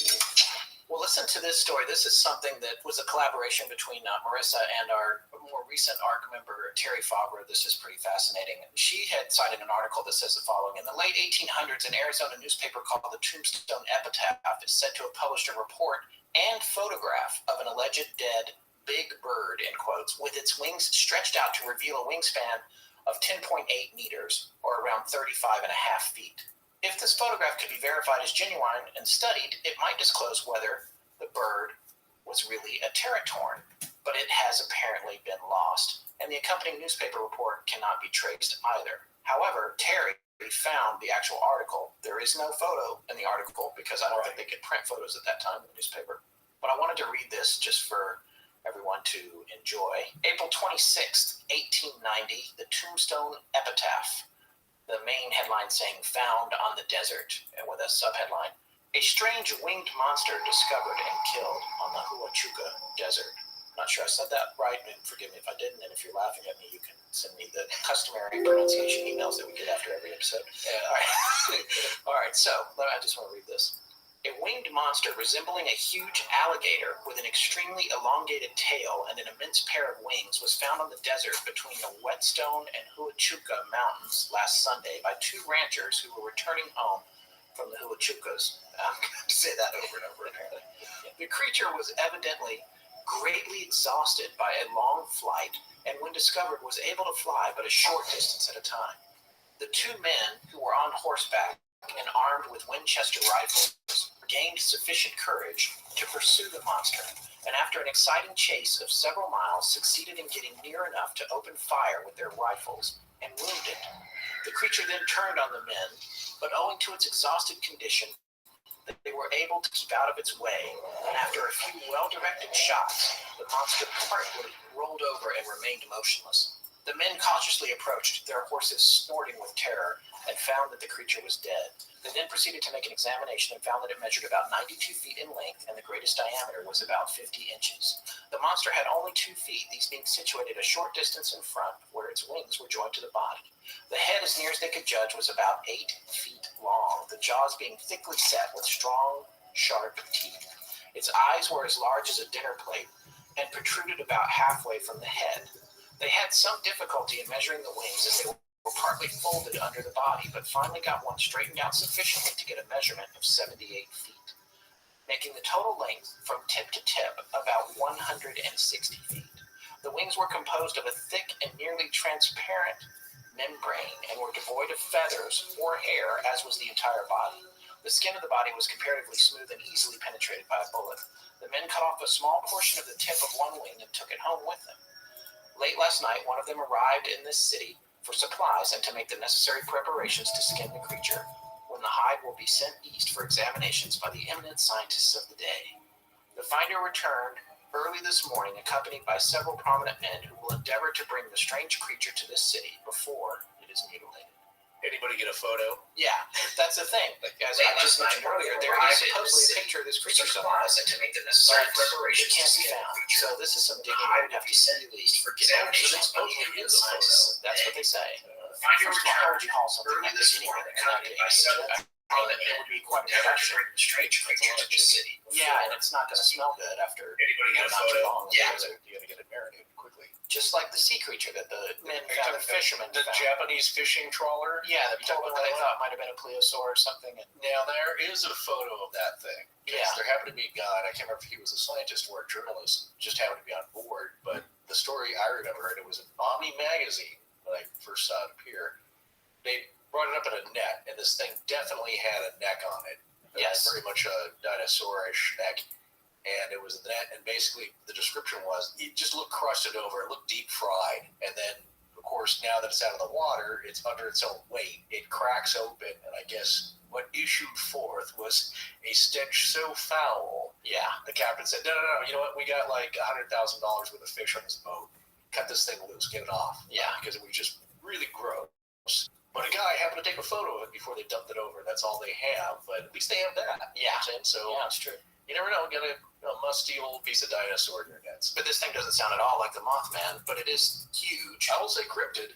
Well, yeah, cryptid, and when you look at these kind of stories and you're trying to figure out if it's a hoax or whatever, it was interesting to me the detail that, in order to measure the wings, they had to pull them out from under it. Yeah. That's the kind of thing that you've either got a very creative journalist or someone who's got an eye for a detail that makes a story feel more real. Yeah. But how could something that large fly? Well, and we talked about this before. There have been reports throughout the years, especially in remote areas, of people seeing something that looks kind of like a pterodactyl. The leatheriness of this one. Yeah, it sounds, and with the claws, and it had two legs in front of its wings or whatever. The pterodactyl, if its wings were folded, that's where they would be, right up near the front of the body. So, and the head 8 feet long, was it pointed? Was it a pterodactyl head with a big horn on it? Right. I mean, pterodon, but or a pterodon, yeah. Yeah, well, especially with the teeth, too, because you're now having to, it's carnivorous, it's having to hold on to prey. Yeah. Which is the purpose of teeth, and to shred. So there's two things. Either this thing, it's probably more believable about these lake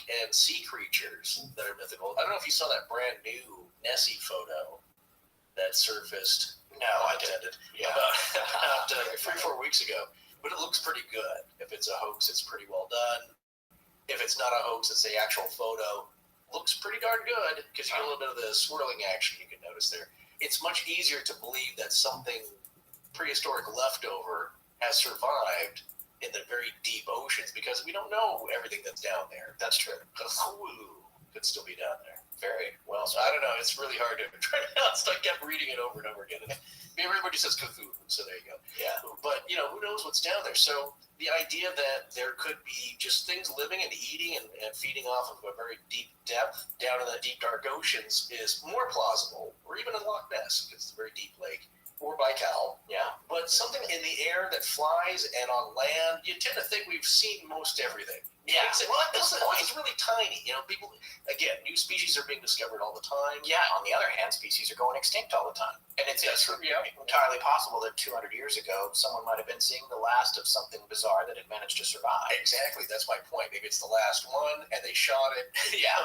Or something maybe has been able to survive for this long, just hidden. The other point is that it's from another place. Let's talk about this Alaska sighting that you just mentioned. This was actually in October of 2002. There was a sighting in Anchorage, and this is an article that we're referring to on CNN.com. A bird the size of a small airplane was recently said to be seen flying over southwest Alaska, puzzling scientists.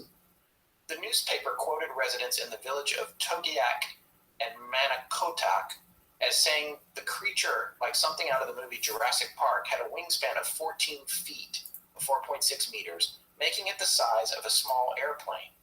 At first, I thought it was one of those old-time otter planes, the paper quoted Moses Kupchiak, 43, a heavy equipment operator from Togiak, is saying. Instead of continuing toward me, it banked to the left, and that's when I noticed it wasn't a plane. Raptor specialist Phil Schimpf said the following: I'm certainly not aware of anything with a 14-foot wingspan that's been alive for the last 100,000 years. Kupchiak said the bird disappeared over the hill, and he then radioed Togiak residents to tell them to keep their children inside. He knows. Yeah, he's taking it seriously. This was an issue solved, I think, with the National Geographic. It might have been even a game camp, but they had footage or a couple of stills of a very large golden eagle trying to carry off a fawn. Yes. Or just a small deer, like a juvenile deer. Which they can do. The golden eagles can. It wasn't live video, or it wasn't video footage, so you have just a few stills, but they're obviously in a struggle, and I think what was determined by the biologists that it's possible. Yeah. A large eagle could carry off something, that small game like that. Now, a full-size buck, no, I don't So, but yeah, anything smaller, sure. And a toddler, Well, in this story, there was apparently another local resident who was a pilot, which I think there's a high number of pilots in the Alaskan regions because it's about that long way to get around. Yeah. Right.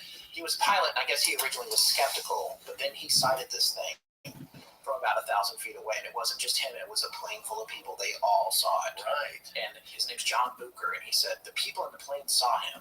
He's huge. He's really, really big. You wouldn't want to have your children out. Yeah, and that's crazy. And this is something, it's interesting to me. This is under CNN has this posted under offbeat news. Yeah, right. And I have a category for this on my little news readers on my iPhone and stuff like that. Credible reports. Yeah, it's just like, here's the weird thing. We're going to report it, but we're not really taking it seriously. And it's like, this is a big deal. This is, 5 or 6 people right here who are all saying they saw something highly unusual. It goes in the offbeat news section, and then the next day, people just forget about it. And it's like, no, what is that? Get up there, figure it out. Well, that's been happening a lot lately, but that is the common tag to you have to be skeptical. Yeah.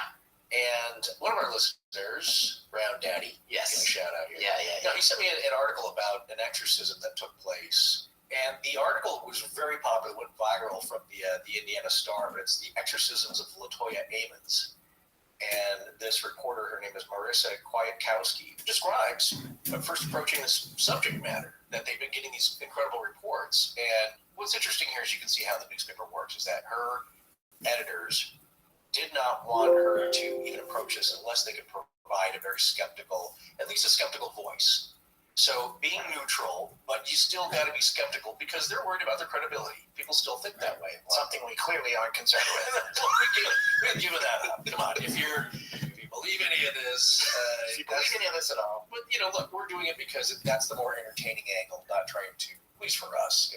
Maybe some people really get off on debunking and finding something rational about it. But you realize that any media outlet has to present both sides. Of course, that's what you want. But they're going to lean towards the skepticism, and they have to be able to provide something to calm, even to allay people's fears. Like, no, this is probably not real. Right. But if you want, here's the crazy part of the story. Scott and I often exchange articles, of course, through emails, and it's always from the whack job news section of the newspaper or their website. It's like the news of the weird section because they can't possibly take it seriously. But you know what? Sometimes people do see strange things, and these are sober individuals who live out in the bush who know what they're looking at. One of my favorite things about the Men in Black movie, which was based on all the authors that we're talking about tonight and have talked about in this series, Gray Barker and Bender and also Keel, right, was the idea that they got all their important news from the Inquirer. That's how we know where to go, where to look. Yeah, but you know what's funny? I've been telling Scott this for the past month. Is like every once in a while they get something right. Yeah. So most of it's for entertainment purposes, not to be taken too seriously. But sometimes there's a nugget of truth in there. All right, so the other thing that comes up with a lot of people, especially people who follow the Mothman story, is the idea of the Mothman having been seen at Chernobyl. Chernobyl being, which I think most people know, but it was a nuclear meltdown that took place in Russia. Our good friend, Christoph Andresen, who his podcast is called The Eastern Border, which you've heard us mention before. We've been guests on his show, and he's been guest on ours. He just did a show on Chernobyl and went very, very deep on it, and a lot of really fascinating information about how it was built and how corners were cut. Yeah. And shortly after that, I'm pretty sure that he was banned from entering Russia. Who knows what that guy's up to? That's something interesting. He loves to dig deep for the facts, though. Yes, and he said that the whole thing about the blackbird being sighted at Chernobyl or Mothman being sighted at Chernobyl was undoubtedly a hoax. Yeah. And that's kind of what I had heard, too, over the years. He did say that, colloquially, the phrase blackbird applies to an area that has somewhere something really bad has happened, or they'll say this is a blackbird for Russia. So that, goes back to the whole thing of the raven, and that gets biblical and all that. And it makes sense. But he's saying that the Mothman did not appear at Chernobyl, so we're going to go ahead and say, even though they cited it, I believe they mention it at the end of the movie. I do believe that's true. And that's fun. That's one of those things that's fun. That's one of those things where they did make a little something up. It was like all the parts that I thought were made up were true. from that film. Yeah. It's not the only one, though. I think, of course, Chernobyl's a very famous disaster now, and the Silver Bridge in Point Pleasant, that was certainly very horrific. And there was a picture, to the minds of the people there. But you know what? I'll bet not a lot of people, even ones that saw the movie, didn't even know about it. Yeah, unless you're from the region. Yeah, or alive when it happened, and you might remember it. But speaking of the Silver Bridge, there's a picture online of something on the Silver Bridge, which, I haven't researched it, but to me, I'm pretty sure that's fake too. Honestly, it's like, it looks like a trick photography, frankly. Well, it's not hard to put a blurry black object on a bridge in an old newspaper photo. There is a mention also in the documentary Search for Mothman, which that's the one I think is produced in conjunction with the movie, that one of the locals there said, as the guy in the documentary says, there's a wino who did see a creature underneath the bridge or near one of the pillars there, the rocker towers, right before it happened, and he reported it to the sheriff. And he was not drunk at the time, but yes, he's indigent. People aren't taking him seriously. They're not taking him too seriously, although the sheriff did go down and check, I believe. But he claims to have seen something, I think that day, or right around that time. So that story's relayed by one of the local people interviewed in the documentary, not the actual person, but there were sightings all around. But is there a photo? I don't think there's any credible photo. Well, yeah, and the only thing I know about of anyone climbing on the bridge prior to the disaster was in the Mothman prophecies. Keel mentions that somebody came in to talk to Mary Heyer, I believe. Yeah. And Mary told Keel, I talked to one woman who lives right by the bridge, Mary continued. She says that 2 days ago she saw two men climbing on the bridge.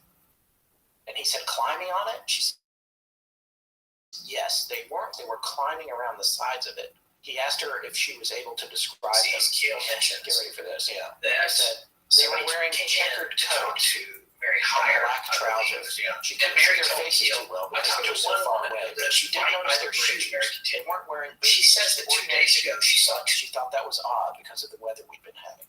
Right, but by the way, we're back with the checkered top, checkered coat, checkered shirts, checkered the wolves, and checkered shirt. What is it with the checkered? Oh, you did the skinwalker. Well, that's just one style option. That's a lifestyle choice, really. But it's weird. It is a little odd, but I think there's a very terrestrial explanation for that. Didn't we already talk about this? It's a story that was tied to Keel. Now, I thought that he had seen this.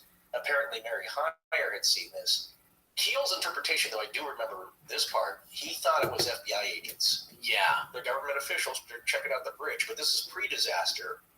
And his summation, or kind of an inkling that he got, was they knew something. Right. They had gotten some information. Maybe they were monitoring him because of all the strange things that but he wasn't sure about the bridge. He thought he was exactly. He thought it was going to be the Defense Logistics Agency, I believe. He said the power plant, but I think he probably thought it was going to be the DLA. Yeah, where an explosion was going to happen. Right, but I tend to believe that assessment. It was not a Men in Black or anything out of this world here. It was humans, but they were checking something out. They were looking for something. They were inspecting something. Again, that was Keel's interpretation that perhaps they had some information that something on the bridge was going to happen, and they were kind of checking it out. We're not finished with this topic of global sightings, but while you're here, and since you took us here, I do want to say, you get back into that idea of these teams of players that are playing a complex game of chess, and there's more than two sides, and they don't really know what the other side is doing. It's the cigarette-smoking man. Well, I agree, because, look, this is the one thing I have no proof of this, of course, but I got a really good hunch there are elements within world governments, and especially our own, that just know a lot more than we do. That's got to be the case. It doesn't have to be extraterrestrial or really crazy, but when it comes to premonitions, it has to be something crazy. I mean, if they're crawling on the bridge before its collapse, its imminent collapse, then they either know the future or something else in the area, like the presence of the Mothman, is telling them that they need to be on the lookout for a disaster. Right. Well, it doesn't even have to be that crazy, because people were getting strange notes left on their door. And there's really weird grammar or incorrect grammar with some of the strange notes, like watch out, stay away, leave this alone. What if somebody sends a note, a very real paper note, to the FBI saying that the bridge is in danger, you better watch out, stay away, whatever? They're going to send people to check it out. Right, and then they're not going to tell us about the note. They're not going to announce that. They're not here to also cause panic. This is a main artery into Gallipolis. And again, that's the reason it was so crowded. People traveled back and forth to go shopping, and people worked on either side of the river. So at rush hour, it was packed. So if a bomb threat is called in, imagine, somebody at the FBI gets an invert cold call. Cold call, get it? Yeah, you got cold call. I just thought of that, sorry. If you get a call about anything, they got to check it out, or they should. Yeah. It was like, bomb bridge, Silver Bridge, whatever, how mysterious it is, or they get a funky note. Right, like the stuff that was happening to Kiel. Yeah, exactly, saying the bridge is in danger, or this and that.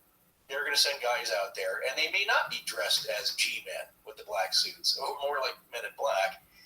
Maybe they were inspectors. Maybe they were just inspectors. Exactly. Like you said, the low-rise shoes, just regular kind of street shoes, Oxford type, is not what maintenance people would be wearing, or military generally. So, but you think about things that every perspective that we have when we look back at something like this is based on what was reported, right, or oral history, if it's been passed on and then written down.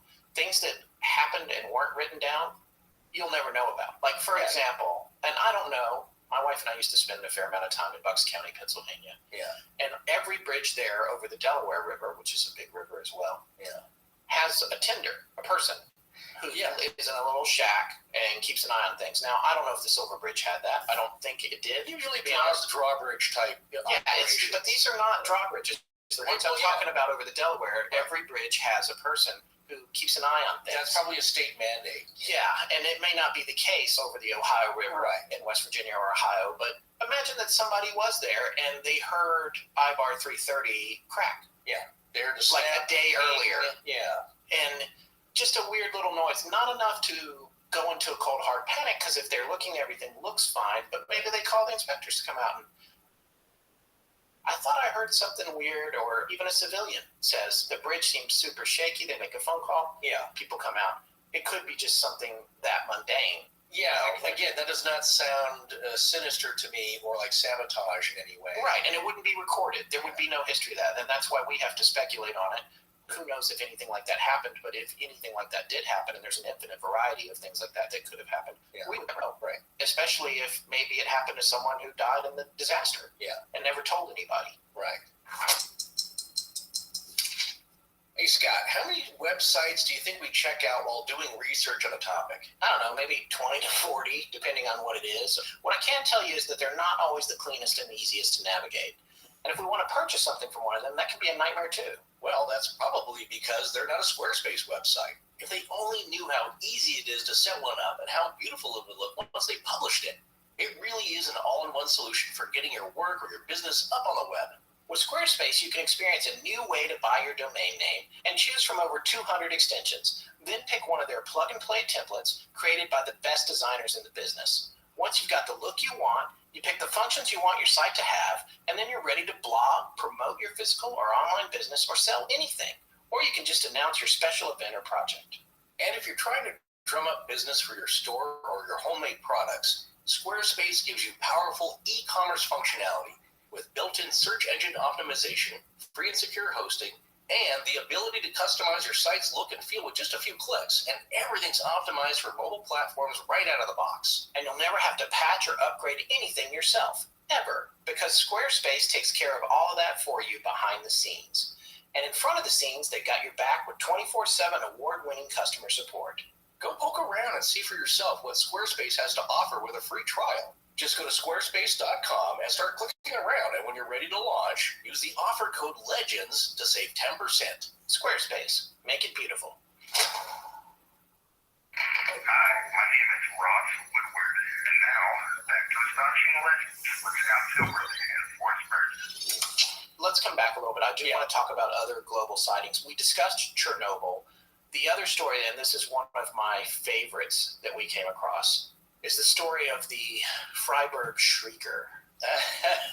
Freiburg, Germany? Yes. I've been there. Have you really? Oh, yeah. It's far southwestern Germany. Right? What were you doing there? Well, I had a friend that had been going to school there. She was finishing up, so I think we traveled down to pick up the last of her stuff. And it's the Albert Ludwig University of Freiburg in Freiburg im Breisgau, Baden-Württemberg, I believe. I don't know. It was a long time ago, but it's a very beautiful area. It's founded in 1457, and it's the fifth oldest university in Germany. So it was Oh, wow. this grand old building, and it's the whole town is on the edge of the Black Forest. So just beautiful, gorgeous. I love their ham. Isn't that nice? And I wanted to buy a black chocolate forest cake, and when I did the conversion there, this is before the euro, it was outrageously expensive, like $200. I mean, they're beautiful looking, and they have cuckoo clocks, all kinds of fun stuff there. But anyway, the Freiburg Shrieker. Fried is sprayed on all this research. It's fried. It's frayed. It's frayed and fried. The point is, I've been in a very old part of the country, and of course, the Black Forest is dark and mysterious itself. Yeah. But gorgeous, yeah. So I would love to go there. Yeah, it was cool. Well, September 10th, 1978, supposedly, if you believe any of this at all, southwestern Germany in Freiburg, as you just mentioned, 21 miners, not miners, you idiot, like children, miners, not miners, 21 miners showed up for work. And they were approaching the mouth of the mine, the opening, and they noticed a huge man standing in front of the entrance to the mine, wearing a large, full-length trench coat. What year was this? 1978. Okay, not that long ago. Yeah, September 10th, 1978. So he seems insanely large, and then they realized when the trench coat opened up that it was wings. Oh my God. Yeah. So this creature opened up these huge wings, they unfolded, and it let out a shriek that the men compared to 50 men screaming or a train slamming on the brakes to avoid a disaster.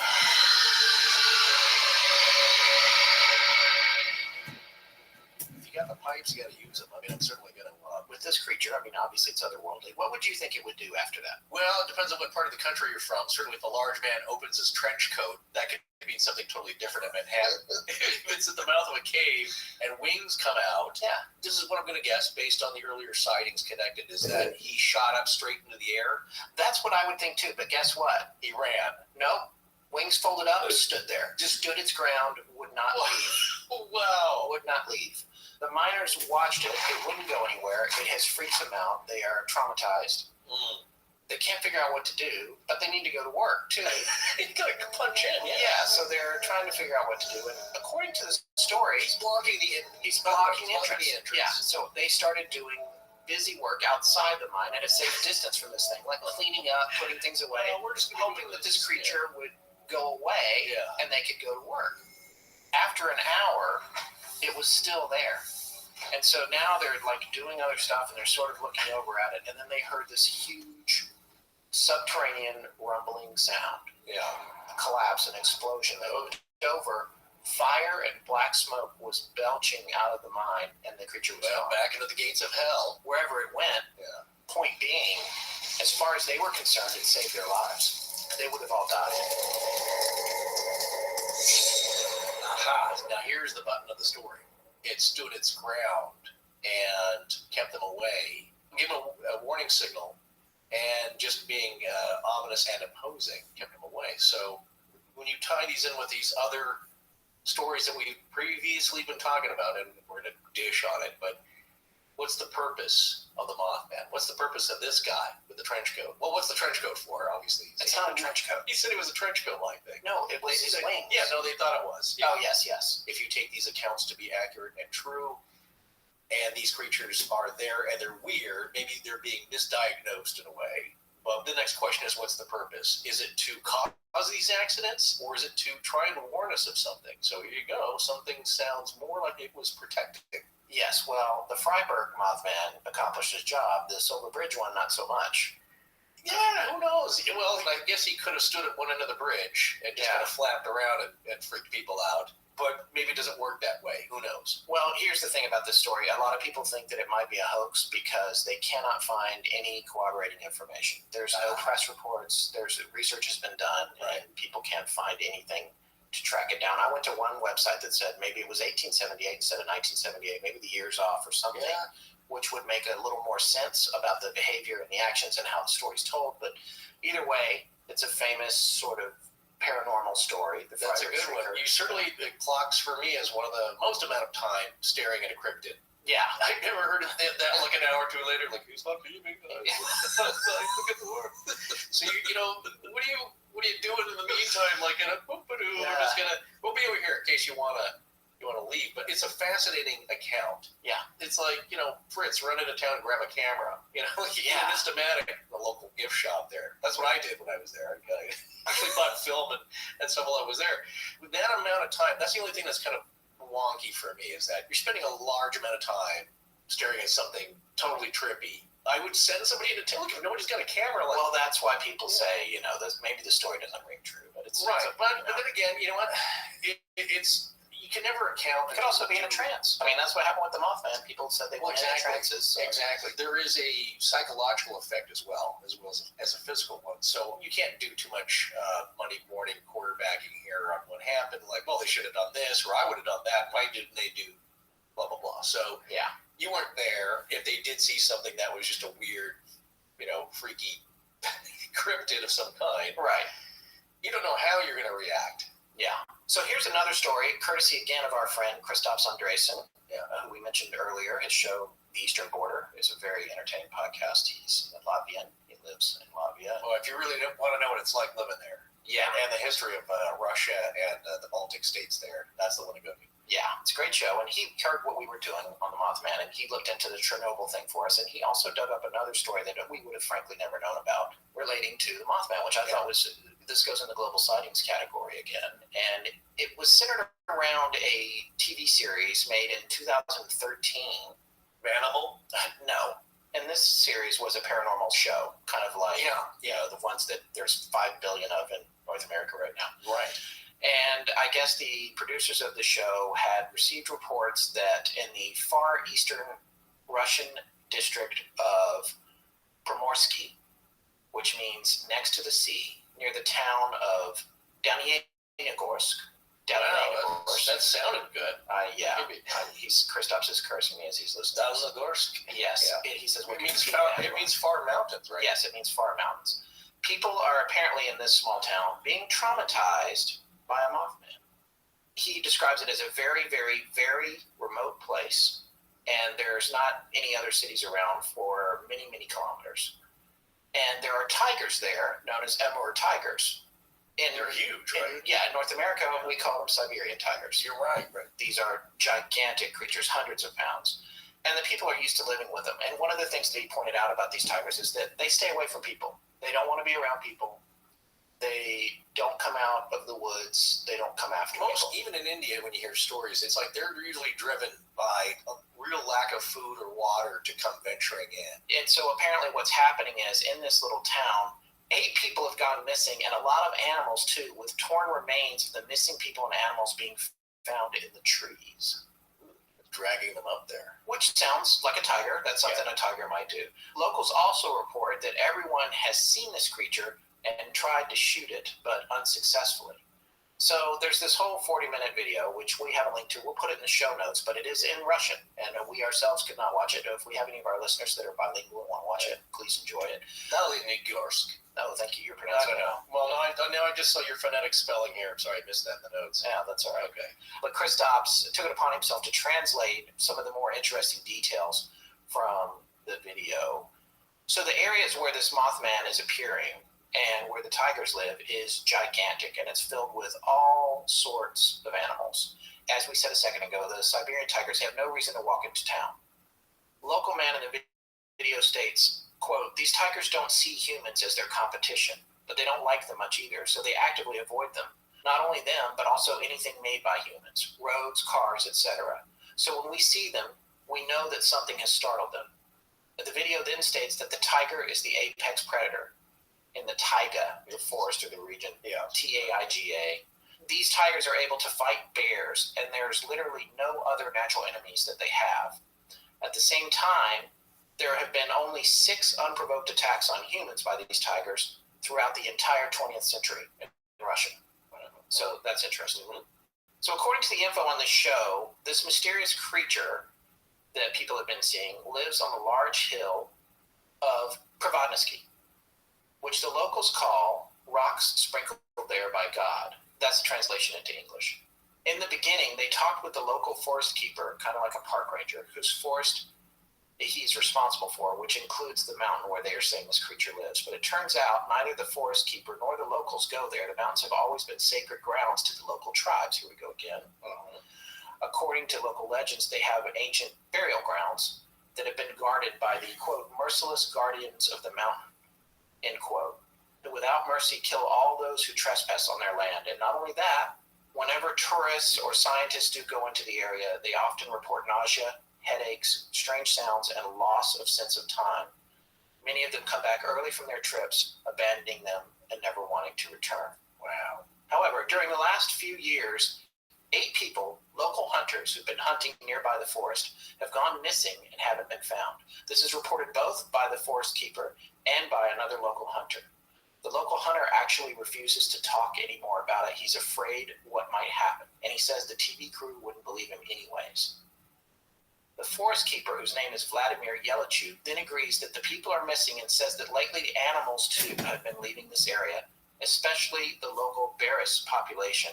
This is what they call snow leopards. The creature is similar to a mix between a bat and a huge flying man, tall with large posture.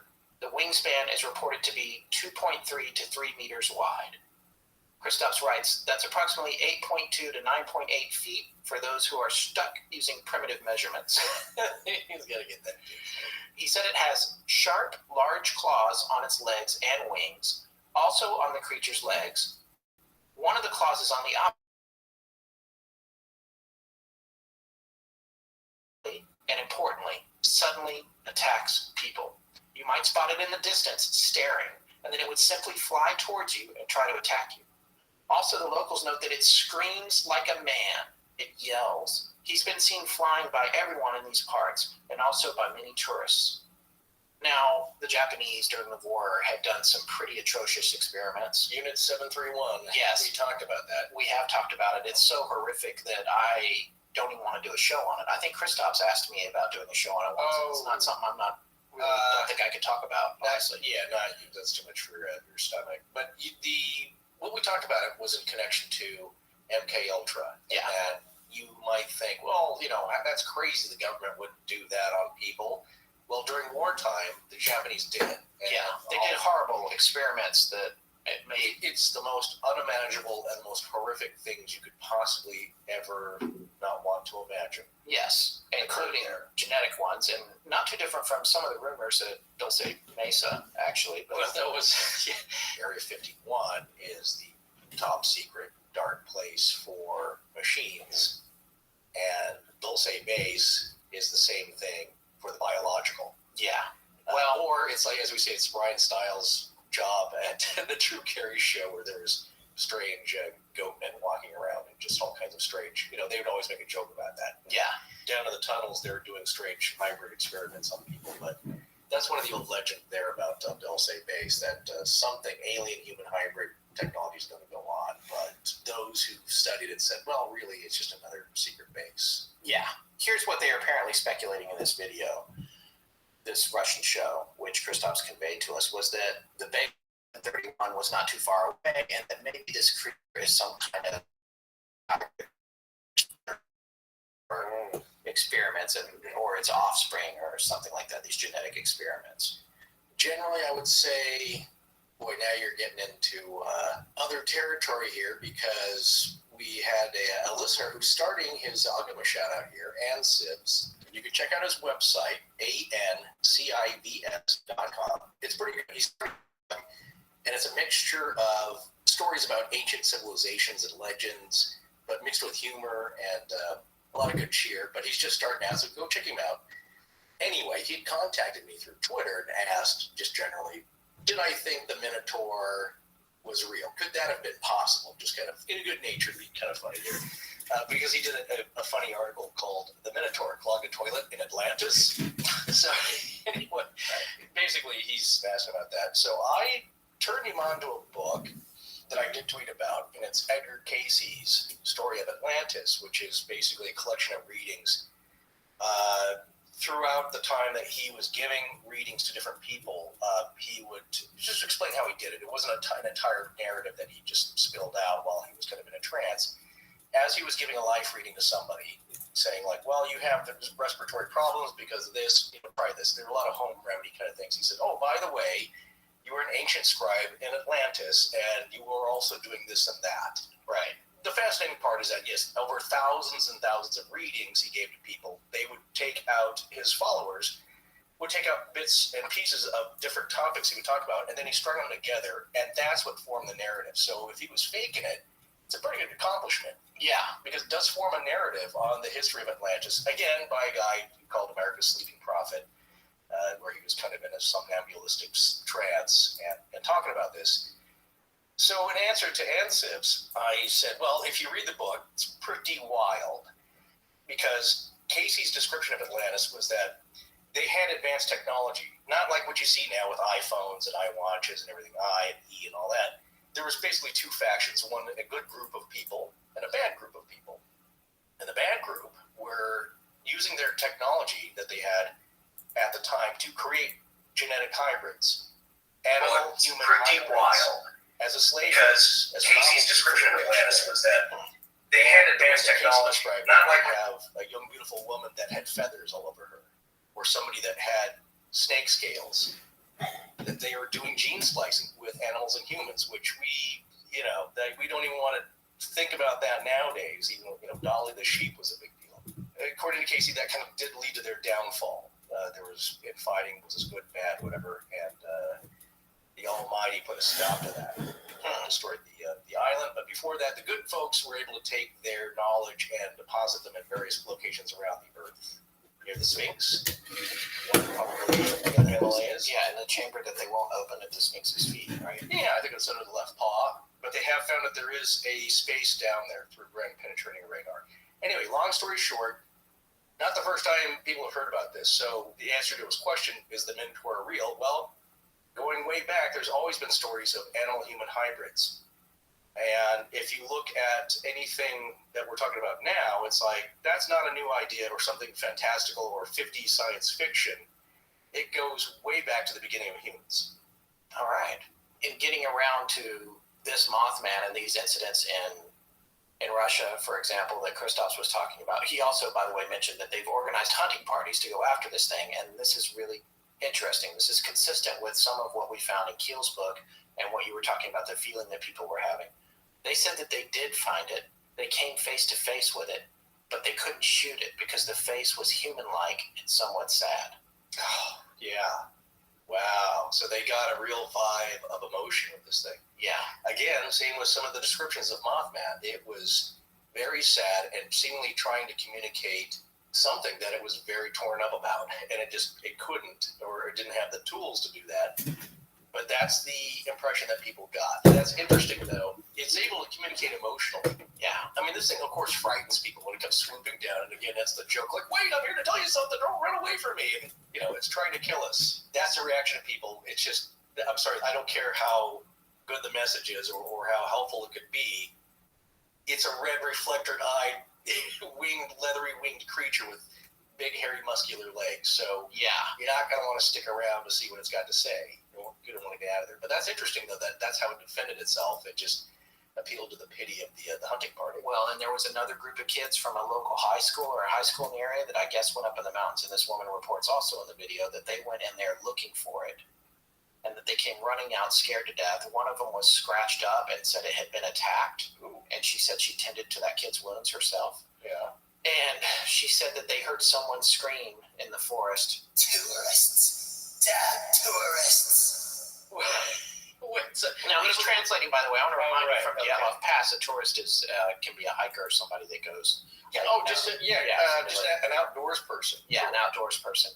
But this creature apparently screamed that, and then they came out of there. So anyway, these are all global sightings, and I think since we've already touched on it a little bit, we should maybe talk about it. Just the idea of this thing maybe being nothing more than a cryptid. Now, when I say nothing more, cryptids are still fantastic things because they're creatures not known to science, and a lot of people think that the study of cryptozoology is a pseudoscience, and maybe it is, but it's still, I think it's entirely plausible that there are creatures that haven't been discovered. They're turning up every day. New species are being found even in the Amazon and in the ocean on a daily basis. This was just in the news. Yeah, someone discovered a species of snake that it's not the thread snake. The new one may have been even smaller than the thread snake, but I think the biologist that discovered it named it after his wife, which you can do if you're the one who discovers the new species. And so the joke there from the broadcaster was that, do you think on inflation on an annual basis. This was just on the news. Yeah, someone discovered a species of snake that it's not the thread snake.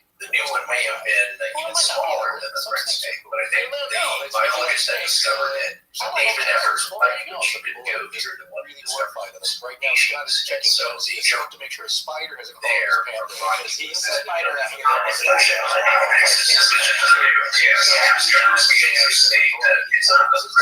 Being found all the time. We were talking about the ivory-billed woodpecker that they think went extinct, but they think has maybe reemerged. So maybe there's only 4 or 5 of them in the wild. Strange beasts used to exist, massive ones. Now, of course, our environment now doesn't really support that, but who knows what's left over? Yeah, but the larger it is, the less likely it seems. Exactly. So that's one thing. So it's not very likely, but at one point, millions of years ago or more, these strange things did roam the earth, and they went away. So that is possible. Now, if you're going way out there, and it's like, this is not just a giant bird, but it's a bird man with a human face, leathery wings with strange abilities. Now that's where you get into the crypt part of the cryptid. It's a mystery. I know you're a real ancestry buff. Aren't you always claiming to be related to King Canute the Great? Well, I'm not sure about that, but I was able to trace my family back to Fort Jodocke, Vinland in the year 160, but it gets a little murky before that. Wow. Well, maybe there is something to all of your outrageous boasts, because you're on the right track.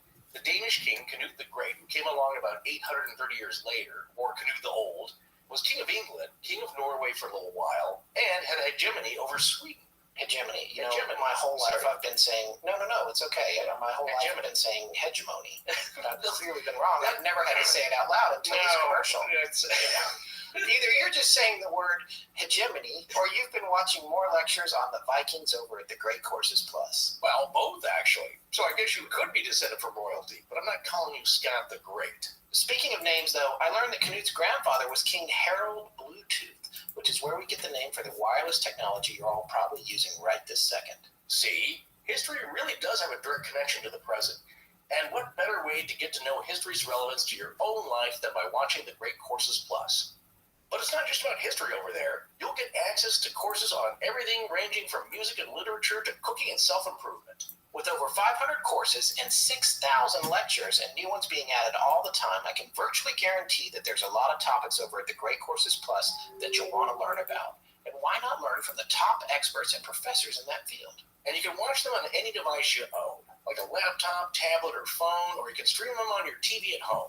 If you start a lecture on one device, you can pick it up right where you left off on another. There's really no excuse not to make yourself smarter and more productive in your spare time with the Great Courses Plus. Now you can see for yourself by taking advantage of a special offer for our listeners. Get 1 whole month of free, unlimited access to any of their courses. That's right. Start your month-long, unlimited, free trial membership now by signing up at thegreatcoursesplus.com/legends. Again, that's thegreatcoursesplus.com/legends. I've been getting a lot of compliments on my movement watch ever since I made it my daily driver. You know, that's an automobile enthusiast term, meaning the car you drive every day. Yeah, I know that. But you're right. I've been getting a lot of notice for mine, too. I think because it doesn't look like any other watch out there, and people want to know what it is. Then they ask how much it is, and I tell them, and then they really take notice. Yeah, that's because it's hard to believe you can get such a classy-looking watch starting at just $95. The 2 college guys who started the company wanted just that, a quality watch with cutting-edge style for an affordable price. They knew what to look for in a high-end watch, but they couldn't afford what was available in stores, so they started their own company, cut out the middleman so they could sell direct to you, and created a movement. And now, just a few years later, they've sold over 500,000 watches in 160 countries. They have a wide selection for men and women, interchangeable straps to change up your look, and a line of really cool sunglasses. Movement Watches features classic designs combined with modern minimalism. And with free shipping and free returns, it couldn't be easier to step up your watch game. Get 15% off today by going to movementwatches.com/legends. That's MVMTwatches.com/legends. Join the movement. Hello everyone, I'm Wannabe, and this is Astonishing Legends. Let's get back to the show. What would this thing be? You know, it's never been described as dinosaur, right, in its nature, like looking like a dinosaur, I should say. It's always been described more as humanoid looking. I guess if it was an animal, an unknown species, that screeched and had no neck, and was seen at night, of course this one was seen in the daytime too, it does seem most like an owl of some kind. Yeah, screeching owl. But there are no owls that are 7 feet tall.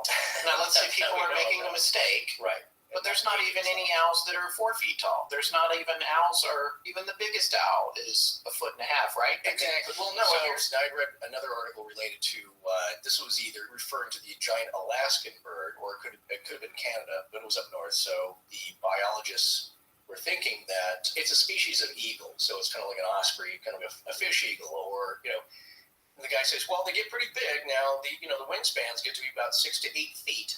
Okay, there's a big difference when you double that. Yeah. No, you saw the species of animal. Yes, it gets to about 8 feet, and you described something that was 10 feet, but something that's 20, 25 foot in wingspan, that's a big difference. And I think people, especially pilots, they have to gauge and judge distance visually. Yes. To get pretty good at it. And I don't think a plane load of people would just freak out at, you might say, look, there's a big bird. But something that size, it's going to make an impression. Well, there is one of the sightings, and it's interesting. If you look in Gray Barker's book, in the back of his book, he reproduced a list of sightings that he borrowed from John Keel. Yeah. There's an appendix of sightings. In one of those sightings, the witnesses cited seeing 4 of them at once. Wow. Yeah. A family.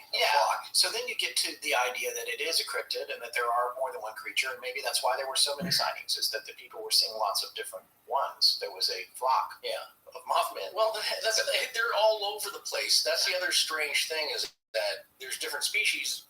Like regular birds, you find them in certain areas of the country or the world, and not others, because they don't all adapt to their environments the same way, and so they tend to collect. Now, I punched in a large bird. I was actually looking for something else, and I came across a listener email just by accident. Now, we do read all these things, I assure you, but this is way back from February 20th, and I don't think either of us had responded.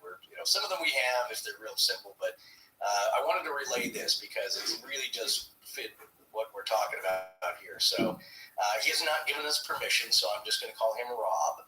But he wrote into us, and he says, hey, guys, love the show. I wanted to add that, too, because it's nice. Just discovered you, and I've told all my friends. Also very nice. Here's the good part of the story here. I grew up in Texas during the 70s. I remember news stories about a giant bird that was sighted in South Texas. They said it had red eyes and a gorilla face, over 6 feet tall. As a kid, I remember hearing about this creature. Some thought it was a dinosaur, others a demon. My father, grandfather, and great-grandfather were born on the King Ranch, a massive piece of land. The famous King Ranch. Very famous, yes. There's a version of the Ford. The big fancy version. They like $50,000. Yeah, written in one. King Ranch Ford. Oh, it's got really nice catcher's mitt leather in there. Yeah, very swanky. Yeah. It's a very famous ranch. So, a massive piece of land. Many tales of ghosts and even werewolves I heard from my grandpa. There you go, Skinwalker. Yeah. They were told to him by his father. So when this giant bird came along, none of my family was surprised. I always wondered what that bird was. I know you have so many stories, but I'd love to hear you bring it to life again. Thanks. Hey, we did it. First of all, we're answering your email 10 months later. Months and months later. But no, seriously, again, folks, we do read all the emails, but we're just so overwhelmed that they go into a information collected here, so we can search on different terms. And we keep them all. And if we come across a story, though, that's related like this, and again, this goes to show me, and hopefully all of you, that these stories take place all over the country, different countries all over the world. Yeah, strange beasts. We should start asking our people that write us emails to put keywords in them. They're coming into our Google account, which is astonishinglegends@gmail.com. Then we can search things if we're looking for specific stories that relate to something. So yeah, be descriptive, put some searchable keyword terms in there. And no, we do collect them all, but like I said, and when we do actually respond, we put the responses and the letters into a database. Scott gave up on it because he was doing so many of the letters, answering them, but I still try and do it. It allows us to filter different things. So yes, in any case, that's a great story. Thanks, Rob. And the part that's interesting, red eyes, gorilla face. Yeah, it is interesting. And imagine this is nothing more than a family of cryptids, some unknown creature that has been misidentified, and it happened at a sort of a strange time. Maybe there was coincidences going on with the Men in Black. Maybe Woody Derenberger was hallucinating or didn't really see anything. There's a lot of stuff to be casted away. Yeah. But imagine that this creature and its family have a nest in an abandoned building, which is where birds live. Yeah. And maybe when people are coming around, they're getting too close to the babies. Yeah. And on top of that, the mother's got to go out in the daytime and look for food. Ergo dogs, or whatever else. Yeah. I don't know. Sure, the animal was staring at these people, like the elderly man in Chad's illustration for this week's show, which actually that story was from the last part. But still, if you come face to face with a wild animal, it's not unusual to have a staring contest with it. That's a simple matter of dominance. Right. And I wouldn't recommend it. I would not recommend. I'm just saying you might find yourself in that situation where you're looking at each other while both of you try to figure out what's going to happen next. You don't want to turn and run because that's most wild animals, especially predators. That is a signal to come chase you and eat you. So there's something about the pervasiveness to me of the red eyes that's significant, because it's not only just in cryptids and weird stuff like that. It's shadow people. Yeah, have often been described with red or fiery orange glowing eyes. What is it about wherever these things are coming from that everybody needs red glowing eyes that beams gamma rays at you or causes conjunctivitis? Klieg's conjunctivitis. Yeah, that's an interesting aspect of it. Maybe I'm getting out of order here, but I was going to say, if they are from somewhere that's not so terrestrial, say, they're bringing with them some of their conditions. And what is it like on the other side or where they're from? Is the air the same? It's like Lewis Carroll's Through the Looking Glass. Like when Alice says, maybe mirror milk isn't good to drink, kitty. Some things are not, they seem the same but don't line up. So the same thing in Stranger Things. Remember when they go through, they have to wear suits because the scientist there it says that, well, the air is not completely the same. It's kind of toxic. Right. You don't know what kind of phenomenon or aspects or side effects that whatever it is are bringing. But the conjunctivitis, that was really, that welders get, and staring into a Klieg like any kind of carbon arc light, something very bright will cause. All right. Well, moving on from cryptids, we're doing pretty good here. Okay. I want to talk a little bit about something that came up in some of the earlier parts, and I want to get back to it because we're talking about theories now. And this is part of the idea of the Mothman as a symptom of something else, not necessarily a cause. You mean a curse? I do mean a curse, and I want to talk about the cornstalk curse for one thing. That's the first thing I want to mention here in this particular area, because that on its surface doesn't sound all that threatening, cornstalk curse, but I'd like to remind everybody that Chief Cornstalk was the man, the great warrior who was gunned down in the holding cell. Yeah, already in captivity, unarmed, after some soldiers from the fort he was being held at, which was at the crossroads and just outside of Parkersburg, West Virginia, where Indrid Cold also appeared to Woody Derenberger. That's right. Cornstalk cursed the land, cursed the area, cursed everything around it, and a lot of people think that that has led to a great series of disasters in the region, which might go so far as to have contributed to the collapse of the bridge. Right. There's a website that has a list of a lot of the tragedies that were attributed to the Cornstalk curse. It is called prairieghosts.com, and if you go there and look up Cornstalk, you'll find it. The site belongs to Troy Taylor, and it's really fascinating, the page that he has on the Cornstalk curse under Haunted West Virginia. And he mentions 8 specific incidents that some people have attributed to the Cornstalk curse. 1907, the worst coal mine disaster in American history. Monongah, West Virginia, December 6, 310 miners killed. 1944, 150 people killed by tornadoes in the area. The bridge, 1967, we've already told you about. 1968, an airplane crashed near the Kanawha Airport, killing 35 people. 1970, November 14th, DC-10 crashed in the mountains near Huntington, 75 people killed. 1976, a man came to the Mason County Jail in Point Pleasant, where his wife, Harriet Sisk had been arrested for the murder of their child and blew himself up, blowing up the jail with bombs. Wow. 1978, freight train derails, dumping thousands of gallons of toxic chemicals. The chemicals contaminated the town's water supply. The wells were abandoned. 78 again, 51 men working on the Willow Island power plant were killed when their scaffolding collapsed. Town of St. Mary's, just north of Point Pleasant. So there's been a lot of tragedies there. Now, of course, you can single out a lot of areas, and especially industrial type areas along rivers. Yeah, absolutely. There might be a common thread. Right. These sound particularly bad to me. There's high death tolls in a lot of them. Yeah. And it is something to think about when you think about the possibility of a curse, if you believe any of this at all. In curses? Yeah, if you believe in curses specifically, I sure know they do in Louisiana. And well, there's a difference there in that on an individual level, human to human. If you have somebody who believes in witch doctory and they place a curse on you, I'm willing to believe that the person themselves, it's kind of what in psychology, the self-fulfilling prophecy, where if you believe that you're going to get sick and sicker and sicker and sicker, you can make yourself physically sick. Yes. The mind is a very powerful agent, especially with your own body. So if you believe that, yeah, I believe you can waste away with an illness that is started off in your head because you believed it. Now, can someone or some entity or person put a curse on a whole region? Who knows? It might be a statistical thing too, and I think the skeptic or the scientist would look at, well, take any other regions of the country where this hasn't happened. What are the likelihood of disasters, and what's the history of how many things happen? So it's hard to say. I don't know, but it's kind of like when we start talking about the Beast of Bray Road and Linda Godfrey's book. If you take the sightings and you overlay that with the Native American burial mounds, it kind of lines up. Yeah. Then to me, that starts to, okay, I can see more of a correlation here. If this is a curse, then so the Mothman is just a manifestation of the curse, and how is it even all related? Well, again, that's hard to say because what are the connections, that we can understand? And one thing I will say is that I think, when we're talking about ghosts and different apparitions, or it kind of goes into the stone tape theory of that, human energy and emotional energy gets trapped into solid physical objects and can be released for whatever reason at different times.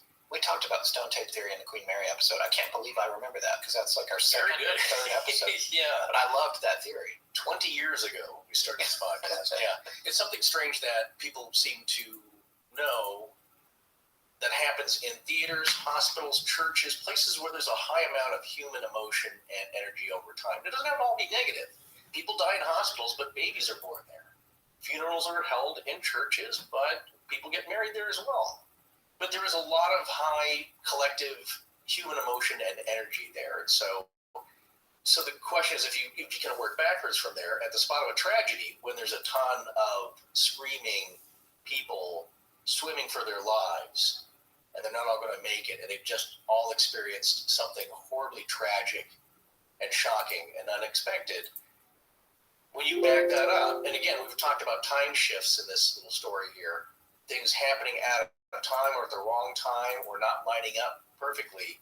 So then are the sightings of Mothman kind of a pre-response, a pinnacle of real human emotion and a high point of human energy being expended? So what I'm saying is that, is this thing showing up because it can sense it, or is it at the wrong time, or is it there to observe? Who knows? So it may not be like a premonition, you know what I'm saying? It might be just a mistimed reaction or causal effect. What about this idea of UFOs and nuclear power? Because that's something that interests me too.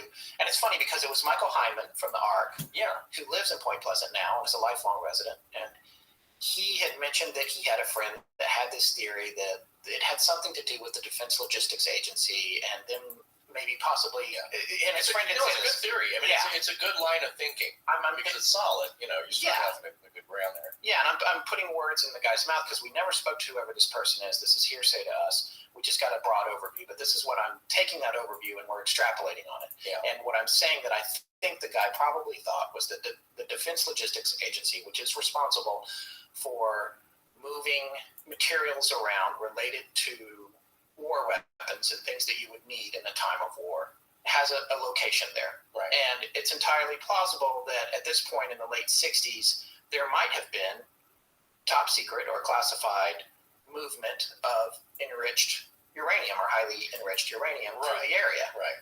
We have since been in contact with a listener who I've had extensive discussions with, who works at a nuclear power plant and is in charge of fuel handling. And he's explained to me the protocols you have to go through. And it includes like walking the train tracks and making sure like 6 miles of track. Yeah. And no photographs and all of this. It's a serious operation because you don't want that stuff falling into the wrong hands. No, and you don't want an accident. You want a bunch of stuff spilling over because, again, there was a rock on the track that was large enough to cause a derailment. Yeah. And now you get a spill. Yeah. So there's a lot that goes into that. And you can imagine during the late 60s when there were more concerns about war, that they might have been moving things through there, and it would have behooved them to generate as many distractions from what they were doing as possible for the sake of national defense. It's just the fact that they're so wacky. I still don't know how you make a Mothman to do that. You're not going to be able to dress a guy up and have him defy physics and give people conjunctivitis. That's what I'm saying. You know, it's a little theatrical, sure, I'll give you that, but it's a weird way to go to create a diversion. And here's the other thing. Beyond the diversion theory, there is a history of nuclear weapons and nuclear power plants having involvement with UFOs.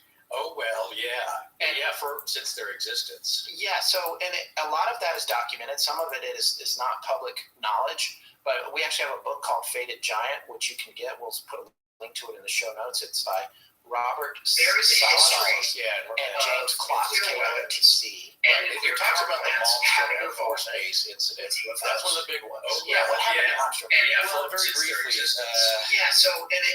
the missile site had reported seeing a UFO, and right after that, or concurrent with that, the missiles go offline. Right. These are independently controlled missile silos because they have safeguards in place to make sure that kind of thing doesn't happen. You can't just flick a switch or hack into it and then shuts down the whole chain. In case of an attack or counterattack, these things need to be controlled independently. So whatever it was that shut all these down. These are isolated systems. Yeah, these systems do not connect to the outside world beyond lines of communications from humans to humans, at least at this time. Right. There are redundancies. And this is not the only case, but it's a big one. It's one of the big stories. This certainly happens. I believe the data is that a flap or a incident has happened at every nuclear power plant location in North America. Yeah. Every single nuclear power plant in North America has had a sighting or something unusual happen relating to UFOs. Right. And the connection between a nuclear power plant and a missile site, a nuclear missile site, two different things going on there. One theory is that somehow with the nuclear power plant, there is a draw of energy from these things, these craft, these orbs. They're recharging. Possibly so. Like your ultrasonic toothbrush. They hover over it. Because Scott was asking, it's like, what do they just hook up? They pull out the cord. Yeah, well, that's the thing. How do you just recharge in the air? That's what I was asking. They get there like, oh man, the socket doesn't fit. Yeah. We're going to go back to Angelo's to plug back in. What up, baby? Now your cell phone, I think the Samsungs do that. It's contact charge, or your sonic hair toothbrush. There's nothing to plug in. Just by being close, it picks up the electricity there and charges itself. Now, in the case of the missile bases being shut down, the big theory there is that it's a show, that you people don't know what you're playing with. This is very dangerous stuff, and we can take your toys away from you at any time we wish. That's the message there. It's like, yeah, you think you're smart playing this brinksmanship game, but you guys got to take care of this planet. You guys got to watch out for each other, and there are bigger forces at work here that you are willing to acknowledge. Right. And that brings me to, I mean, this is all speculation. But there's no thread here. But it brings me to the idea that maybe there was enriched uranium in the area of Point Pleasant at the DLA, and that was drawing in the UFOs and the Men in Black, and maybe even the Mothman, who apparently possibly emitted radiation himself. What I was thinking is that somehow, and it's the eyes, whatever. It's silly. It's Superman. He's got the X-ray vision. He can fry stuff up. But what is there about that gaze from the giant red reflector eyes that is radioactive, or at least is going to give you pink eye or conjunctivitis. So here's the question, though. Once this had all concluded and the bridge had collapsed and people are now dealing with that, I believe I'd heard a report that people saw orbs and craft leaving the area. Either right after or the next day or something that, like, okay, show's over here. I haven't read that. I had heard that report. Yeah, I don't know if that was from the documentary I watched, but that is one account that I had heard that, well, we do know that activity died down. Yes, that we do know. Most of it. That after this incident had happened, most of the activity. People have talked about encounters, but they're not, you can't attribute them to the level of things that were happening in those 13 months.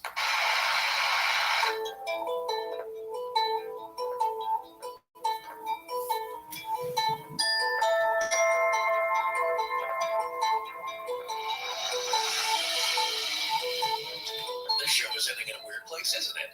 You can wait until November 30th for our next show, or watch out for the commercial-free bonus episode we're releasing in a few days to enjoy with your turkey and stuffing. We'd like to thank Harrys.com, Squarespace, The Great Courses Plus, and MovementWatches.com for sponsoring us. Please remember that supporting our sponsors helps support the show. Hi, my name is Emily Gory. Bonadine, and I give permission to Astonishing Legends podcast for the show to use however they see fit. Our show is edited by Sarah Voorhees, and the theme is by Judson Crane. Sound design is by Ryan McCullough. Special thanks to the ARC and its lead researcher, Tess Feifel. But most importantly, we want to thank our listeners. You can find us online at astonishinglegends.com, as well as Facebook, Patreon, Twitter, Tumblr, Google+, and Instagram. Copyright Scott Philbrook and Forrest Burgess. Good night.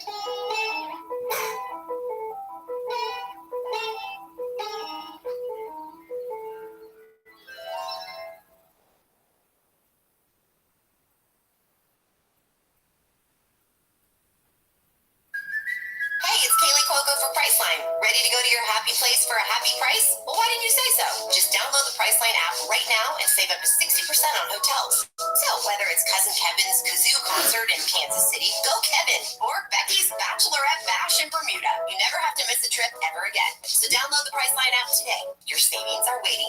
Go to your happy place for a happy price. Go to your happy price, Priceline. This episode is brought to you by Paramount Plus. Get in, loser! Mean Girls is now streaming on Paramount Plus. Join Katie Heron as she meets the plastics in Tina Fey's new twist on the modern classic. Get ready for more of the rumors, backstabbing, and jokes you loved in the original movie with some fetch surprises. Rated PG-13. Wear pink and head to ParamountPlus.com to try it free.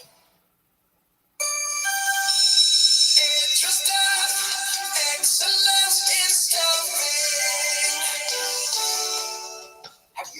What up, old man with coin? How you doing? Help the next generation.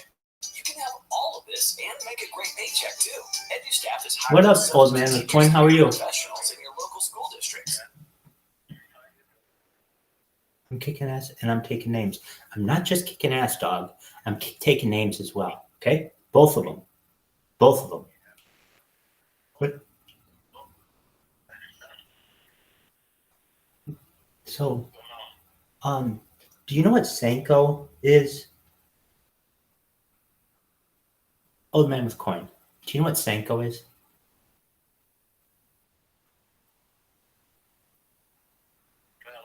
Okay, so this is the streaming platform that we watched the fight on like 2-3 weeks ago, Friday.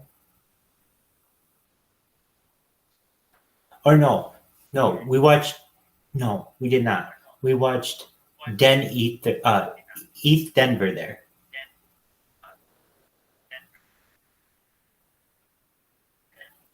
Okay, so I am now streaming on Senko. I'm now streaming on Senko, and Yo-Yo got me connected with the person there, and it's pretty amazing. I could show you. Just one moment. Let me see if I can do this.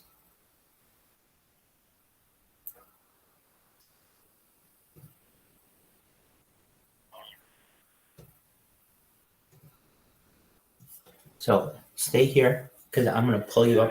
You're lagging out a little bit for me. Might be like you maxed out your upload or something. That could be. Just one moment. Come on. Just stay right there. You're going to see. This is incredible. Laura. Oh, my word. She just jumped out. No big deal. Happens to the best of us. All right, so I'm logging into Telegram web. Just one moment.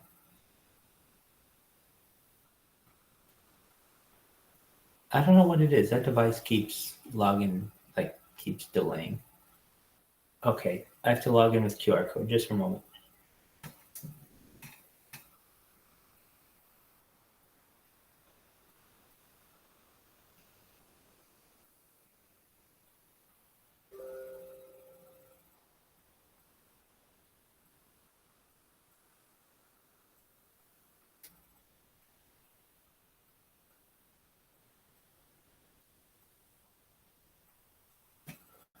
Just one moment, old man with coin. I'm old man with phone. Log in with Telegram. Open Telegram on your phone. Settings, devices, link, desktop. Settings, devices, link, desktop device. Okay. Here we go. All right. Login successful.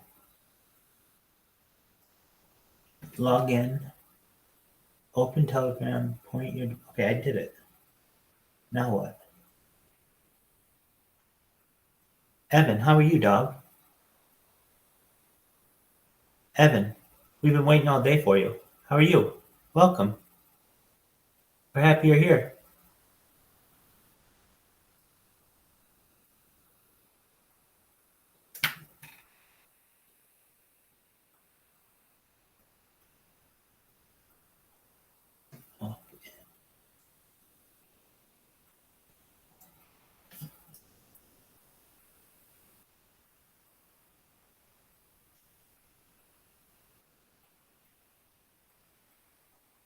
All right, it says login successful. There you go. Okay. I don't know why I did do it the first time. Okay. Telegram. Yo, dog.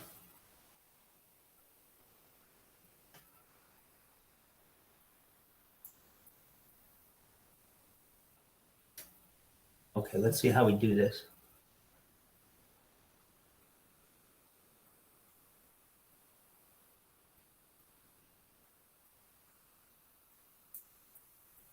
Video chat. All right, this is going to be baller, I think. It's either going to be baller or it's going to blow up in my face. Like most things, it's going to be baller.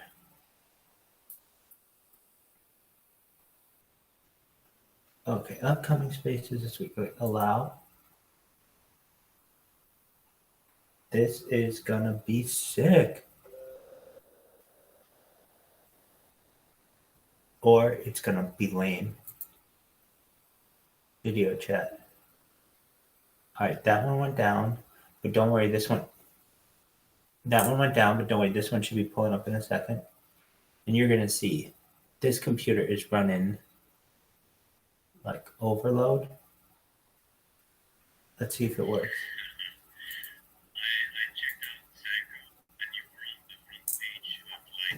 Oh, you saw it. That's tight as hell. You're the man. Dude, old man with coin, you're the man. Absolutely. Well, I have news for you. Every single time I've been on there, I've been trending. And the reason why is there are only like 12 people on the whole website. There aren't that many. But that's good because there are people who are involved in crypto. And the fact that they're involved in crypto means that they're perhaps people of influence. Just one moment. It's really delayed. And I think it's because I'm just overwhelming this computer. But is there only like 12 people? Yeah, but that's great. Like, okay, now you can hear stuff. You're really. I'll just turn it down. Probably Here we go. The upload or download or something. Okay. What usually just gets capped for me is for, like upload. If I start uploading and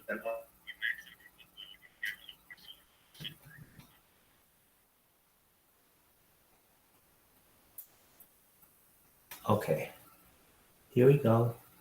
Entire screen. Let's go. Let's go, baby. Telegram is sharing your screen. Good. I want to see it. I'll believe it when I see it. I'll believe it when I see it. it's funky. Like your computer can't even send a request to get downloads. So you max out your upload, your download will suffer as well. You're right. Okay. Here we go. Ice cream. Oh, dude. Okay, so old man with coin, I just heard what you said, and like it really hits me in the heart. I don't know if you can hear this or if it'll be delayed, but you're right. If your upload, it's better to have available upload speed than download speed. People are like, well, I want to download all the stuff that I want. Okay, that's cool, but you can't send a request without a little bit of upload data. And you're one of the few people who I know who understands that. You understand it well. All right, let's see here. I got so much stuff going on this computer that I need to start freeing up some memory.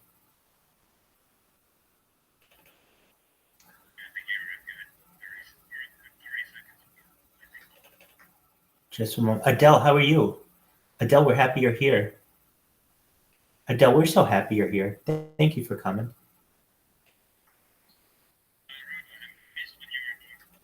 Well, I'm here, baby. Adele, what's new with you?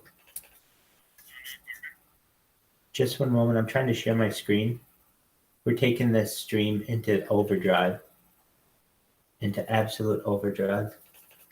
But for some reason,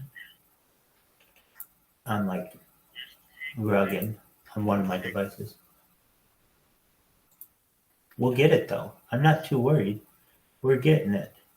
I'm going to free up some memory. Once we free up this memory, we're going to be riding high. I have so much going. I should have really thought this beforehand. When you're like, what do you have going? I have TikTok Live Studio. I had about 1,000. Just one moment, Adele. I can't hear what you're saying. I will be able to in a second. I have to free up some memory on this device. And it's just really laggy until I do. But we'll get it. And you'll see. I'm trending on my first website. I'm trending. Now there are only like 7 other people on the website, but I'm trending, which is good. It's like the whole website. It's Senko. Go to Senko TV. Okay. Harry Potter, Obama, Sonic, 10 you knew. All right, I'm going to stop sharing my screen for a second. We're going to bounce down at that one and come back. See if we can improve. All right, here's round 2. Harry Potter, Obama, Sonic, 10 you knew. Look out. Look out. Here I come. Okay. This one seems to be doing better thus far. I can hear myself. But really what I want is to see my sexy body. Okay, here we go. Use your camera. Yeah, but what camera is it going to use? I want it to use a specific camera. Oh, no, don't use my camera. Screen share. Oh, dude. I'm so sick. All right, audio. Also share your audio? No. Because then you'll hear everything twice. All right, share screen, share. Oh, here we go. Are we sharing now? Just one moment.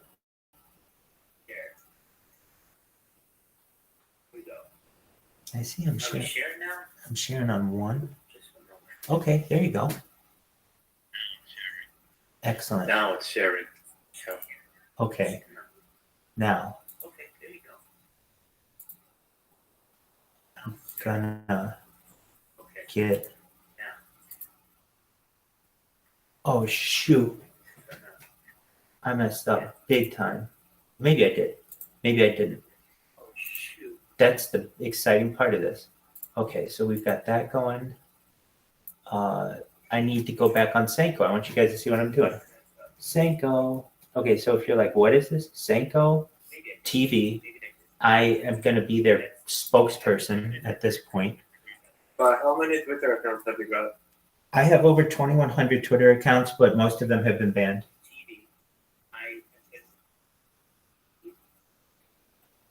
Which I think has got to be probably the most in the world. I'm sure there's somebody out there who has more than 2,100, but these were all email verified. So that made them very difficult.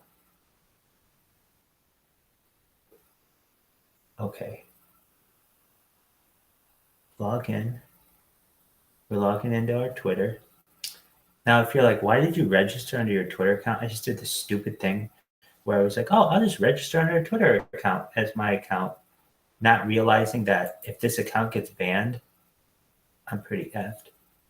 So, come on, let's log in, dog.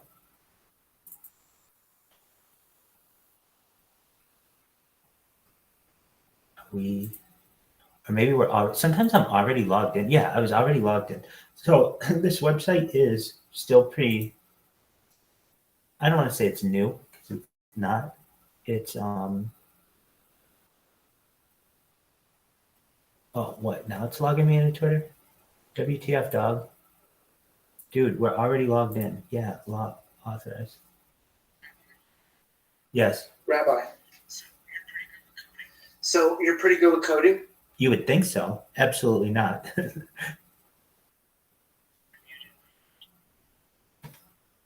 You're right. I am muted. You would think so. Absolutely not. I'm going to tell you what. ChatGPT is a better coder than I am. You're right. I cannot hear anything. You would think so. Absolutely not. I'm going to tell you what. Better coder than I am. Didn't you make a bot? Oh yeah, definitely.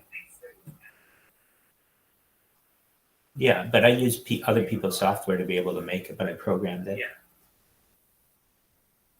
But I use other people's software to be able to make it, but I programmed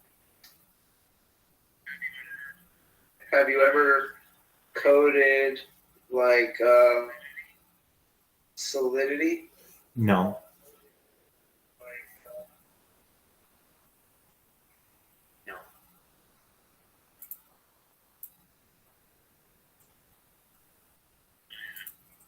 Okay, so I'm going to pull this up. Oh, I want you to see this. So if you want to know what this is going to look like, it's going to look like this.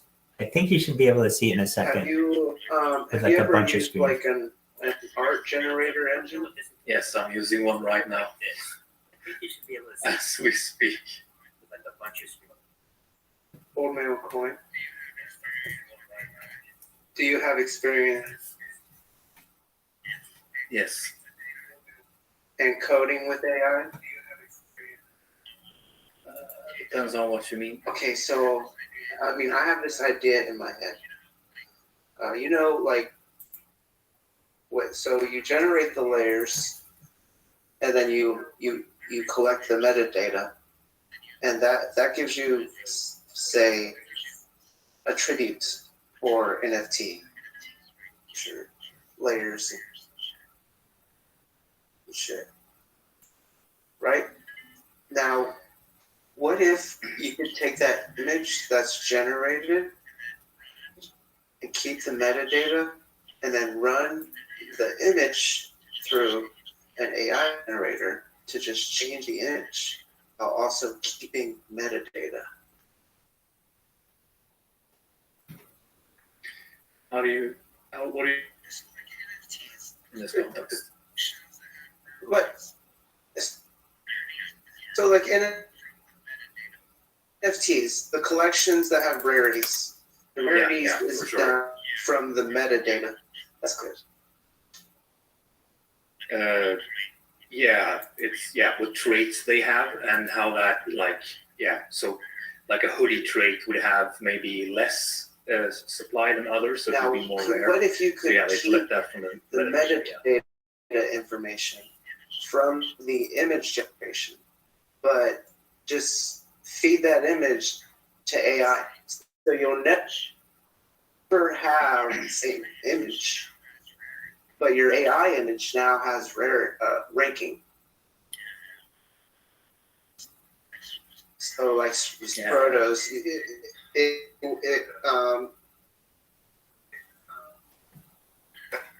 how would I say? So like it would keep track of all the photos that had a blue background or purple background or red background, whatever. Right? Is that so? Are you able to write in the code to keep the metadata and just outsource that image?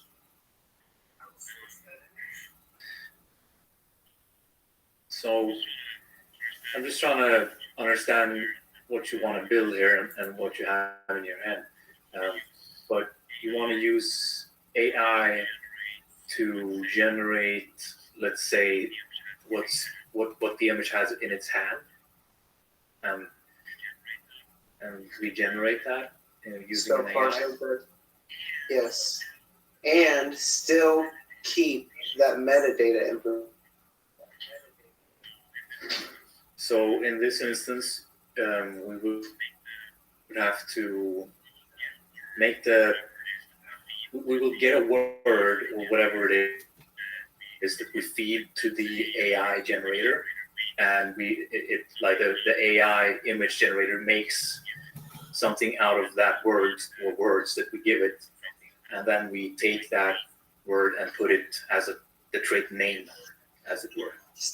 Oh, yes. Well, word can stand for multiple things, right? Like I can. To just give me an iteration of an image and present a final draft with that generated and with that iteration and the metadata still.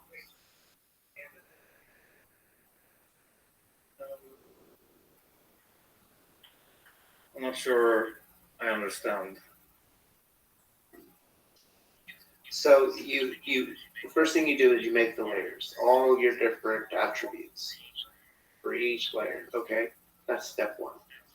Step two is to use an art generator to run all your say 1,000 images with ranking, right? You have different rankings. Yeah. Okay, now you have 1,000 images that you collect metadata on, and then you make the NFT. That's how it normally is. That's the procedure for NFTs, correct? So normally you would have humans create all the layers. Yes. And then you have just a script that puts them all together.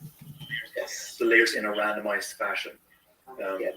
So you want to put like the AI in the creation of the layers.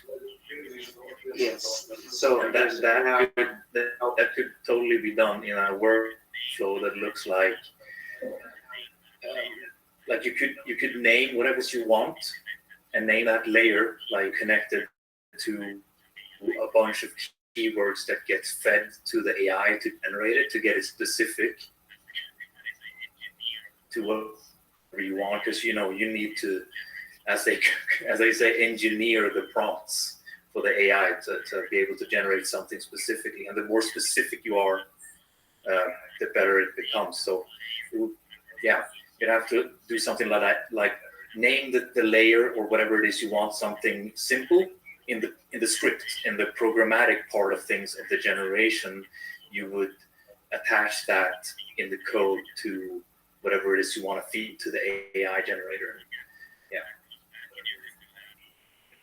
And then that comes back, and you can do that whatever amount of time it is you want. I want 100 knives. Give me 100 knives. The AI will send back, here's 100 knives. And So instead of making vectors and creating my new focus will be to create ad libs. So I'm thinking instead of making images, now I'm making sentences with certain words that only appear so many times. So I can't just use and get iterations of the final the randomization. That's what you're saying? I can't get iterates of a final randomization. So what I think the Sprotos did and all these other AI projects, they don't have layers in that same way. One by and then they went through. And you want to find a way where you can retain that and actually get an AI generated picture and have the data that is associated with it. So you can get a rarity structure. Get a rarity structure on an AI. Yeah, that's totally. And I have like so many project activities. Maybe I'll use one and see if I can figure this out. Maybe we could work together. Yeah. Like I said, I have living art downtime, and I have 3 different projects right now that I just made all the layers and put it on the back burner. So I have it ready. We just need to write the script. Yeah. And then there's new code at the bottom. New line of code. So, right? You know how to write the code? Yeah, for sure. It would have to be separated in processes, so there would be a separate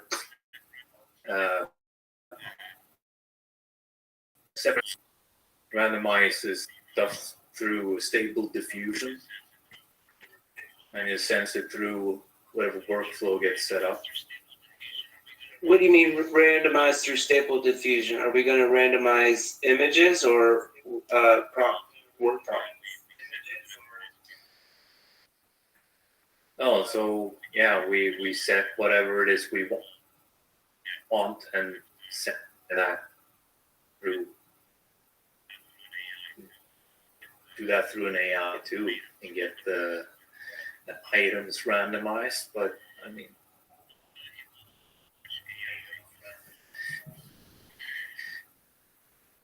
don't want to involve too much AI because it fucking sucks. AI, like I see it, the only part AI has is making one iteration of a final image. So you could kind of see traits that it says it has.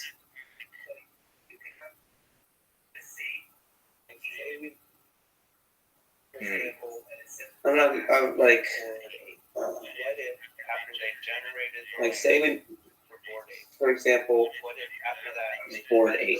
What if after they generated the layers for board 8s, what if after that they fed those 10,000 images to like Midjourney?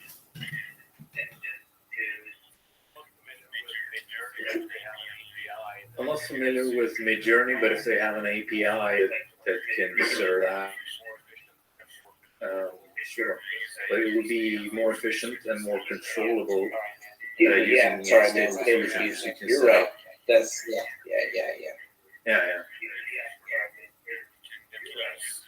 Yeah, for sure. You can use pre-existing type of workflow in Stable Diffusion, where you have an input image, and it works only through that input image. I think that was what the Sproto ladies did. They just had a basic bitch, and ran that through, and it just painted. But none of them have rare traits, right?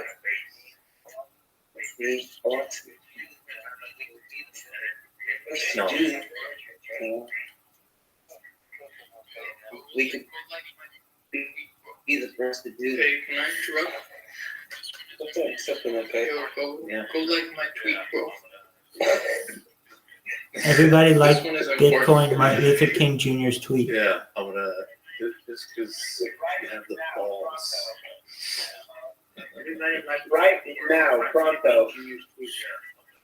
Yeah. I'm going to show it to you. Everybody better do it. These Bitcoin Martin Luther King Jr.'s asked the. Okay, so what's your at Bitcoin? Bitcoin Martin Luther King Jr. asked the. Okay, so what's your at Bitcoin? It's Bitcoin, I'm okay. It's Bitcoin, I'm. You're shadow banned. I appreciate it. Thank you. You're shadow banned. I appreciate it. Thank you. Okay, so which one are we doing? The dog?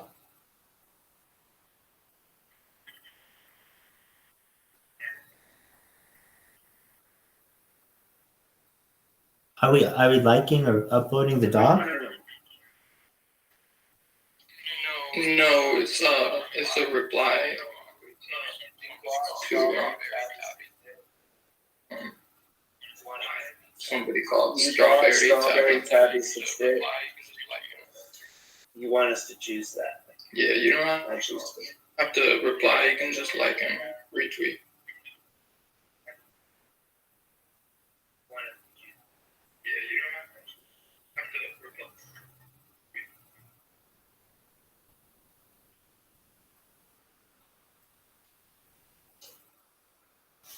Dog. I complain whenever I have to do anything. What? I better order the shirts, Rabbi. Better order the shirts off of the website. So I have like a costume. And I'm gonna get a green cloth so I could set up a background. Extra. I already have a plan. So easy. Bing, bang, boom. Can you guys see that I'm sharing my screen live on Senko? And it's like in a bunch of different angles? Senko. And it's like in a bunch of different angles?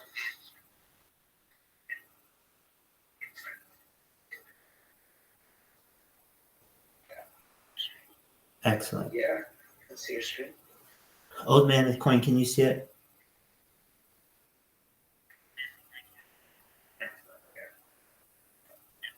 Old man with coin, can you see it? Yep, I can see it. Excellent. So this is what I was saying. Like, we are streaming like a crazy man. Excellent. So this is what I was saying. Like, we are streaming like a.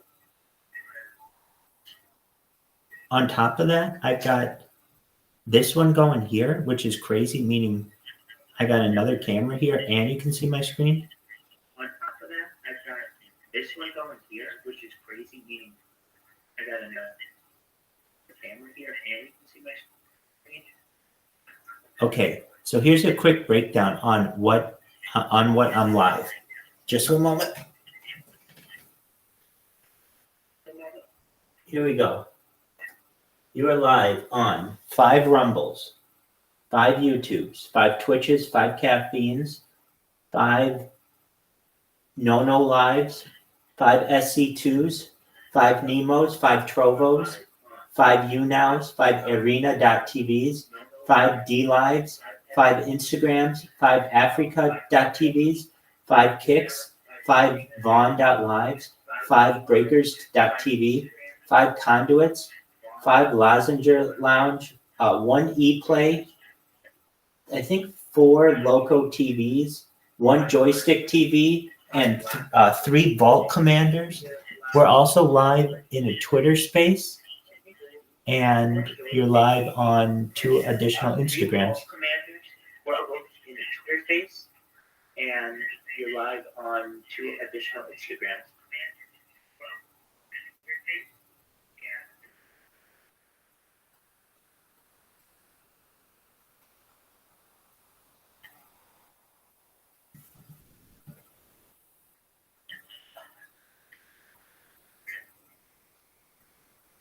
everywhere. It's a good. I like the strat of covering the smaller bases too.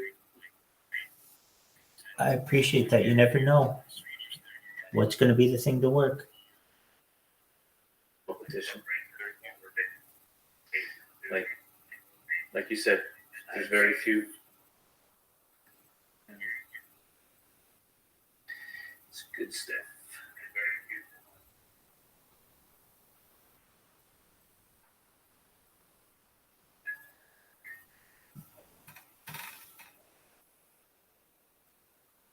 I'm pretty sure I'm going to end up killing my ISP though. I'm pretty sure I'm going to end up killing my ISP though. I mean, the data is just a lot. I mean, the data.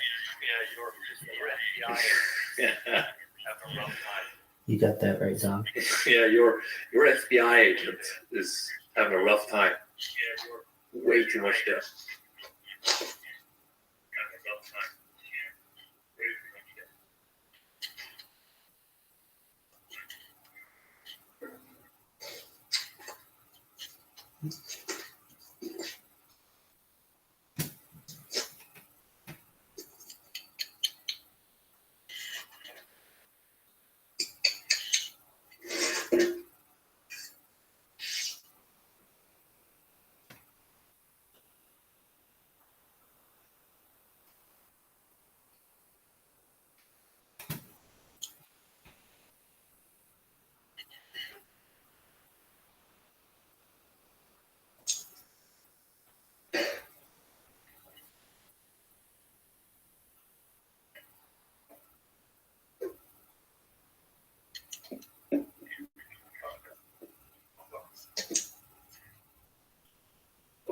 So,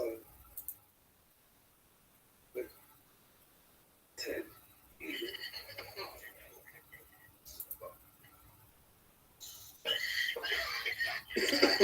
Take a risk.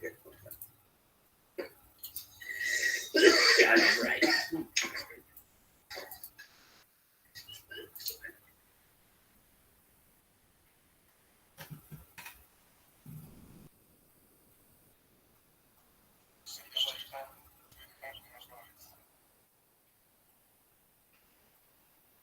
There's so much time in our lives, bro. Guys. Use it. Yeah, making these.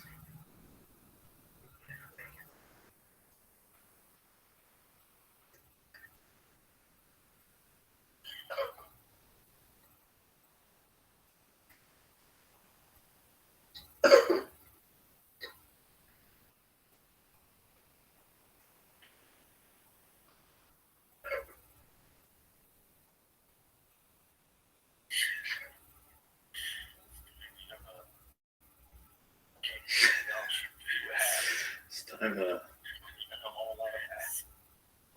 to kick gum and chew ass. And a whole lot of ass. Chew some ass.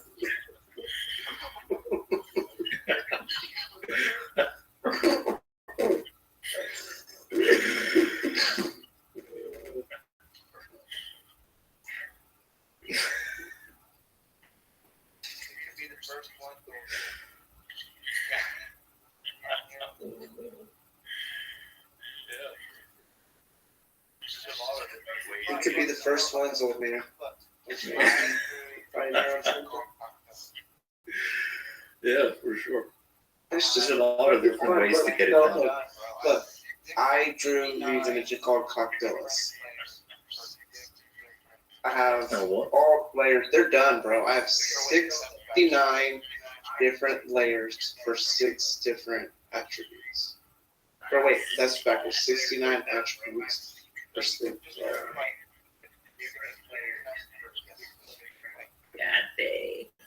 So you could just you could make 6,900 damage. Right. And then take those final images and feed it to Do you have 69 images per layer? Yeah. All the, so that, I mean, to get 10,000 fully unique, you would only need about 15 to 20. It's 6,900. So, and I already have the rarity. Like I already figured out the math for it. The rares and the common numbers. Mm-hmm. So like all the different Godzillas, they're all gonna not very many of them. So like all these different Godzillas, they're all gonna not very many are gonna look alike at all in the first place.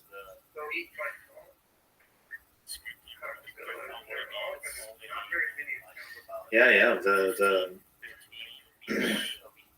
The script I'm working with only needs like about 15 to 20 of each layer, and it'll be able to produce fully unique images over 10,000. But will it retain like meta for all the images? Or will it just give you a unique image?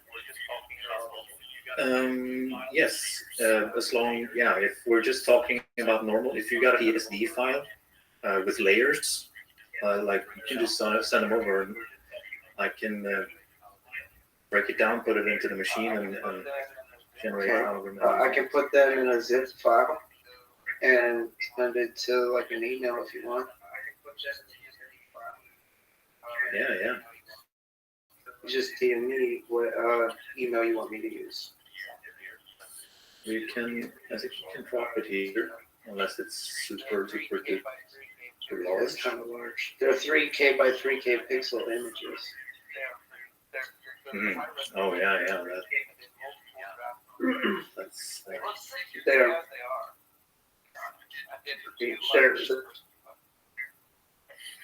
so they're high resolution.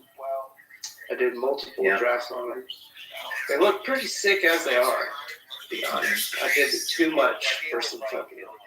Nice. It was pretty close to 200 hours. Well, like it was full. Like every day I'd get home from work, and the weekends, and that was for almost 2 years.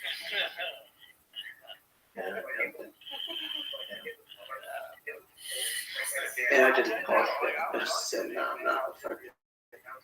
I'm not doing it.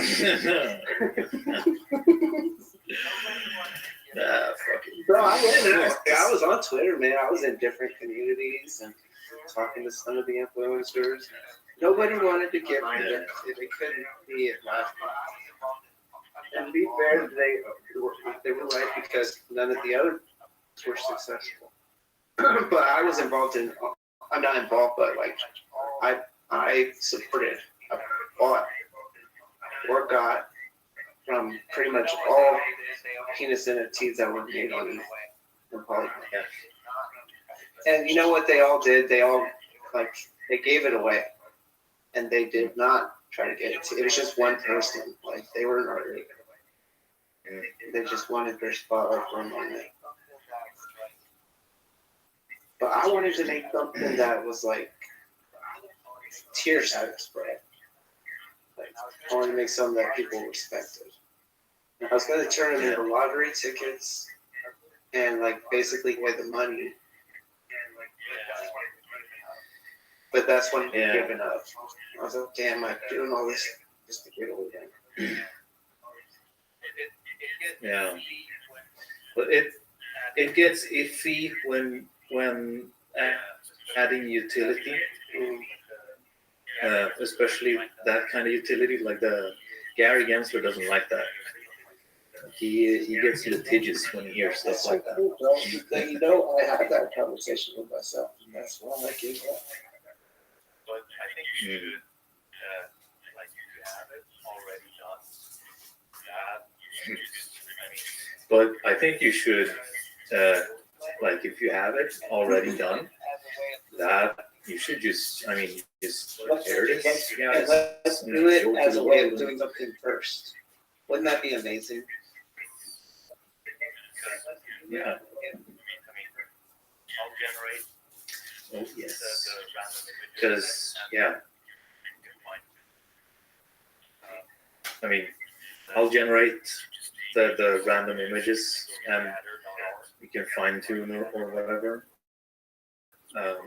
And then you can just take those images and go to scatter.art. You know about scatter, right? Or Protos and Remedios and Yeah, Radix. the DF that they use to make their script. Yeah. So you could just take those files and go through the scatter.art, like create a collection tutorial thing. Hey, dude. They got a very good documentation, and they have tools for you to upload the image and the metadata. It like gets you get a correct. So there's not like technical knowledge needed for that aspect of it. At least. Okay. So, I think you should. Yeah. Like if you just have a project like that complete and lying around, then let's fucking get it out to the world. Man. I'd gladly help out. I'm working right now on a project with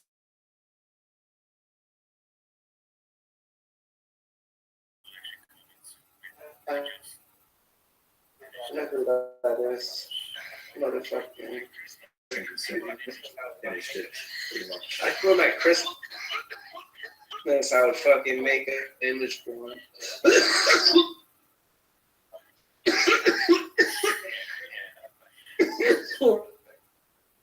Cool. Yeah. Well, let's respect that. I love myself. It's not just a good project, it's a great man. Yeah, the community has the correct type of vibes that I'm looking for personally. It's get out of almost every Telegram I'm in. Just I can call shit in. Oh yeah. But then again, they're all shit fucking scam. And I couldn't help but tell what I saw.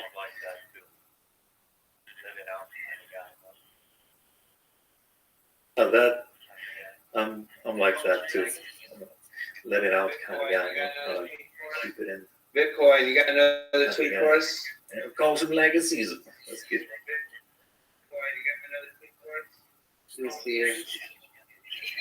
Suck on that shit. Shut to get locked. If I was Dev, I could fucking shield your tweet.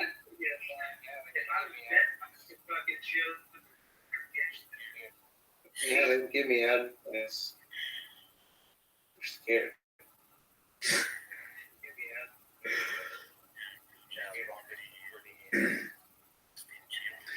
Yeah, projects are pretty stingy about permissions and stuff like that. But yeah, you know, they'll give me the fucking. Okay, let's do this. And you know what, bro? Like, if you are good at, I'm pretty good at learning. Maybe I could do it on mine and apprentice it. Yeah. I did try to front. What's it fucking called again? The not Midjourney, but the one that used to be used. Stable Diffusion. Stable. Yeah, what I know very little. I just wanted to fuck around with it, so I set it up.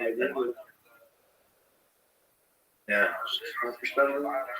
One of the files just wasn't downloading properly.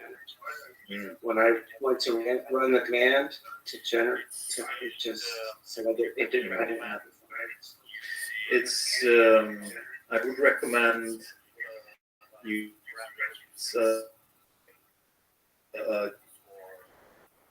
graphical user interface for Graphical user interface. So yeah, so you don't have to do command line stuff.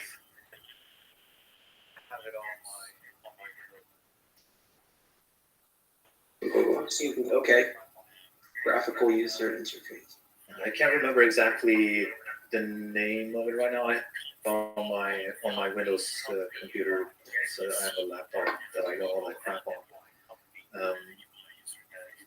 What was it called? That's a very good.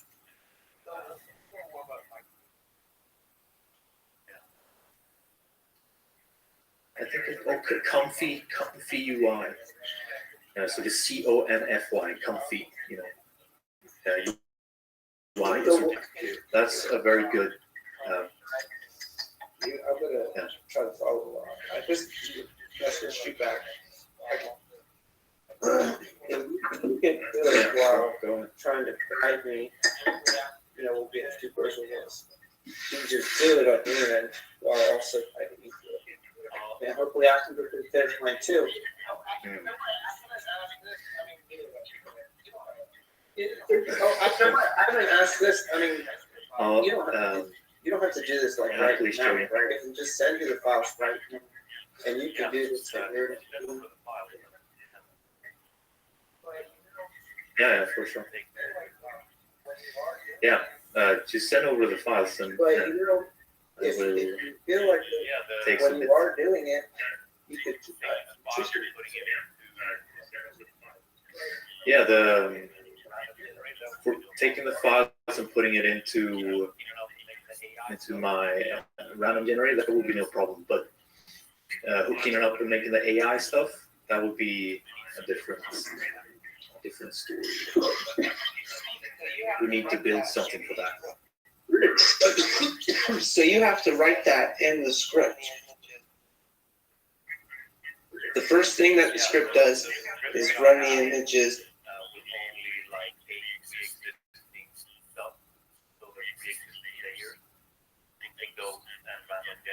Yeah, so the script that I have will only take pre-existing stuff, so the pre-existing layers. We'll take those and random generate an image from those layers, put it together, and here's the PNG for you. So, and it'll do that however many times you want and make sure that they're all unique in the batch. And it'll also, of course, assemble the metadata to go with every, so it'll name the pictures 1.png, 2.png, up to whatever, and do the same with the metadata so that they're all connected. So the metadata will have 1.json, 2.json. JSON is the file format for it. The AI part to be, a different workflow, so to speak. Well, I trust you.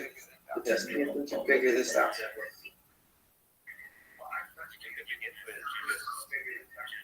Yeah. We can begin with just generating, taking the existing layers you have and making, X amount of copies and see what comes out. My end, I already know how to play with hashlet design. I can run the images through the generator. I know that one. I can produce 10,000 images from what I have. Yeah. I want to, and then I have metadata that I can find through the web, through the URLs. Yeah. Can't I just write a script to make a bot? Take that metadata, sign on to the fucking not new journey. Yeah. Feed those words into Stable Diffusion. Yeah, and get an entirely new. And then to get an iteration. Image, yeah. For sure. Then take that final image and attach it to the metadata. Yep. Or produce a new URL for the NFT. Yeah. Yeah. So you want the original image, or do you want to have two images as well? Could you just have the new image showing with the metadata, or does that have to be additional content? No, we can do that. Sure.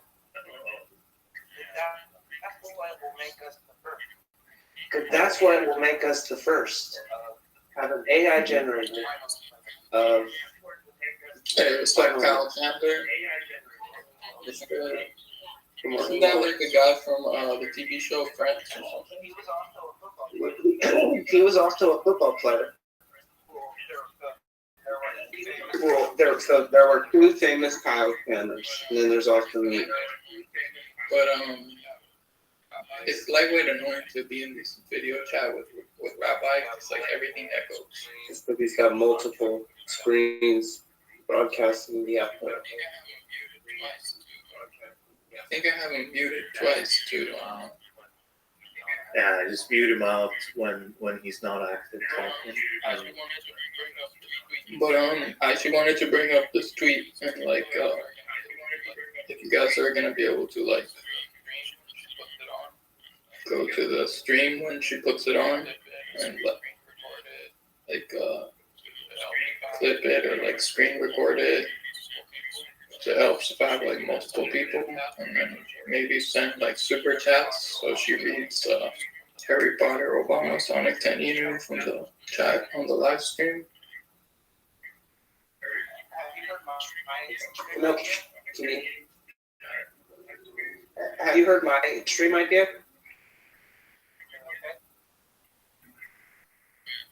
Is it okay? What's your idea? So I was gonna dress up like Scroto Ross, except have a Sonic face on. And for the hair, for Bob Ross's hair, I'm gonna have like Scroto primary color. And I was gonna do art like Bitcoin art. Yeah, the thing is, this is like a streamer that already has like daily viewers, you know. Do you think I would get viewers? This person already has viewers, and we can just use your idea, like where it's the same idea. You want me to do their idea?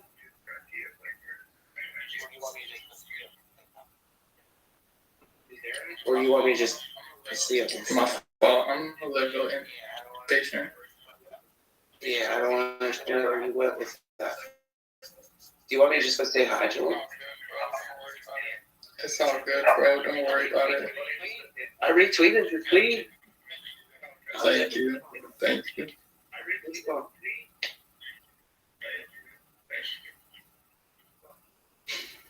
didn't tell me what you thought about mine. You didn't tell me what you thought about my idea. It's cool. I just like it don't have it. It's like the same thing I said for Bitcoin Obama. We can get Bitcoin Obama in a Harry Potter outfit because we've gotten him in a Sonic outfit, but that doesn't change the fact that Bitcoin Obama isn't a Twitch. He isn't like a professional Twitch person. You know, he's not a sponsor. He's hard to have a dialogue. Right? But Obama, I was. This is somebody that has a lot of followers on Instagram, a lot of followers on Twitter, and a lot of followers on the sites she streams from. And she's gonna put on a Harry Potter outfit and a Sonic outfit.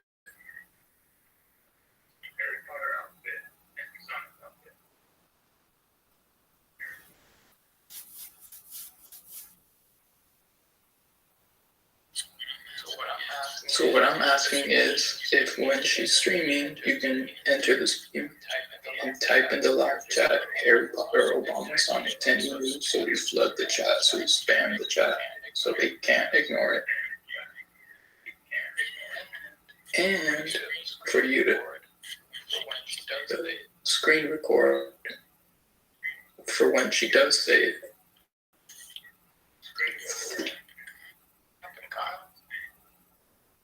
What happened?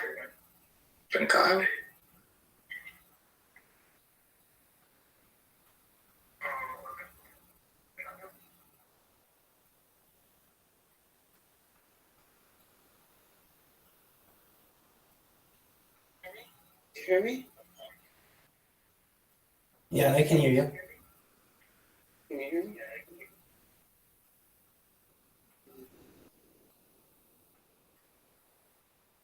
I can't hear you. I can hear you. Hey, Rabbi, you heard me. I heard you, yeah. I can hear you. So you with like your 300 accounts, you can help me out, bro.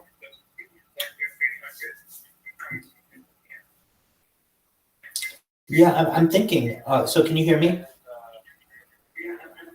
That is pretty good idea, let's see. So all you needed to do is spam into someone's account? Rabbi's bot farm would be great. Yeah, all you needed to do is spam into someone's account?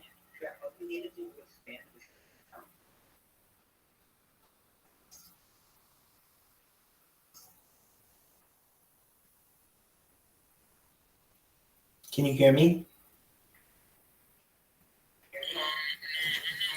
No, I'm not saying spam their account. It's not something I have tons of experience with, but from what I understand, the term is called stream sniping. It's like when she's currently live on stream. But yeah, spamming the live chat, I guess. Oh yeah, I've done that a ton. So here's how they defend against it. First, they can just remove you from the room. So you're done. First, they can just remove you from the room. So you're done. Is it Twitch?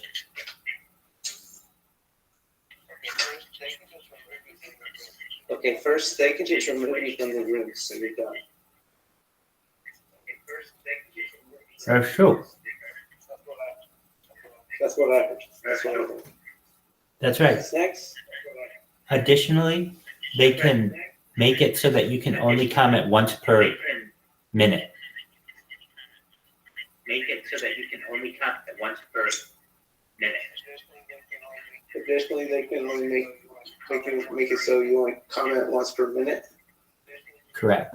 So basically, it's really easy for them to defend against this. Correct. So basically, it's really easy for them to defend against this. Yeah, last time it kind of worked. We didn't even have that many people. But last time it kind of worked. Trying to get a part 2 repeat. A little more organized this time. More people, maybe some super chats where you pay to have the message read. I mean, I don't know how much money you have, but there's a site called Upwork. You can hire somebody for like $5, and they'll say whatever topic you want. There's like thousands. Just grab it. 5,000 accounts. Yeah, let's do that. $5. I'll send you the $5 and you do it. Yeah, you do it. You go to Upwork.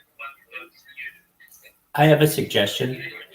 If you're going to do it, why don't you do it on Cameo with like a celebrity? Why don't you do it on Cameo with like a celebrity? Yeah, I have said that. I've looked at all the Harry Potter related celebrities. I looked at all of them. Okay. The Sonic related celebrities, and I've asked people to pay for it. I don't have unlimited money, but yeah. That's respectable. I think that's a great idea.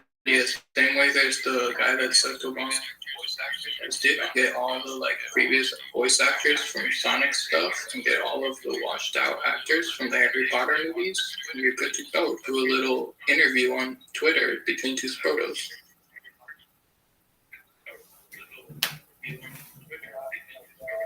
Yeah, a bad idea. Are there cameos expensive? I mean, bro, like, I don't know how much, like, I don't know, expensive, but like, you know, you can look it up. It's, just go look it up.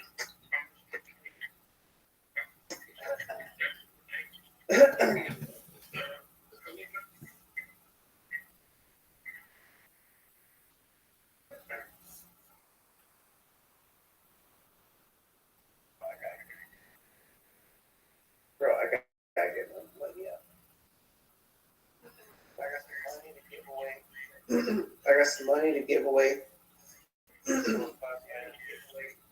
for fucking Mandela and Sonic AB. I haven't seen them around in a minute.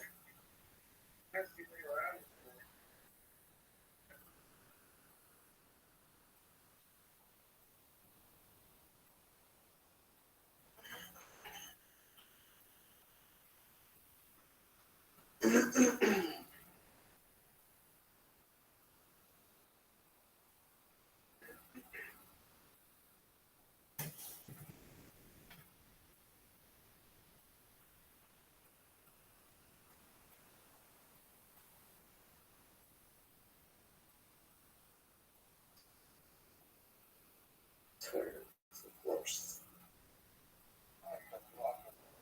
I'm gonna start blocking people. This shit is so stupid. There are new coins every day. It's endless. I think I'm gonna put myself in a box.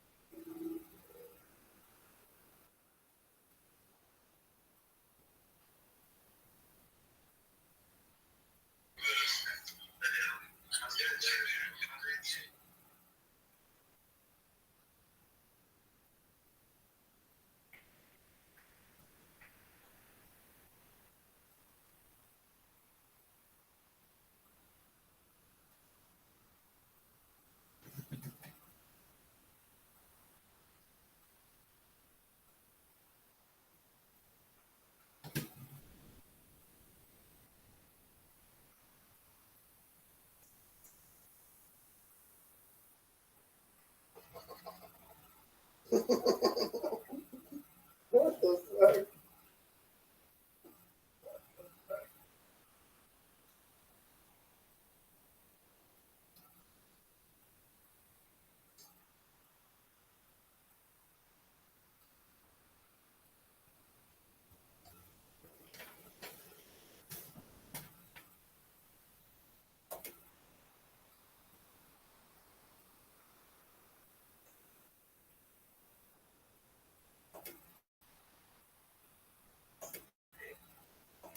Stable diffusion. Oh man, are you here?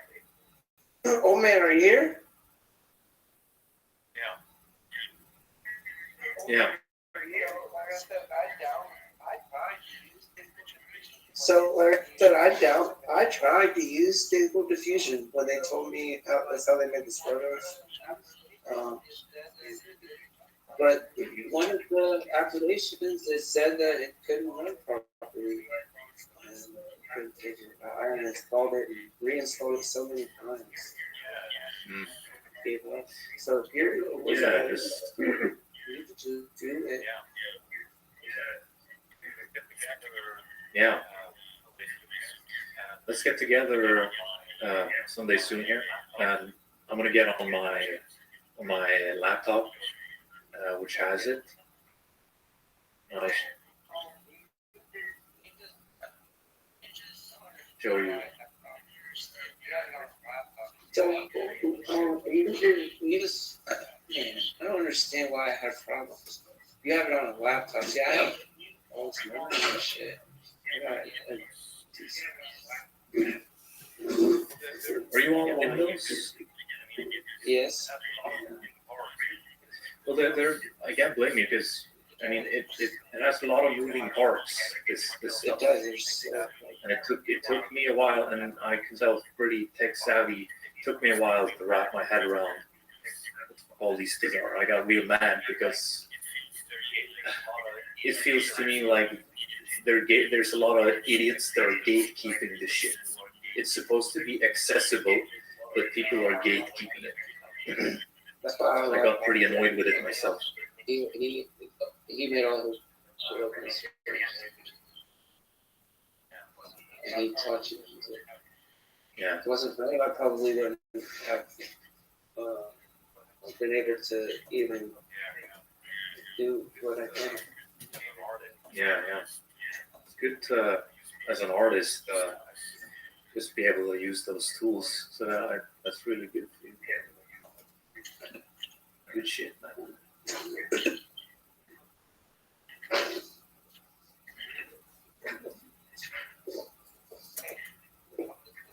Okay, well, this was a good conversation.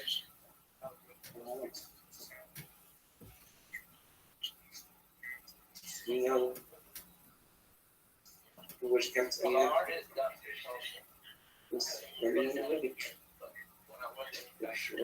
my art is done. It's all done. I haven't even looked at them in years, but when I was looking at them, I made sure they were there. I generated the letter. Several different times. Yeah. I'm excited to see it. It's gonna be fucking hilarious. People are gonna want to buy it because it's the first. Like I said, it's what people are trying to look like. There's two types of NFTs, the AI generated ones, and then there's the rarity generated. Mm-hmm. With human tech.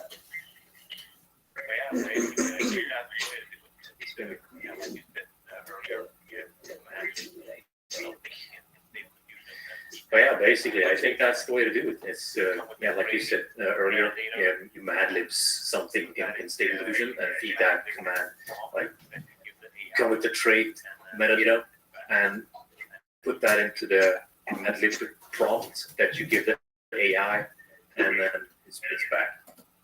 And just repeat that for every here's a new set of meta, probably going to be a lot of fine tuning because to be artificial intelligence, it's not very intelligent. Well, do you understand the code that was written to?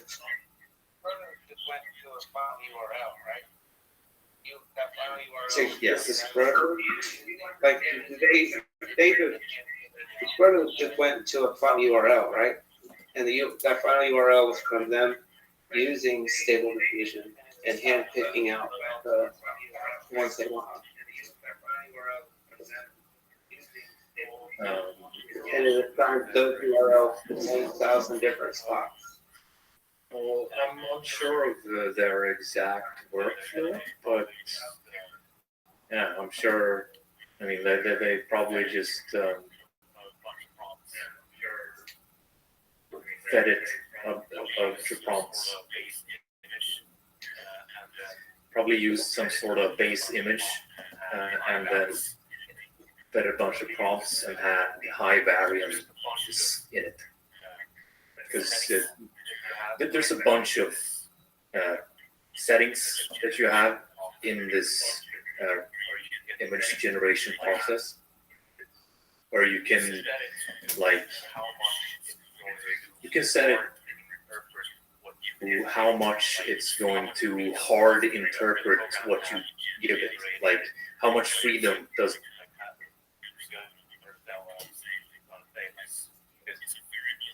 the program have in generating what it needs.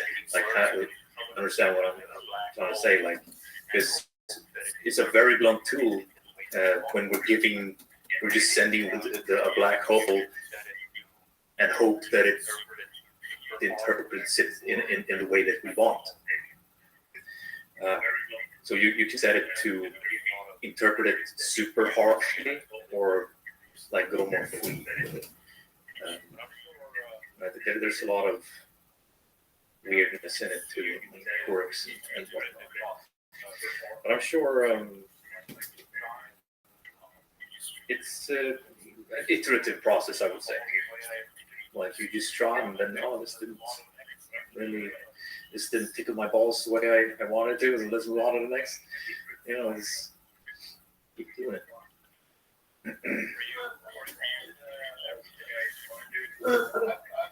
Are you on every day? I have been checking in with Bitcoin every day. Yeah, nice.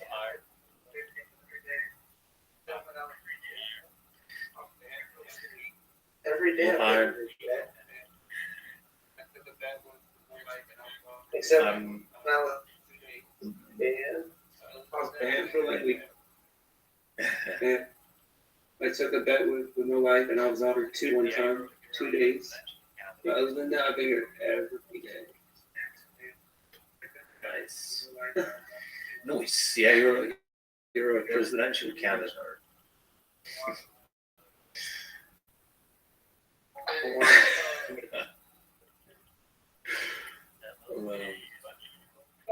Hey, what's up? Okay. I just wanted to say thank you for letting me interrupt. I recognize.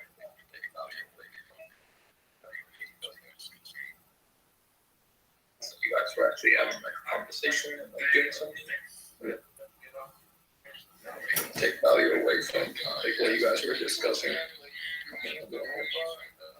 Nice way to get on and take care of some data stuff. And yeah, especially you, old man. We meet MOBA, and you're a big soldier. You're always putting out the videos, the edits, putting out the sweat, blood, and tears.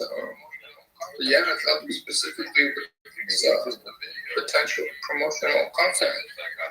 You could remix the video. There's a few videos that got remixed, but we really didn't do a good job this time around, screen recording or clipping it. We had to get it retroactively. Yeah. You know what I'm talking about? Yeah. To go back and find the videos and start.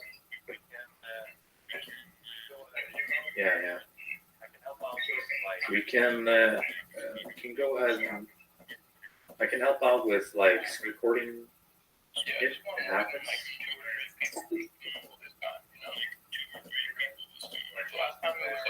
Yeah, I just want more than 2 or 3 people this time, you know? Mm-hmm. Yeah. It was on Instagram, right? It was on Twitch. Twitch, yeah. Sorry. But if she posts on her Instagram, a photo, I'm good. Yeah. Because then you can get that photo. It will probably be last time she didn't post it on her Instagram, she just posted it on her Twitter. Mm-hmm. The one with the little Sonic hat. So she is streaming on Twitter.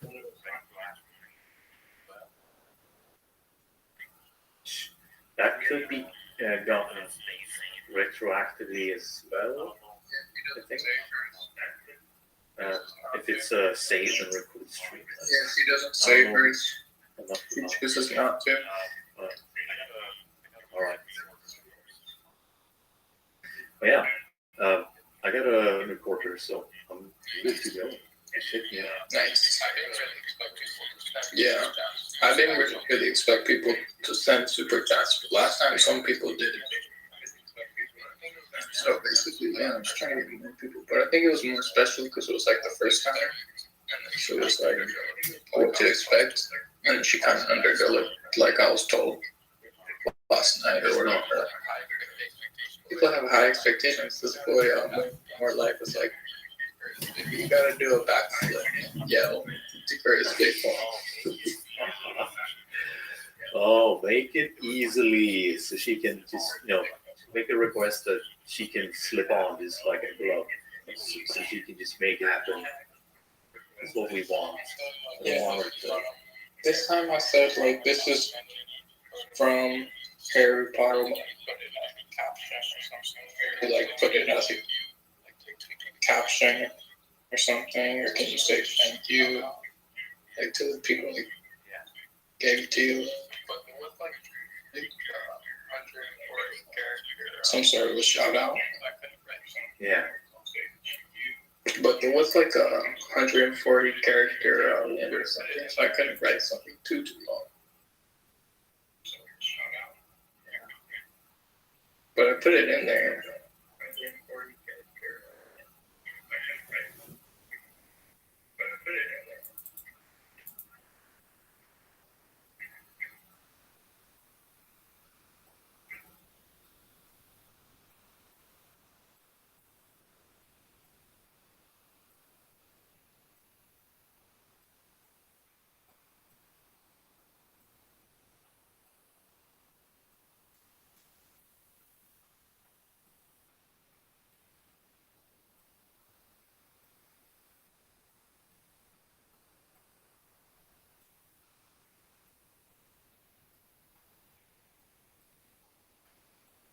And people want to vote for the same candidates who promise more. Live 1 to 4 p.m. on KFI and on the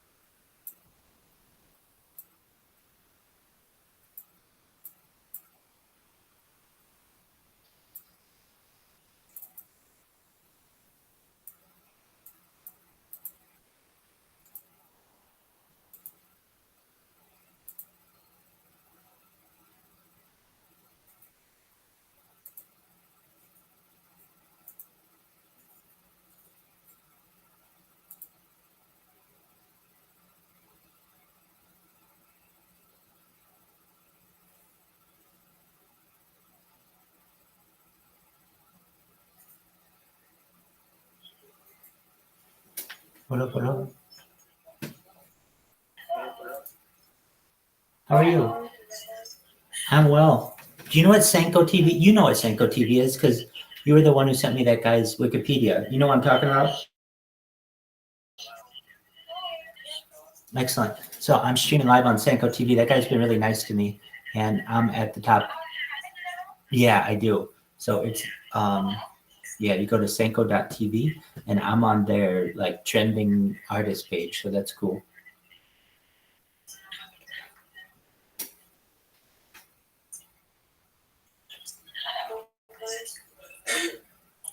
Okay.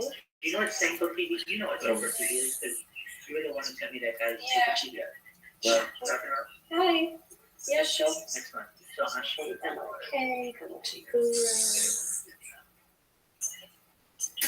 Okay. How are you? I'm well. Do you know what Senko TV? You know what Senko TV is because you were the one who sent me that guy's. Okay.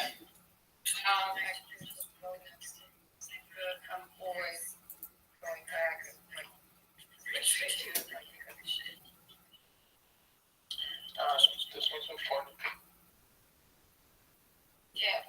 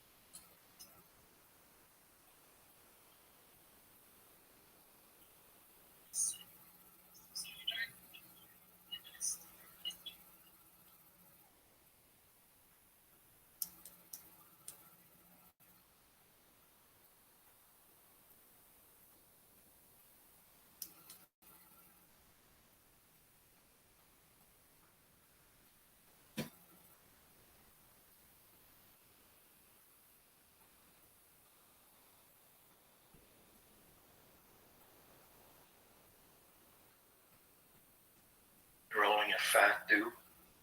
Yeah. Is it indica? I have actually at the moment some good Cali weed here. Some Cali weed. Yeah. Okay, we have both this time, salty and dirty. Get that Cali weed on this Tuesday. Yay!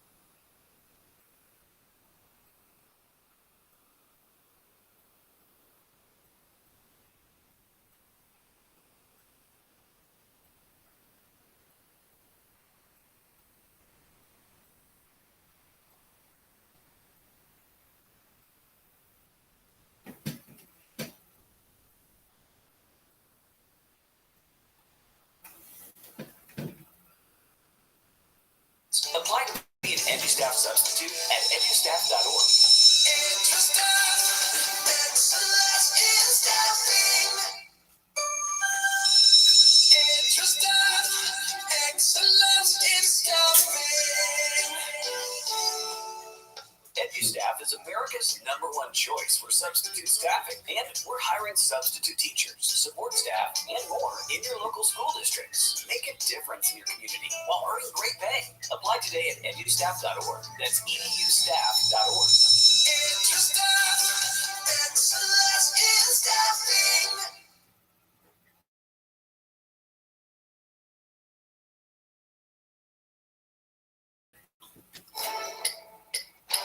Oh, should we start this show?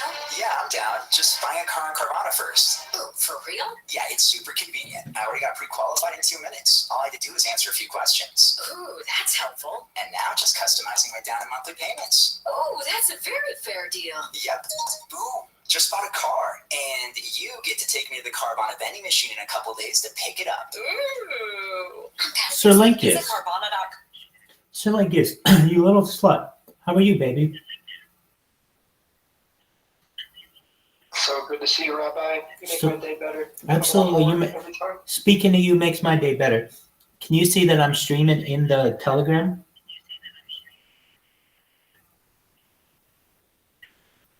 Yeah, I see 2 pictures of you, and then I see your PC stream. That's what I want you to see, baby. All day, every day. What's new with you, baby? Just got off of work raging. Just sitting in bed thinking of my future, my investment plan, stuff like that. I gotcha. Well, you can start planning it because you're well invested in Bitcoin. You're going to be a billionaire someday, baby.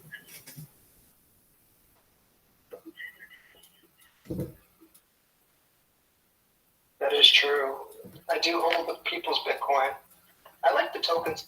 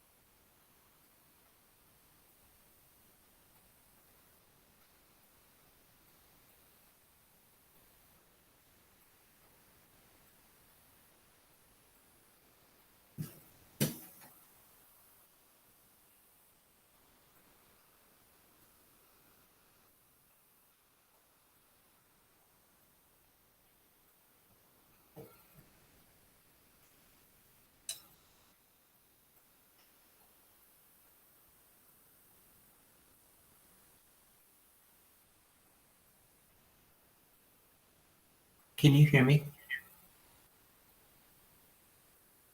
Yeah, I can hear it. Sir Linkus, I'm so sorry. My app crashed, so I didn't hear what you had to say, and I want to hear all about it. All right. So you were saying, last I heard, you had purchased this cryptocurrency, correct?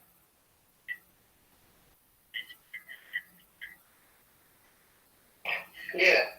Excellent. I think I was talking about how like the supply.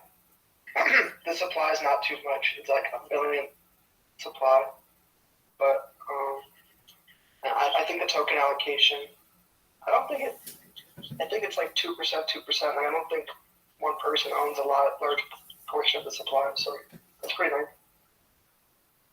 That's true. Very well. Sir Linkiest, I'm so glad you found our community.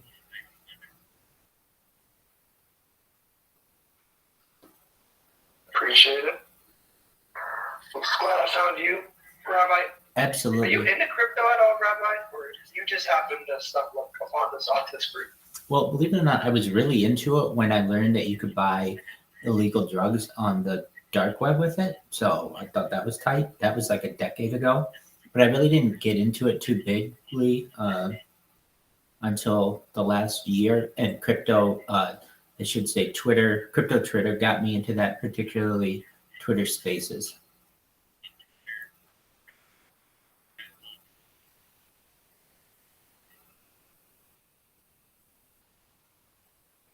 Yeah, I mean, if it really interests you, the whole rabbit hole is pretty cool.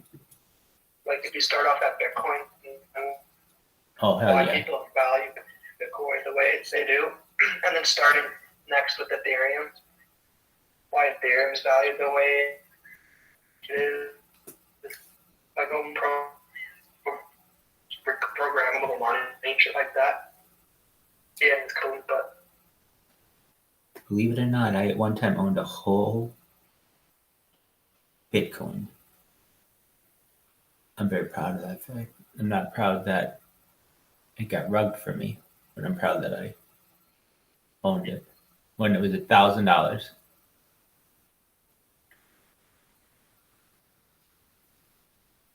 And I remember it was ridiculous then.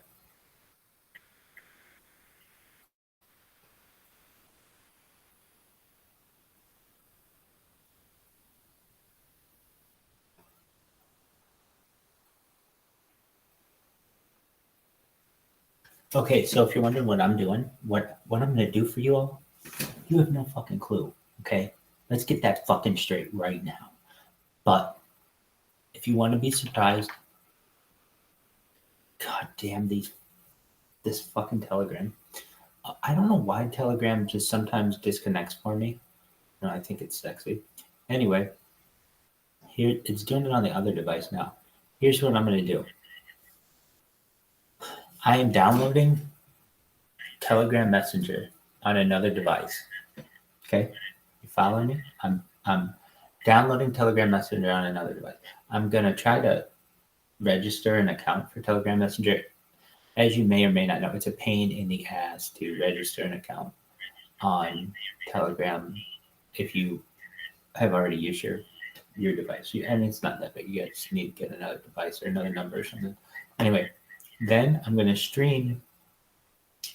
screen share from Telegram into Twitter Spaces.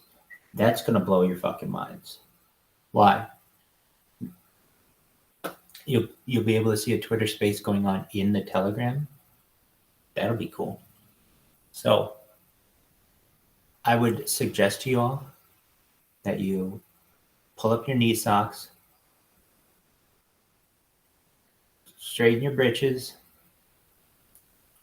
and get ready, because this is going to be a wild effing ride.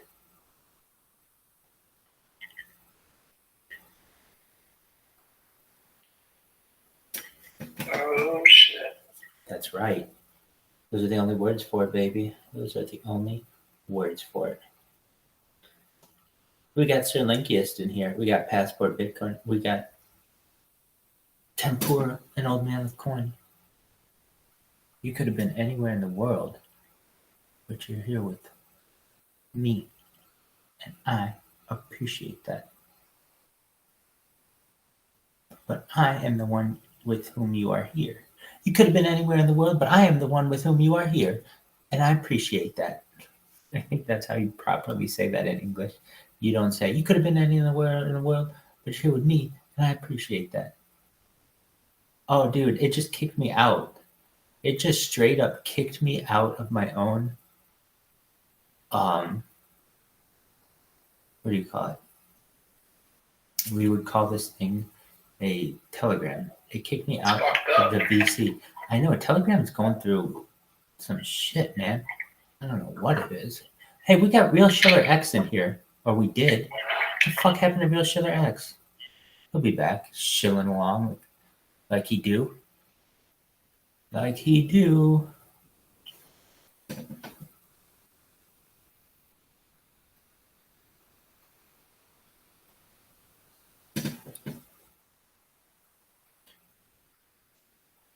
Yo, dog. Passport Bitcoin. How you doing, baby?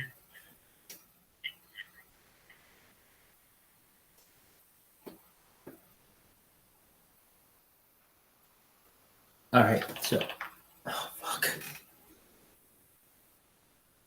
All right, so I'm getting. Oh my god, something's weird with Telegram right now.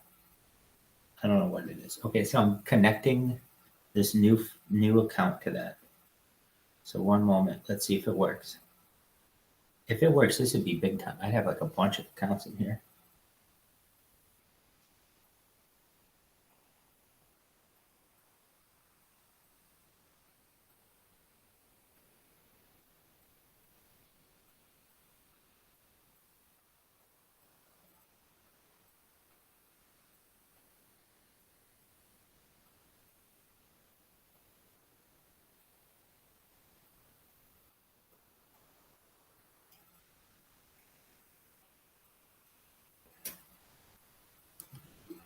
Oops, sorry about that.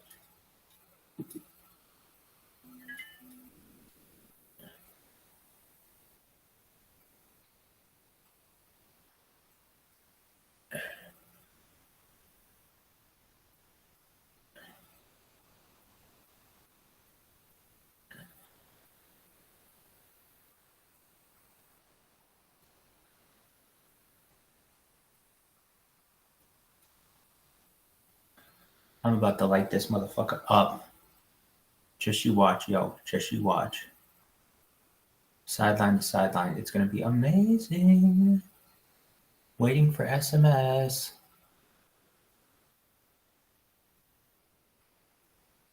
I'm waiting for this SMS. Here we go. 65105. Like, that is such important information for me for like 10 seconds of my life, and then it's never important again. But until then, like literally my life doesn't move.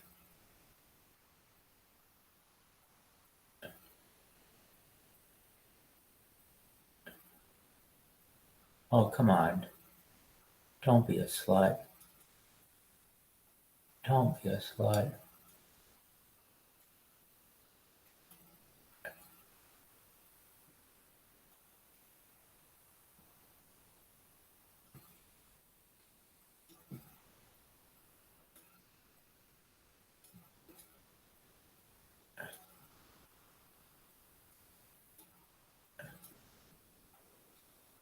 Oh, fuck.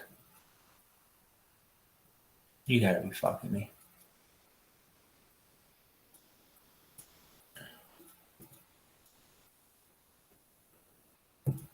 Oh, you're fucking me.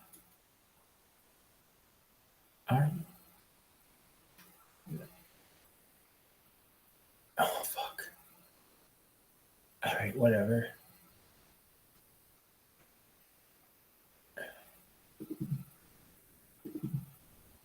Son of a bitch. RABBI. And the last name, Rothschild. Just do it. R. There you go. Alright, no contacts. No notifications, dog. I just want to join Harry Potter Obama Sonic 10 Enu.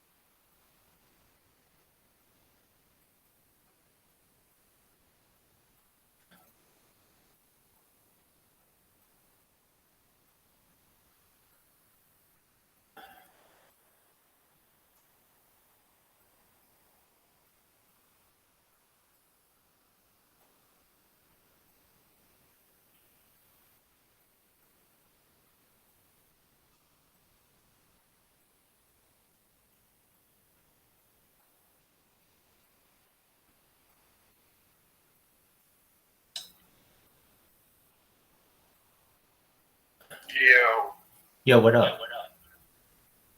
So you just got another account? Word Mockingbird. Okay, we're gonna try some serious shit right now. This is gonna be wild. I don't even fucking know if this is gonna work. I'm gonna blow your goddamn mind. Oh yeah, that's what I wanted. Hell yeah.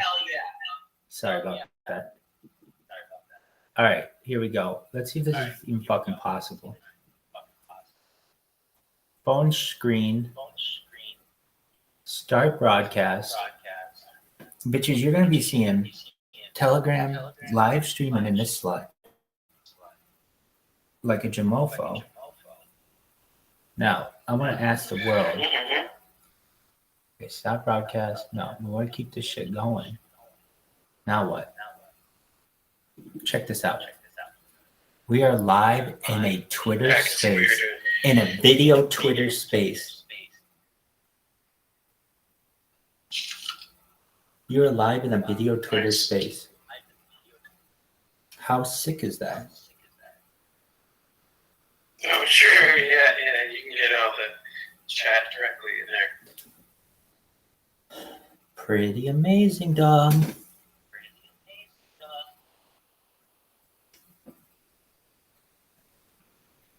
It's pretty dope.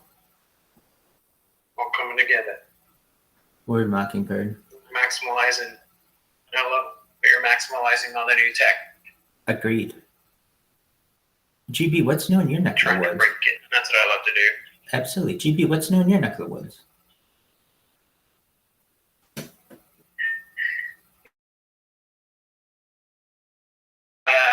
So just spent like all morning, all day, just like sculpting like a 3D model. Are you living like a? Painted in. Are you living like a pimp? That's pretty cool. Oh yeah, dude. That's what I like to hear. Natter. All day, every day. Yeah, pretty much. Good for you, dog. So you've been sculpting and painting? You're good. You've been sculpting and painting? Yeah, like a 3D model on Blender. Oh, very cool. We got more in here. Just for shits. We got more light. He just came in for a second, stuck his toe in and left. I don't understand. More light, come back. This old man with here is away from PC. He's been here. I don't know where he went. He's here. He's spanking. Just working in the background here. He's spanking and yanking it. Yeah. Dog, he's I'm spanking it. He's spanking and yanking it. Jacking it. Jacking it. Just jacking it. Nice. Yeah, no, I got the model pretty much done. As I painted it, I was like, I want to change the shape a bit, but the paint will be the difficult part. Make it look nice.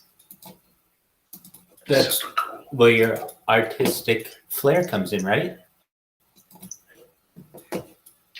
Yeah, he's picking up Blender super quickly too. Like that shit is a mind boggle of difficulty level. And yeah, it's really cool seeing you pick it up this quickly.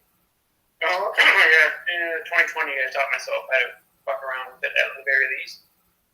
And I've just been like retaining that knowledge and not putting it to use for much. So this is a perfect little opportunity, especially if we're going to have a use for it. It's not even that I want to make it on the blockchain, but if people want to use it on the island or whatever, it's going to be necessary in some sense. So it's a fun thing. I think I'll just like show the model, and if people are like, yo, be like, yo, 0.01. I'm going to 1. No, 0.01. And or 0.005 times unlimited minutes, though, or something, you know? I was picturing you can have a limited edition too. Yeah, but I was picturing like the Knuckles, like people on VR chat just rating people all being Knuckles. Like you kidding us? So I thought that'd be funny if we're all just little shoulders. Yeah, that would be awesome. Yeah, like make the characters pretty much as small as possible, and they'll just turn around and say, "What'd you say, bro? What'd you say, bro?"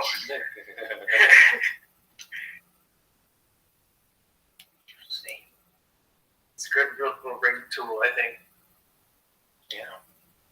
And yeah, I could export it for people or whatever to have on VR chat, that kind of shit.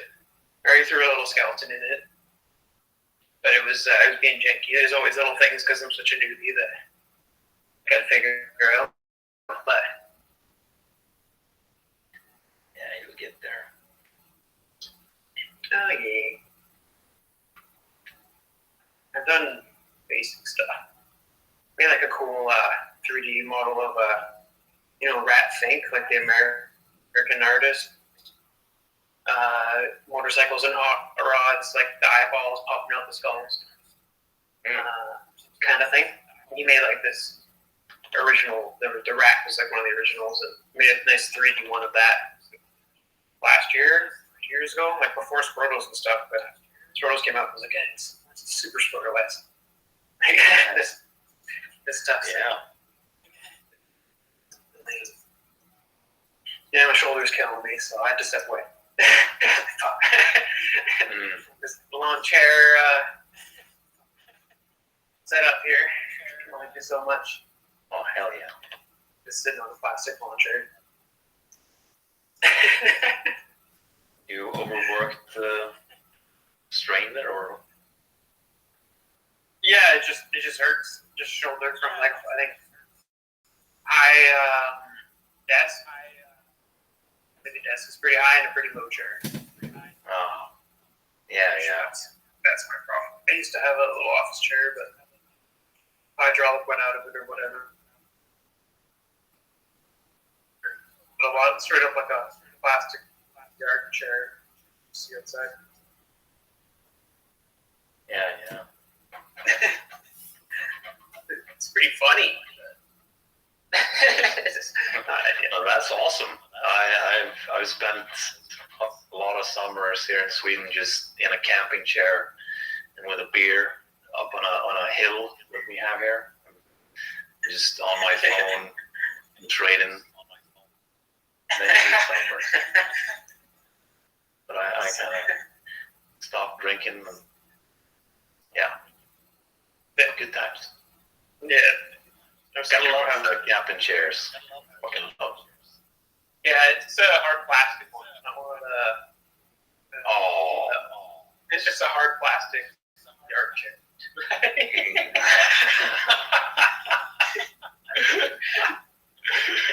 Yeah, well. Yeah. I'm painting the picture right now. It's great.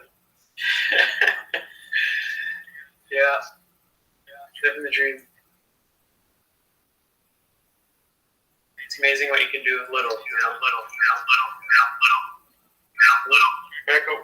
Sorry about that. I got you. You're good. It's all good. You only got 3 streams. 4 streams going. There you go. Thank you. I appreciate it. Yeah, man. Thanks. Thank you for the benefit of the doubt there. It's an Inception level of streams going on. Word Mockingbird. Including on the wall behind you too, right? That's right. It's projected.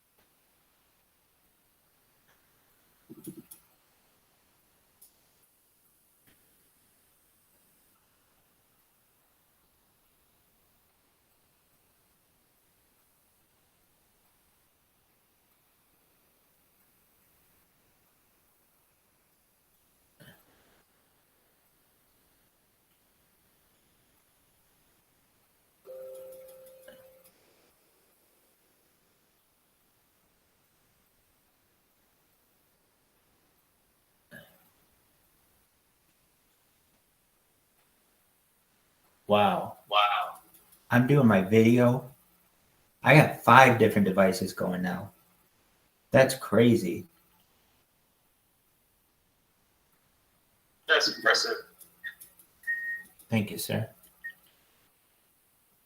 Oh, and we got the Telegram going, or these are all named T. TikTok, Telegram, Twitter, Twitch.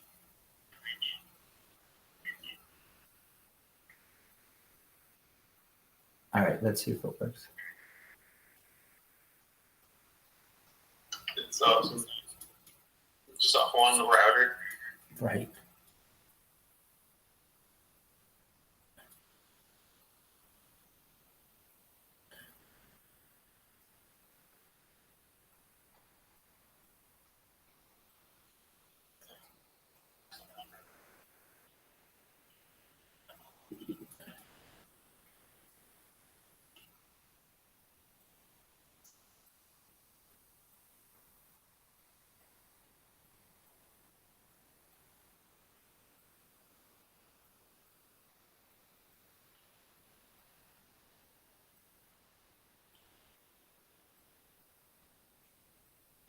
Oh yeah, do you see if like his talks about the backpack bit?